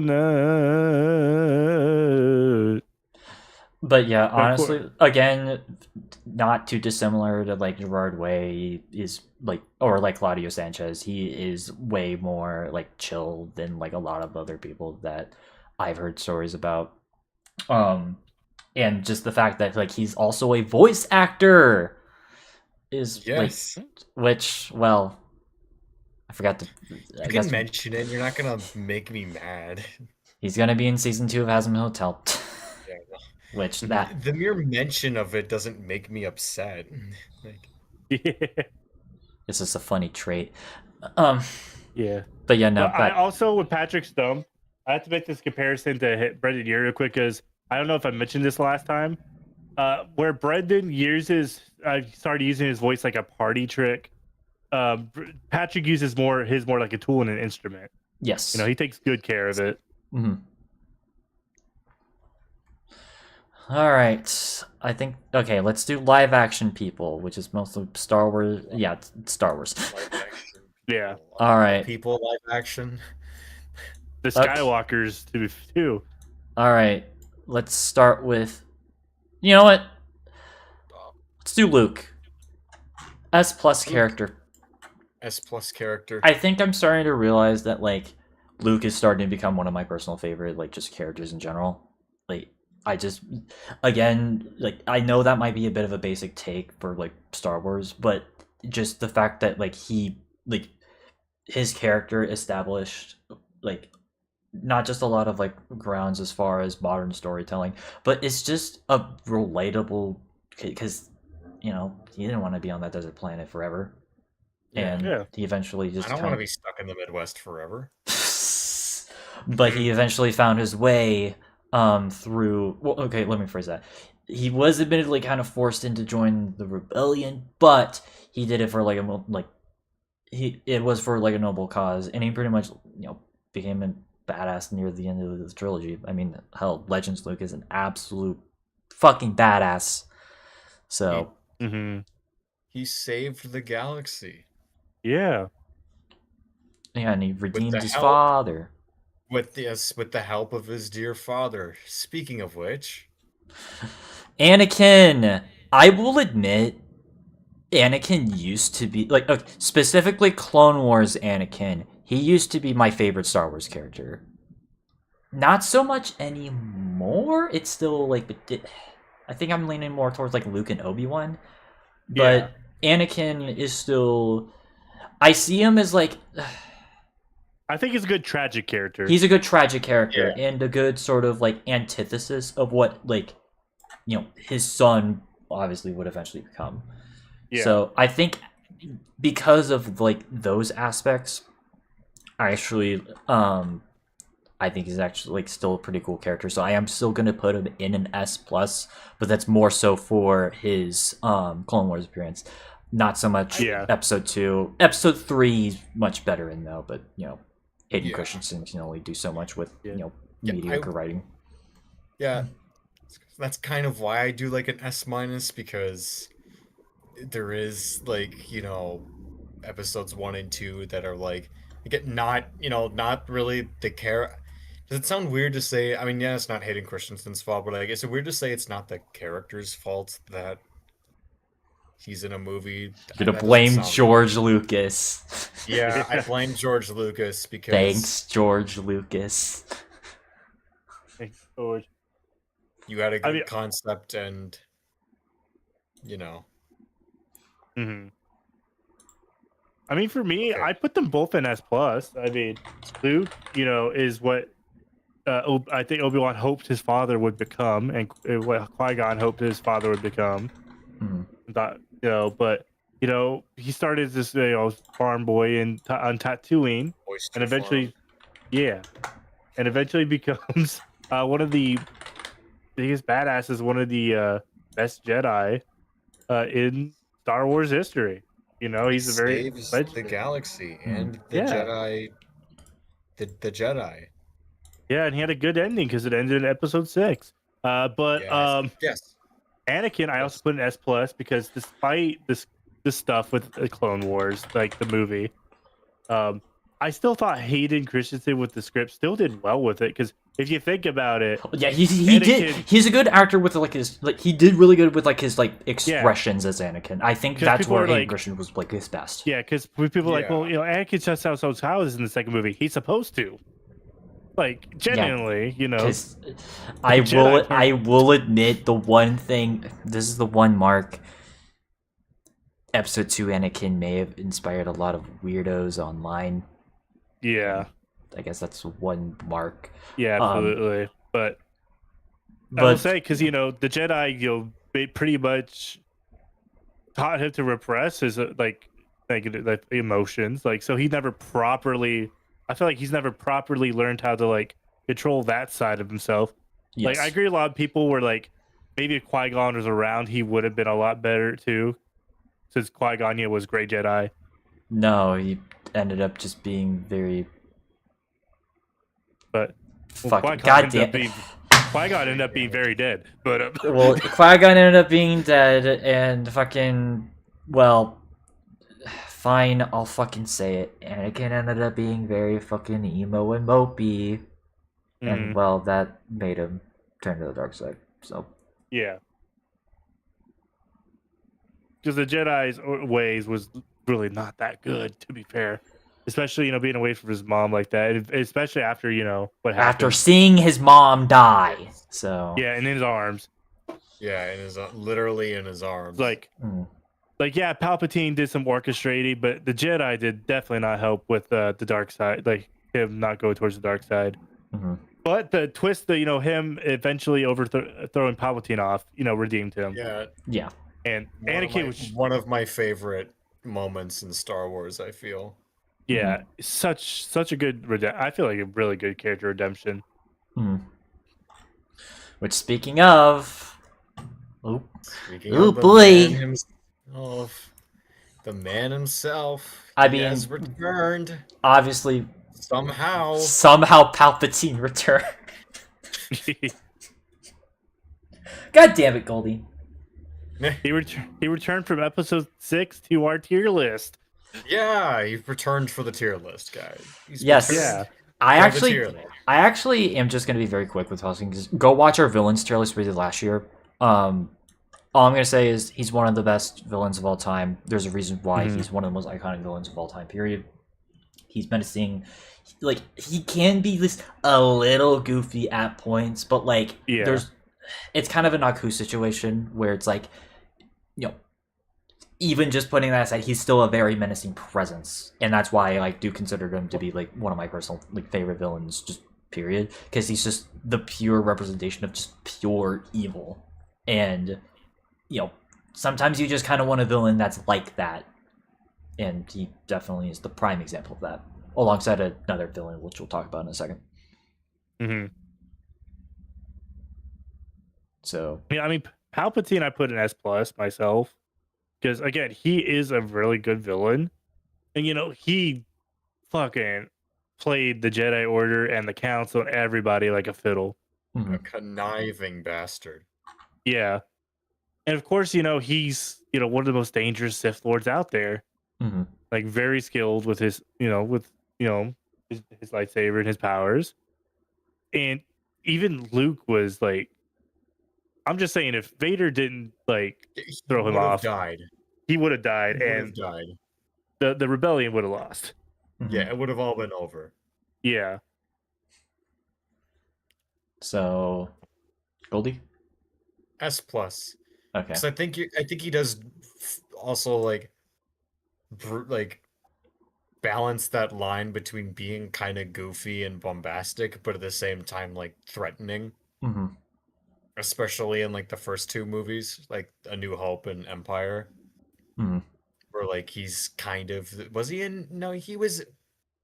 Was he in New Hope? No, he wasn't. Yeah, He wasn't, no. Like, He was I'm thinking of referenced, but he was not explicitly Yeah. in the movie. referenced. Yeah. I'm thinking of like his first appearance in Empire, where like Yes, he was he is just this shrouded yeah, 'cause figure. he's in the prequels. He's in episodes 5 and 6, and well, yeah. Hmm. Yeah, So. I put him in an S plus because there's a reason why this guy is referenced and parodied in every cartoon you grew up with. Yeah. Again, with. like sometimes you just want to have a villain that is just a bad guy. Exactly. Evil. Which, speaking of evil, Clockwork. My favorite villain of all time. This Again- is your guy. This is your guy's. I'm excited Again, to talk about Clockwork. watch our like villains tier list if you want more specifics. But the same reasons why I love Palpatine is the same way I love Clockwork. He is one of the best villains of all time, and the fact that like he literally stalked an entire lineage for generations is something straight out of a horror movie. It is terrifying, but like in the best ways possible for the type of antagonist that he is. And the fact that, and this is not a spoiler, Seymour, this is established in the very beginning of the game. Well, we can do Yeah. spoilers. We can do spoilers, We but can I'm going to do light spoiler, like not really spoilers. We could do spoilers. The whole of Sly 2's story is hinged on like Clockwork's death. Like that is the whole like I core kind of knew theme. that. So, and that to me is a testament to just this monster's presence. And I think that is just fantastic. So, Oh, absolutely. I know. I like Clockwork. Like you already mentioned this point, but it's the same reason for Clockwork, like in Clockwork, that I like Dio from JoJo's. He had beef with an entire bloodline. It wasn't just one Cooper. No, he hated the whole family. Whole He Cooper wanted to clan. square up with the entire fucking bloodline. Imagine wanting to He- square up with an entire family. he literally Mhm. replaced this. He literally replaced his whole organs and shit. Like Just so he could keep living, just to keep Yeah, beefing with his family. it's Like, what- terrifying. It's idiot, so petty, honestly. I'm like, I love him for it. It's horrifying, it's petty.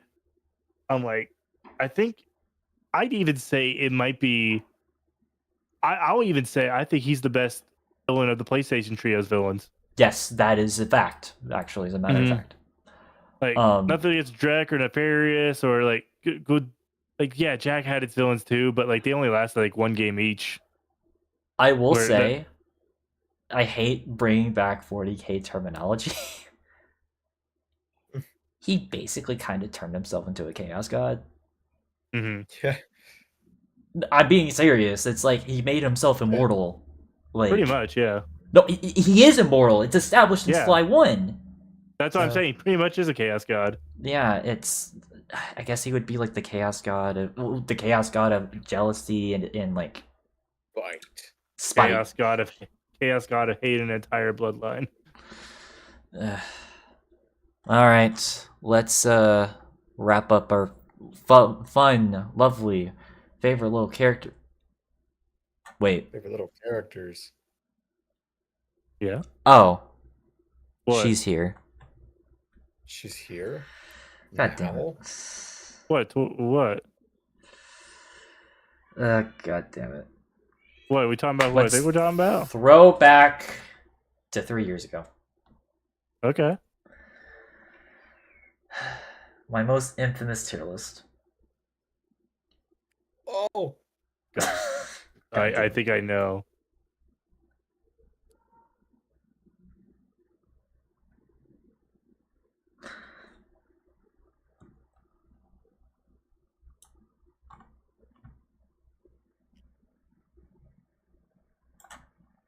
I will forever hold my Alright. peace. Like, Yeah, especially when that- you first play it. Like, you don't know, like, what to expect with the gameplay and all that just yet. Like, I heard Toy Bonnet could be assholes a little bit. But no, I feel A-. Yeah, I feel confident. Goldie. who are we talking about? We're talking about the yellow bird, Goldie. We're talking about Toichika. Oh, okay. B plus. I already put her in a B plus because I don't want to seem weird. I mean, I put her in A- just for the horror factor sometimes. So All right, Aang. S plus. Yeah, he's S. He is S plus. One of the coolest characters of all time. Yeah. Has And a very- lot of cool and amazing powers and abilities of all of the masters of like the yeah.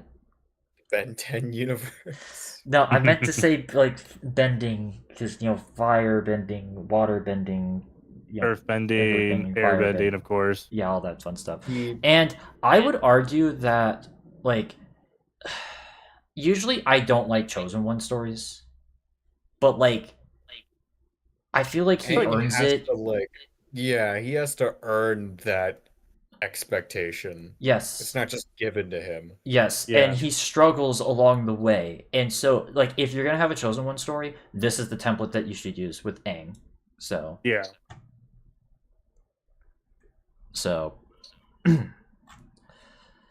but yeah, no, he unironically is a pretty cool character, even just kind of Yeah. like beyond that. Like his growth. All throughout the right, series here we go. Is incredible. Top characters. So Top let's start characters. with the Master Chief, who is actually, I guess technically all of these would be like at least S, but Yeah. S for Master Chief as well. Same. Like S he's minus. one of the few characters that I would like who is a silent protagonist that exemplifies badassery as much as he does. And he like even then, like yeah, he's more of a vessel of the character, Player. but he's just cool. Yeah. Like I don't know what else to say. He's just a cool character. It's like Go watch doing our that. heroes tier list. I don't know what else to say. Yeah, exactly. Go watch it So, after this. do you have anything else to add? Anyone? No, he's just cool. He is cool. Yeah, he's a man of a few words, and one of the biggest badasses, and one of the characters of the franchise that helped carry Xbox because during those days, because it was him and Marcus Phoenix, I think, were the two carries. Yeah, Or they were unfortunately The things- 360. Yeah, those era. were unfortunately the carryings of that console generation for Xbox. But Yeah. I digress. All right. Well, here we go. Oh boy.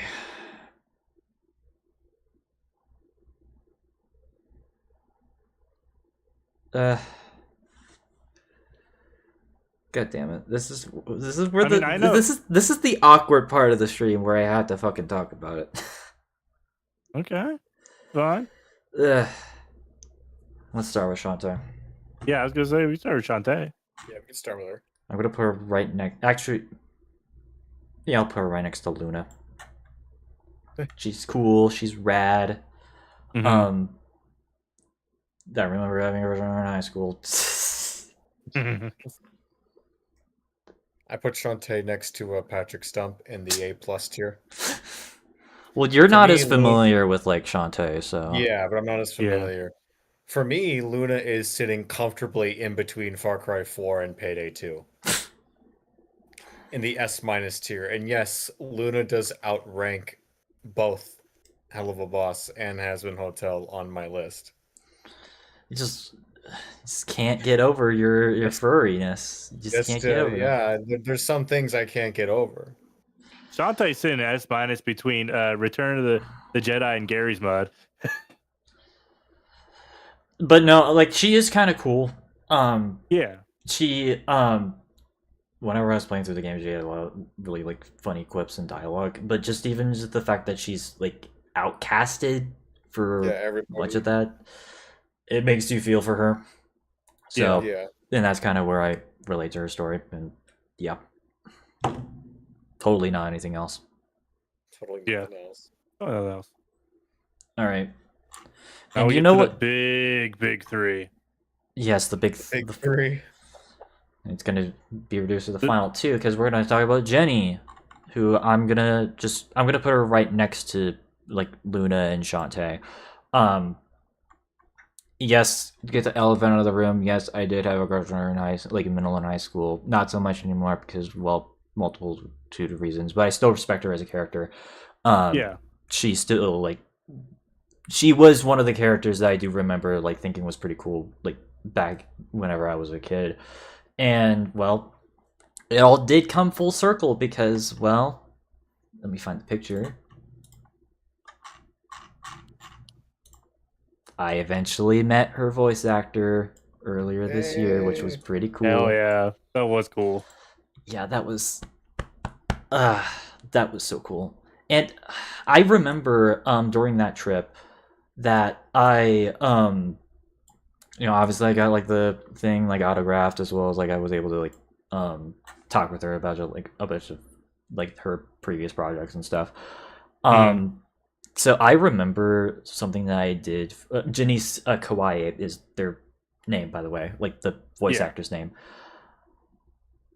So there was actually a vendor that was selling a bunch of like little like Nicktoons pins, and I noticed that they were selling some like Teenage Robot ones. I actually got one for my bag, but I wanted to do something nice. I wanted to like get another one for them, just kind of as a cool like thing, right? That might have been the first time someone has ever given her something as a gift. Oh. I nearly cried because it's like, but yeah, no, like, so yeah, suffice to say, Jenny Wakeman, absolutely like fantastic character, and again, just being able to meet like Jenny's her VA was just an absolutely wonderful experience. So, but yeah, any thoughts? I mean, I put her next to Last Teenage Robot in S tier for me. Is a very cool character. I like Jenny's. Yeah, I think you pretty much said it all. So I really can't think of anything else to say. Mm-hmm. I put her in S- comfortably. I mean, you're gonna love one of these and find the other one funny. Right in between My Chemical Romance and Dead Space. Yes, next to MCR.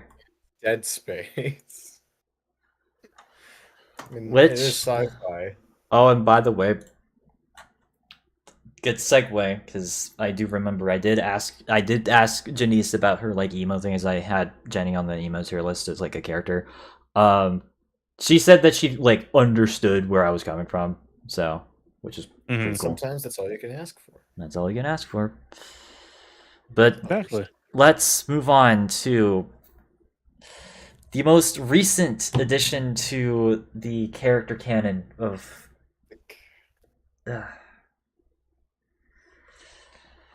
Oh boy. We got a wolf. She plays a guitar. Or keytar, not a guitar. That would be a very different vibe. Roxanne Wolf. Yeah, she's S+. S+. He is S+. Can I say something first? I was gonna let you guys say stuff first before I do. Oh, okay. This is a weird. I really like Roxanne as a character. Probably been just my chief comfort character for the past like 4 years. Oh, easily for me as Just- well. But... I guess just being so sympathetic in a character that very clearly has a lot of deep insecurities and doesn't seem to come out of that any better. Just makes me feel really, just made me feel like really sad for her as, you know, just, I don't know. I guess maybe my brain was just surprised to find such a complex character in something as, I know I put, As I know I put, mundane as Five Nights at Freddy's. yeah, I was gonna say some as benign as FNAF, but like, Mm-hmm. to a point where like she's one of the I don't draw fan art that often, but I've definitely drawn her more than a couple times. The only other, well, I could also name the only other character. Luna. My first commission, by the way, Luna, like, so like the first time anybody has ever paid me to draw. So whether I like it or not, which I do like, Luna is forever a part of my journey as of my career, quote unquote. But we're using not that word talking about very lightly. Luna. We're talking We're about not talking about Rosie. her, we're talking about Yeah. Roxy. Two characters that go way more hand in hand, by the way, than they should. Hmm. To the point where, like, I really wish they were in like the same thing together. Well, too Show, bad. movie, game, whatever. Well, Movie, too bad. game. Different franchises exist. So. Yeah, too bad. But you know. But no, just a character that herself inspired me to create like one of, I mean, this is irrelevant to people who don't know of my own art, but I have created a character that has gone on to become one of my favorites that I've ever created, and she wouldn't have existed without Roxy because she was created as a direct inspiration. Kind of has morphed into her own thing, but like that inspiration's always still there. I see you moving, Luna. Thought I wouldn't catch that, would you? God damn it. But no, just a character that really has comforted me through a lot of my own personal mental health struggles, as silly as that sounds coming from a 23-year-old man. But You just doxed your age. I did mention that 10 years ago I was 13 when we talked about Zootopia, so Fair. Fair. All right. Fair enough. I don't mind people knowing my age. But All right. All just right. somebody who has helped me and helped me through my own creative journey. All right. Sai.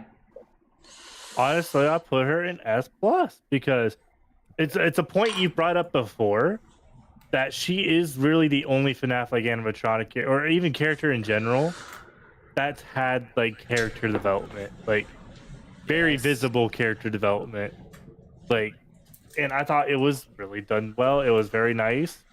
And before anyone says like, well, Freddy, like Landmark Freddy was already established to be a nice guy. But like Roxy actually had like just some good development. I was like, okay, this is kind of cool that this character is getting some pretty sick development. So, really, all I gotta say. Plus, you know, I'm a fan of the glam rocks in general. So, I already talked about how I like Danger Days. That's why Goalie was calling them Glam Rock MCR. He was loosely I know. He was loosely Yeah. referencing the Oh, I security. know. I definitely know. Anyways, is it my turn now? Yeah, it's your It's your turn. Okay, I'm joking. I'm joking. Oh my god.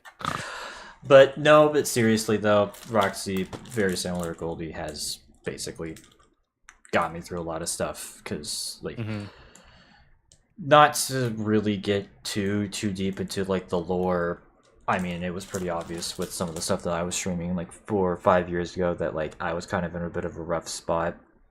And well, let's just say that obviously Roxy came around near the end of 4 years ago. Holy shit. God damn. Oh Jesus. I know. And she just kind of helped me go through a lot of stuff, kind of like how Jenny did back in like middle and high school. So because of that, I just had a lot of respect for her. And well, I mean,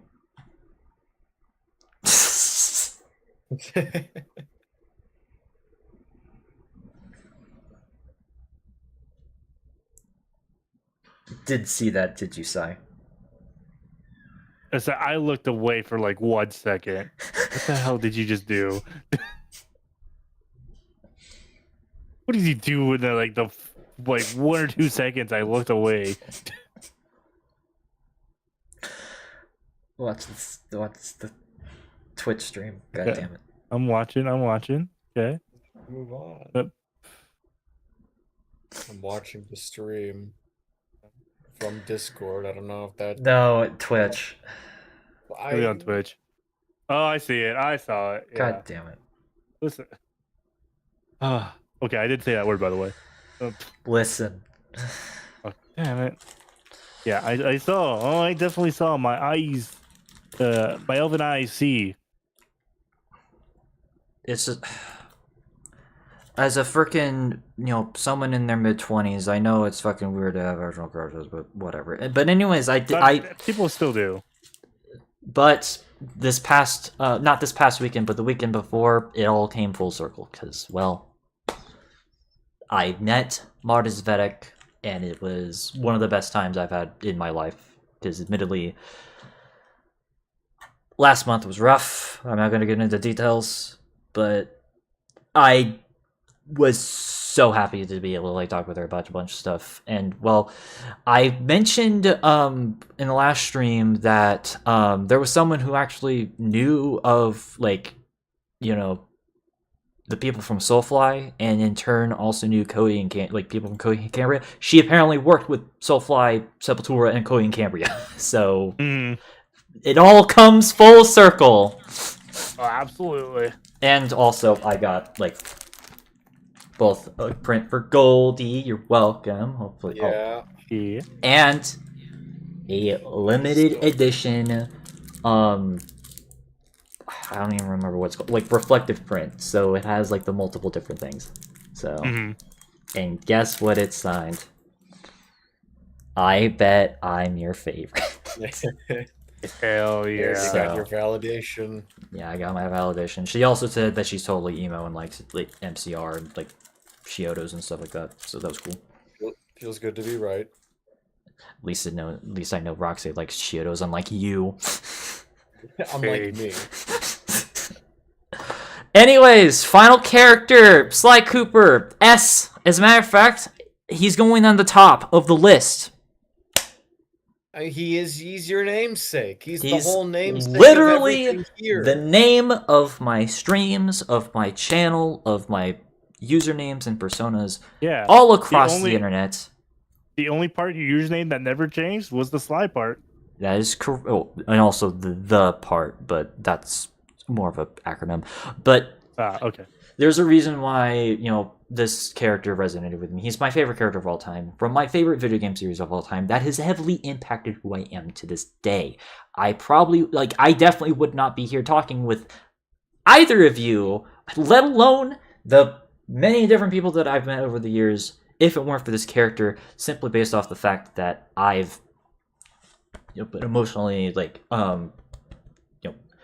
resonated with him a lot because of just his badassery, his absolute just sort of cool factor with him. He was I don't want to call him the cool mascot out of the PlayStation trio, because I feel that would just give Ratchet and Jack a disservice, but he was the one that definitely resonated with me the most as the first video game character I remember. And just his struggles within Sly 2 and 3 was what made me resonate with him the most. And well, as we talked about in previous tier lists, I have a headcanon that Sly Cooper is basically a Jedi with Force powers, as there's evidence of him using something like that. I know that's headcanon shit, but I don't give a fuck. He's just a cool character. Sly. He uses the Force with with the Jailbird costume, where he like force like pulls something. It's he's a Jedi. I don't care. Yeah. Why? I am the Senate. I just want to say it. All right. It's a What's great your final takes on the boy himself? Oh, S plus. S plus. Plus, if I value my kneecaps. S plus because I'm biased to the PlayStation trio. So, like, As you should. again, As you should. Sly is a genuinely good character. Like, the game's incredible, and it helps that it has such a cool, like, pretty cool lead. Like, I feel like he's the. I'm trying to think of how to describe each one, because I was gonna say he's like the more. I think he's the most charming of the three, maybe. Ratchet is. I know Jack Rough eventually around became the the more. edges. We Yeah. love him, but he's rough around Well, the edges. if you want rough around the edge, Jack is a. Jack is the edge lord. I'm just gonna He's be the straight up. edgelord. Things really changed after 2, but no, but this is about Sly, and he's a generally cool character, one of the coolest. So easy S plus. Well, Goldie. S Okay. plus. He values his kneecaps. All All right. So that is everything on the list. We've done it. We've done it. But that's only everything on the list. No. I got you guys again, didn't I? What do you mean? That's just on the list. What do you mean? Do I refresh it now? Refresh shit. God damn it. I'm wait, I'm actually, also- Let's I'm not hold gonna on. look at your screen. I'm Hold not gonna on. look at your screen. There we I'm go. not looking, I'm not looking, So I had I'm your not stream stuff pulled up too, so like I'm not looking at All it. right, refresh the page right now. God damn it, I swear to God, I know what's gonna be here and I'm gonna Please. fucking scream. What? It's me. Goldie's gonna get I am offense to us. I'm gonna put both of y'all Aww. in S plus Aww. because you guys have obviously Simon, you've stuck around with me for a long time, and I genuinely Yeah. appreciate the fact that you've been supportive of me for the 9 years that we've known each other, and Yeah, of Goldie, course. and of course Goldie for the 3.5 years that we've known each other. I feel like you've been May not have been. one of the most genuine people that I've ever met, and so I guess I say the Yeah, same yeah. for you guys as well. Yeah, of course, of course. It may not have been a long time, and I know I'm a relative newcomer to this whole thing, but but you've It's stayed here really longer just than been other odd. people. I will say that. Yeah, and you're a perfect piece of the puzzle. That is our group, our crew. So I am like I said in part 1, I'm the mid-series character that comes in and everybody Mhm. just forgets came in at season 2 yeah, because I'm on all the merch, I'm on all the t-shirts. Mhm. But no, you guys That- have kept me sane through a lot of really crazy shit, yeah, and I yeah, appreciate that. of course.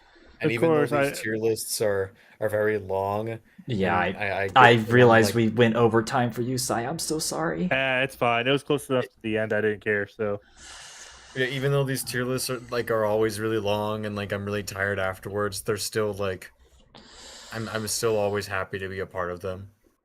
It just is unfortunate because, all good things unfortunately have to come to at least somewhat of an end. Because, this Somewhat. unfortunately is the final episode, as we've discussed at the beginning of the previous part. But Yeah. not that we're getting rid of the series completely. We are just going to be shelving it at it least could, for the it could come back someday. yes, because But I would love to do these more often. It's just the time and just the amount of research I have to do, especially since I'm going to be a full-time student. Like, I'm a full-time student at university for at least the next 2 Yeah. years. I need to make sure I have the time to be able to focus on that. And plus, you've got so much work scheduling going on, and Goldie, you've got both classes Yeah. and you've got like work I've at got the same time. school and a job. So Mhm. it's just scheduling, unfortunately, is no longer going to be a viable option for me or any of like either of you or even anyone else Yeah. that I know who could be potential guests. But fret not. Hopefully, like maybe in 2027 or maybe even in 2026, depending on if something happens, we might be able to bring this back. But Yeah. for now, this is the final list of the Siren tier lists. But before we end this, make sure you guys send your lists so I can share it to your Oh, yeah, guys' lists absolutely. to everyone. So Yeah, and I will also say real quick because I didn't get to say my piece. You know, you guys are always wonderful. You know, I don't get to join too many of them, so it's always a fun time to join on the tier list or even just calls in general. mhm. You know, and I appreciate you guys. You know, you're both very wonderful.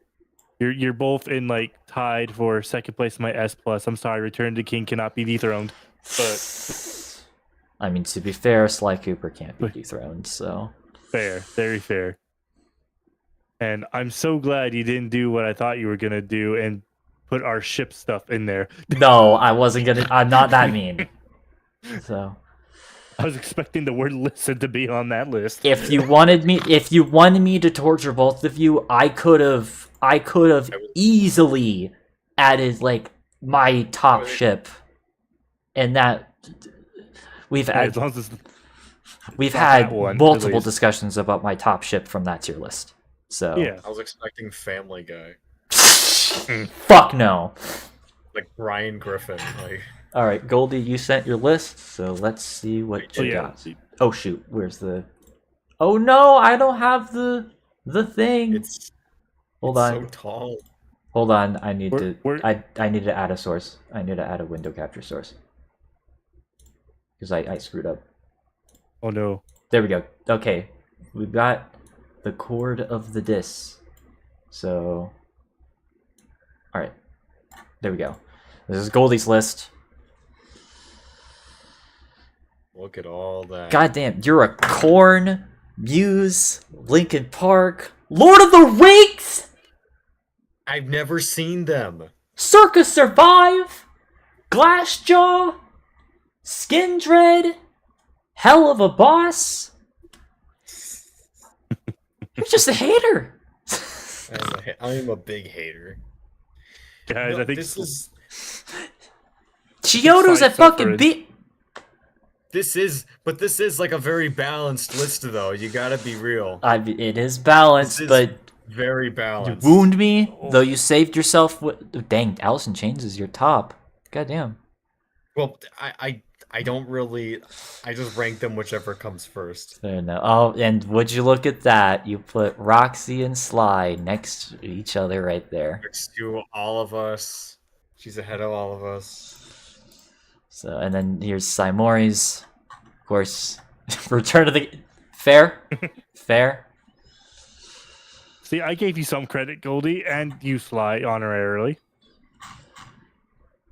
So, and Some you of get- these I did probably not like ranked where I would put them exactly like in the same tier list, but Mhm. I try my best.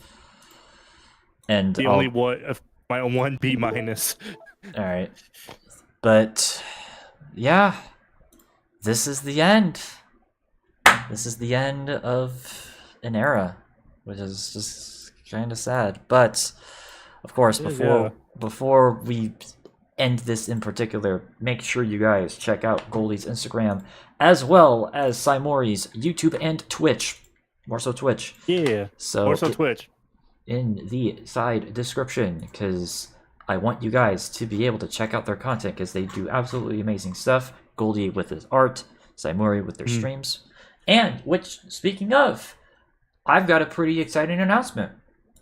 Oh? So, starting this Friday, I am actually hosting game nights on my Discord server. Yo. And with that, I'm going to be returning to Twitch. So, What?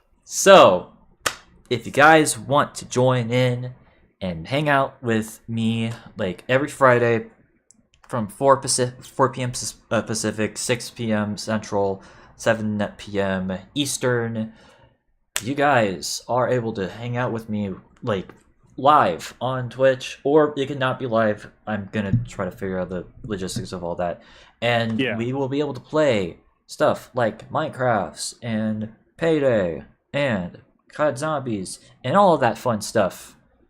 And I'm pretty excited to do that. So I've figured out a good enough of a schedule with my classes that I think this is like a good enough, like I think I can actually start doing like Twitch stuff again. I might also experiment on Wednesdays since I'm actually also off on those days as well. But suffice to say, I'm pretty excited to get back to that, especially since I haven't really been doing a lot of YouTube or Twitch stuff besides these tier lists as of late, and I think it'd be pretty cool. So, and also, of course, Simori and I still have some stuff sort of in the background that obviously we can discuss at a later date. We got plans. We got some plans. So we're scheming. But yeah, before we end this, do any of you have anything else to say before I end? I'll let Goldie go first. Be nice to one another. It really helps out in life. True words, true words. I was gonna say, damn that, 5 whole years. 5 years of doing this, and we've reached... Oh, I'm actually gonna cry. What the fuck? No! Don't cry! I'm just gonna say, it's been a fun journey, man. Like, even if I can't join for every tier list, the ones you've joined on plenty. You've joined at least with like 7 or 8, so... Oh, yeah. Actually, my favorite's still the Cursed Ship tier list, but... I mean, that one was ridiculously fun. Yeah, because you were on Modern Band. I have the wiki list on here. Yes, I still have my wiki. Yeah, Modern Band. Modern Band from back yeah, Modern Bands, Cartoon Network, emo bands, Nickelodeon shows. What else? New metal right? Bands. No. Yeah, new metal. Five Nights at Freddy's characters. And then... Oh, you didn't do any in 2023. And crossover ships. Mm-hmm. And then fictional heroes, fictional villains, and of course this one. So that's like a good 10 or 11 right there. Yeah, so yeah, that's a fifth. That's a fifth of the series. Mm-hmm. I'm the character that took a break for a season and then came back. Yeah, the bus came back. He put you on a bus, and then the bus came back, as they say. Hmm. Yeah, I'm like Meryl from The Walking Dead. Yeah, and Goldie, you were on Hitman, Disney Channel, Re-Ranking Cartoon Network, Community Tier Lists Part 1. What else? Re-Ranking Nickelodeon. Crossover ships. What else? Minecraft updates, fictional heroes for most of it, fictional villains, Lego themes, Pixar, and this one. So also around 10 or 11, which is crazy. Pretty nuts. Yeah, I will. This has been crazy, I will say. Mm-hmm. And again, it's very. It's a very grueling process, but it's also very fun. It is fun and very satisfying. Once I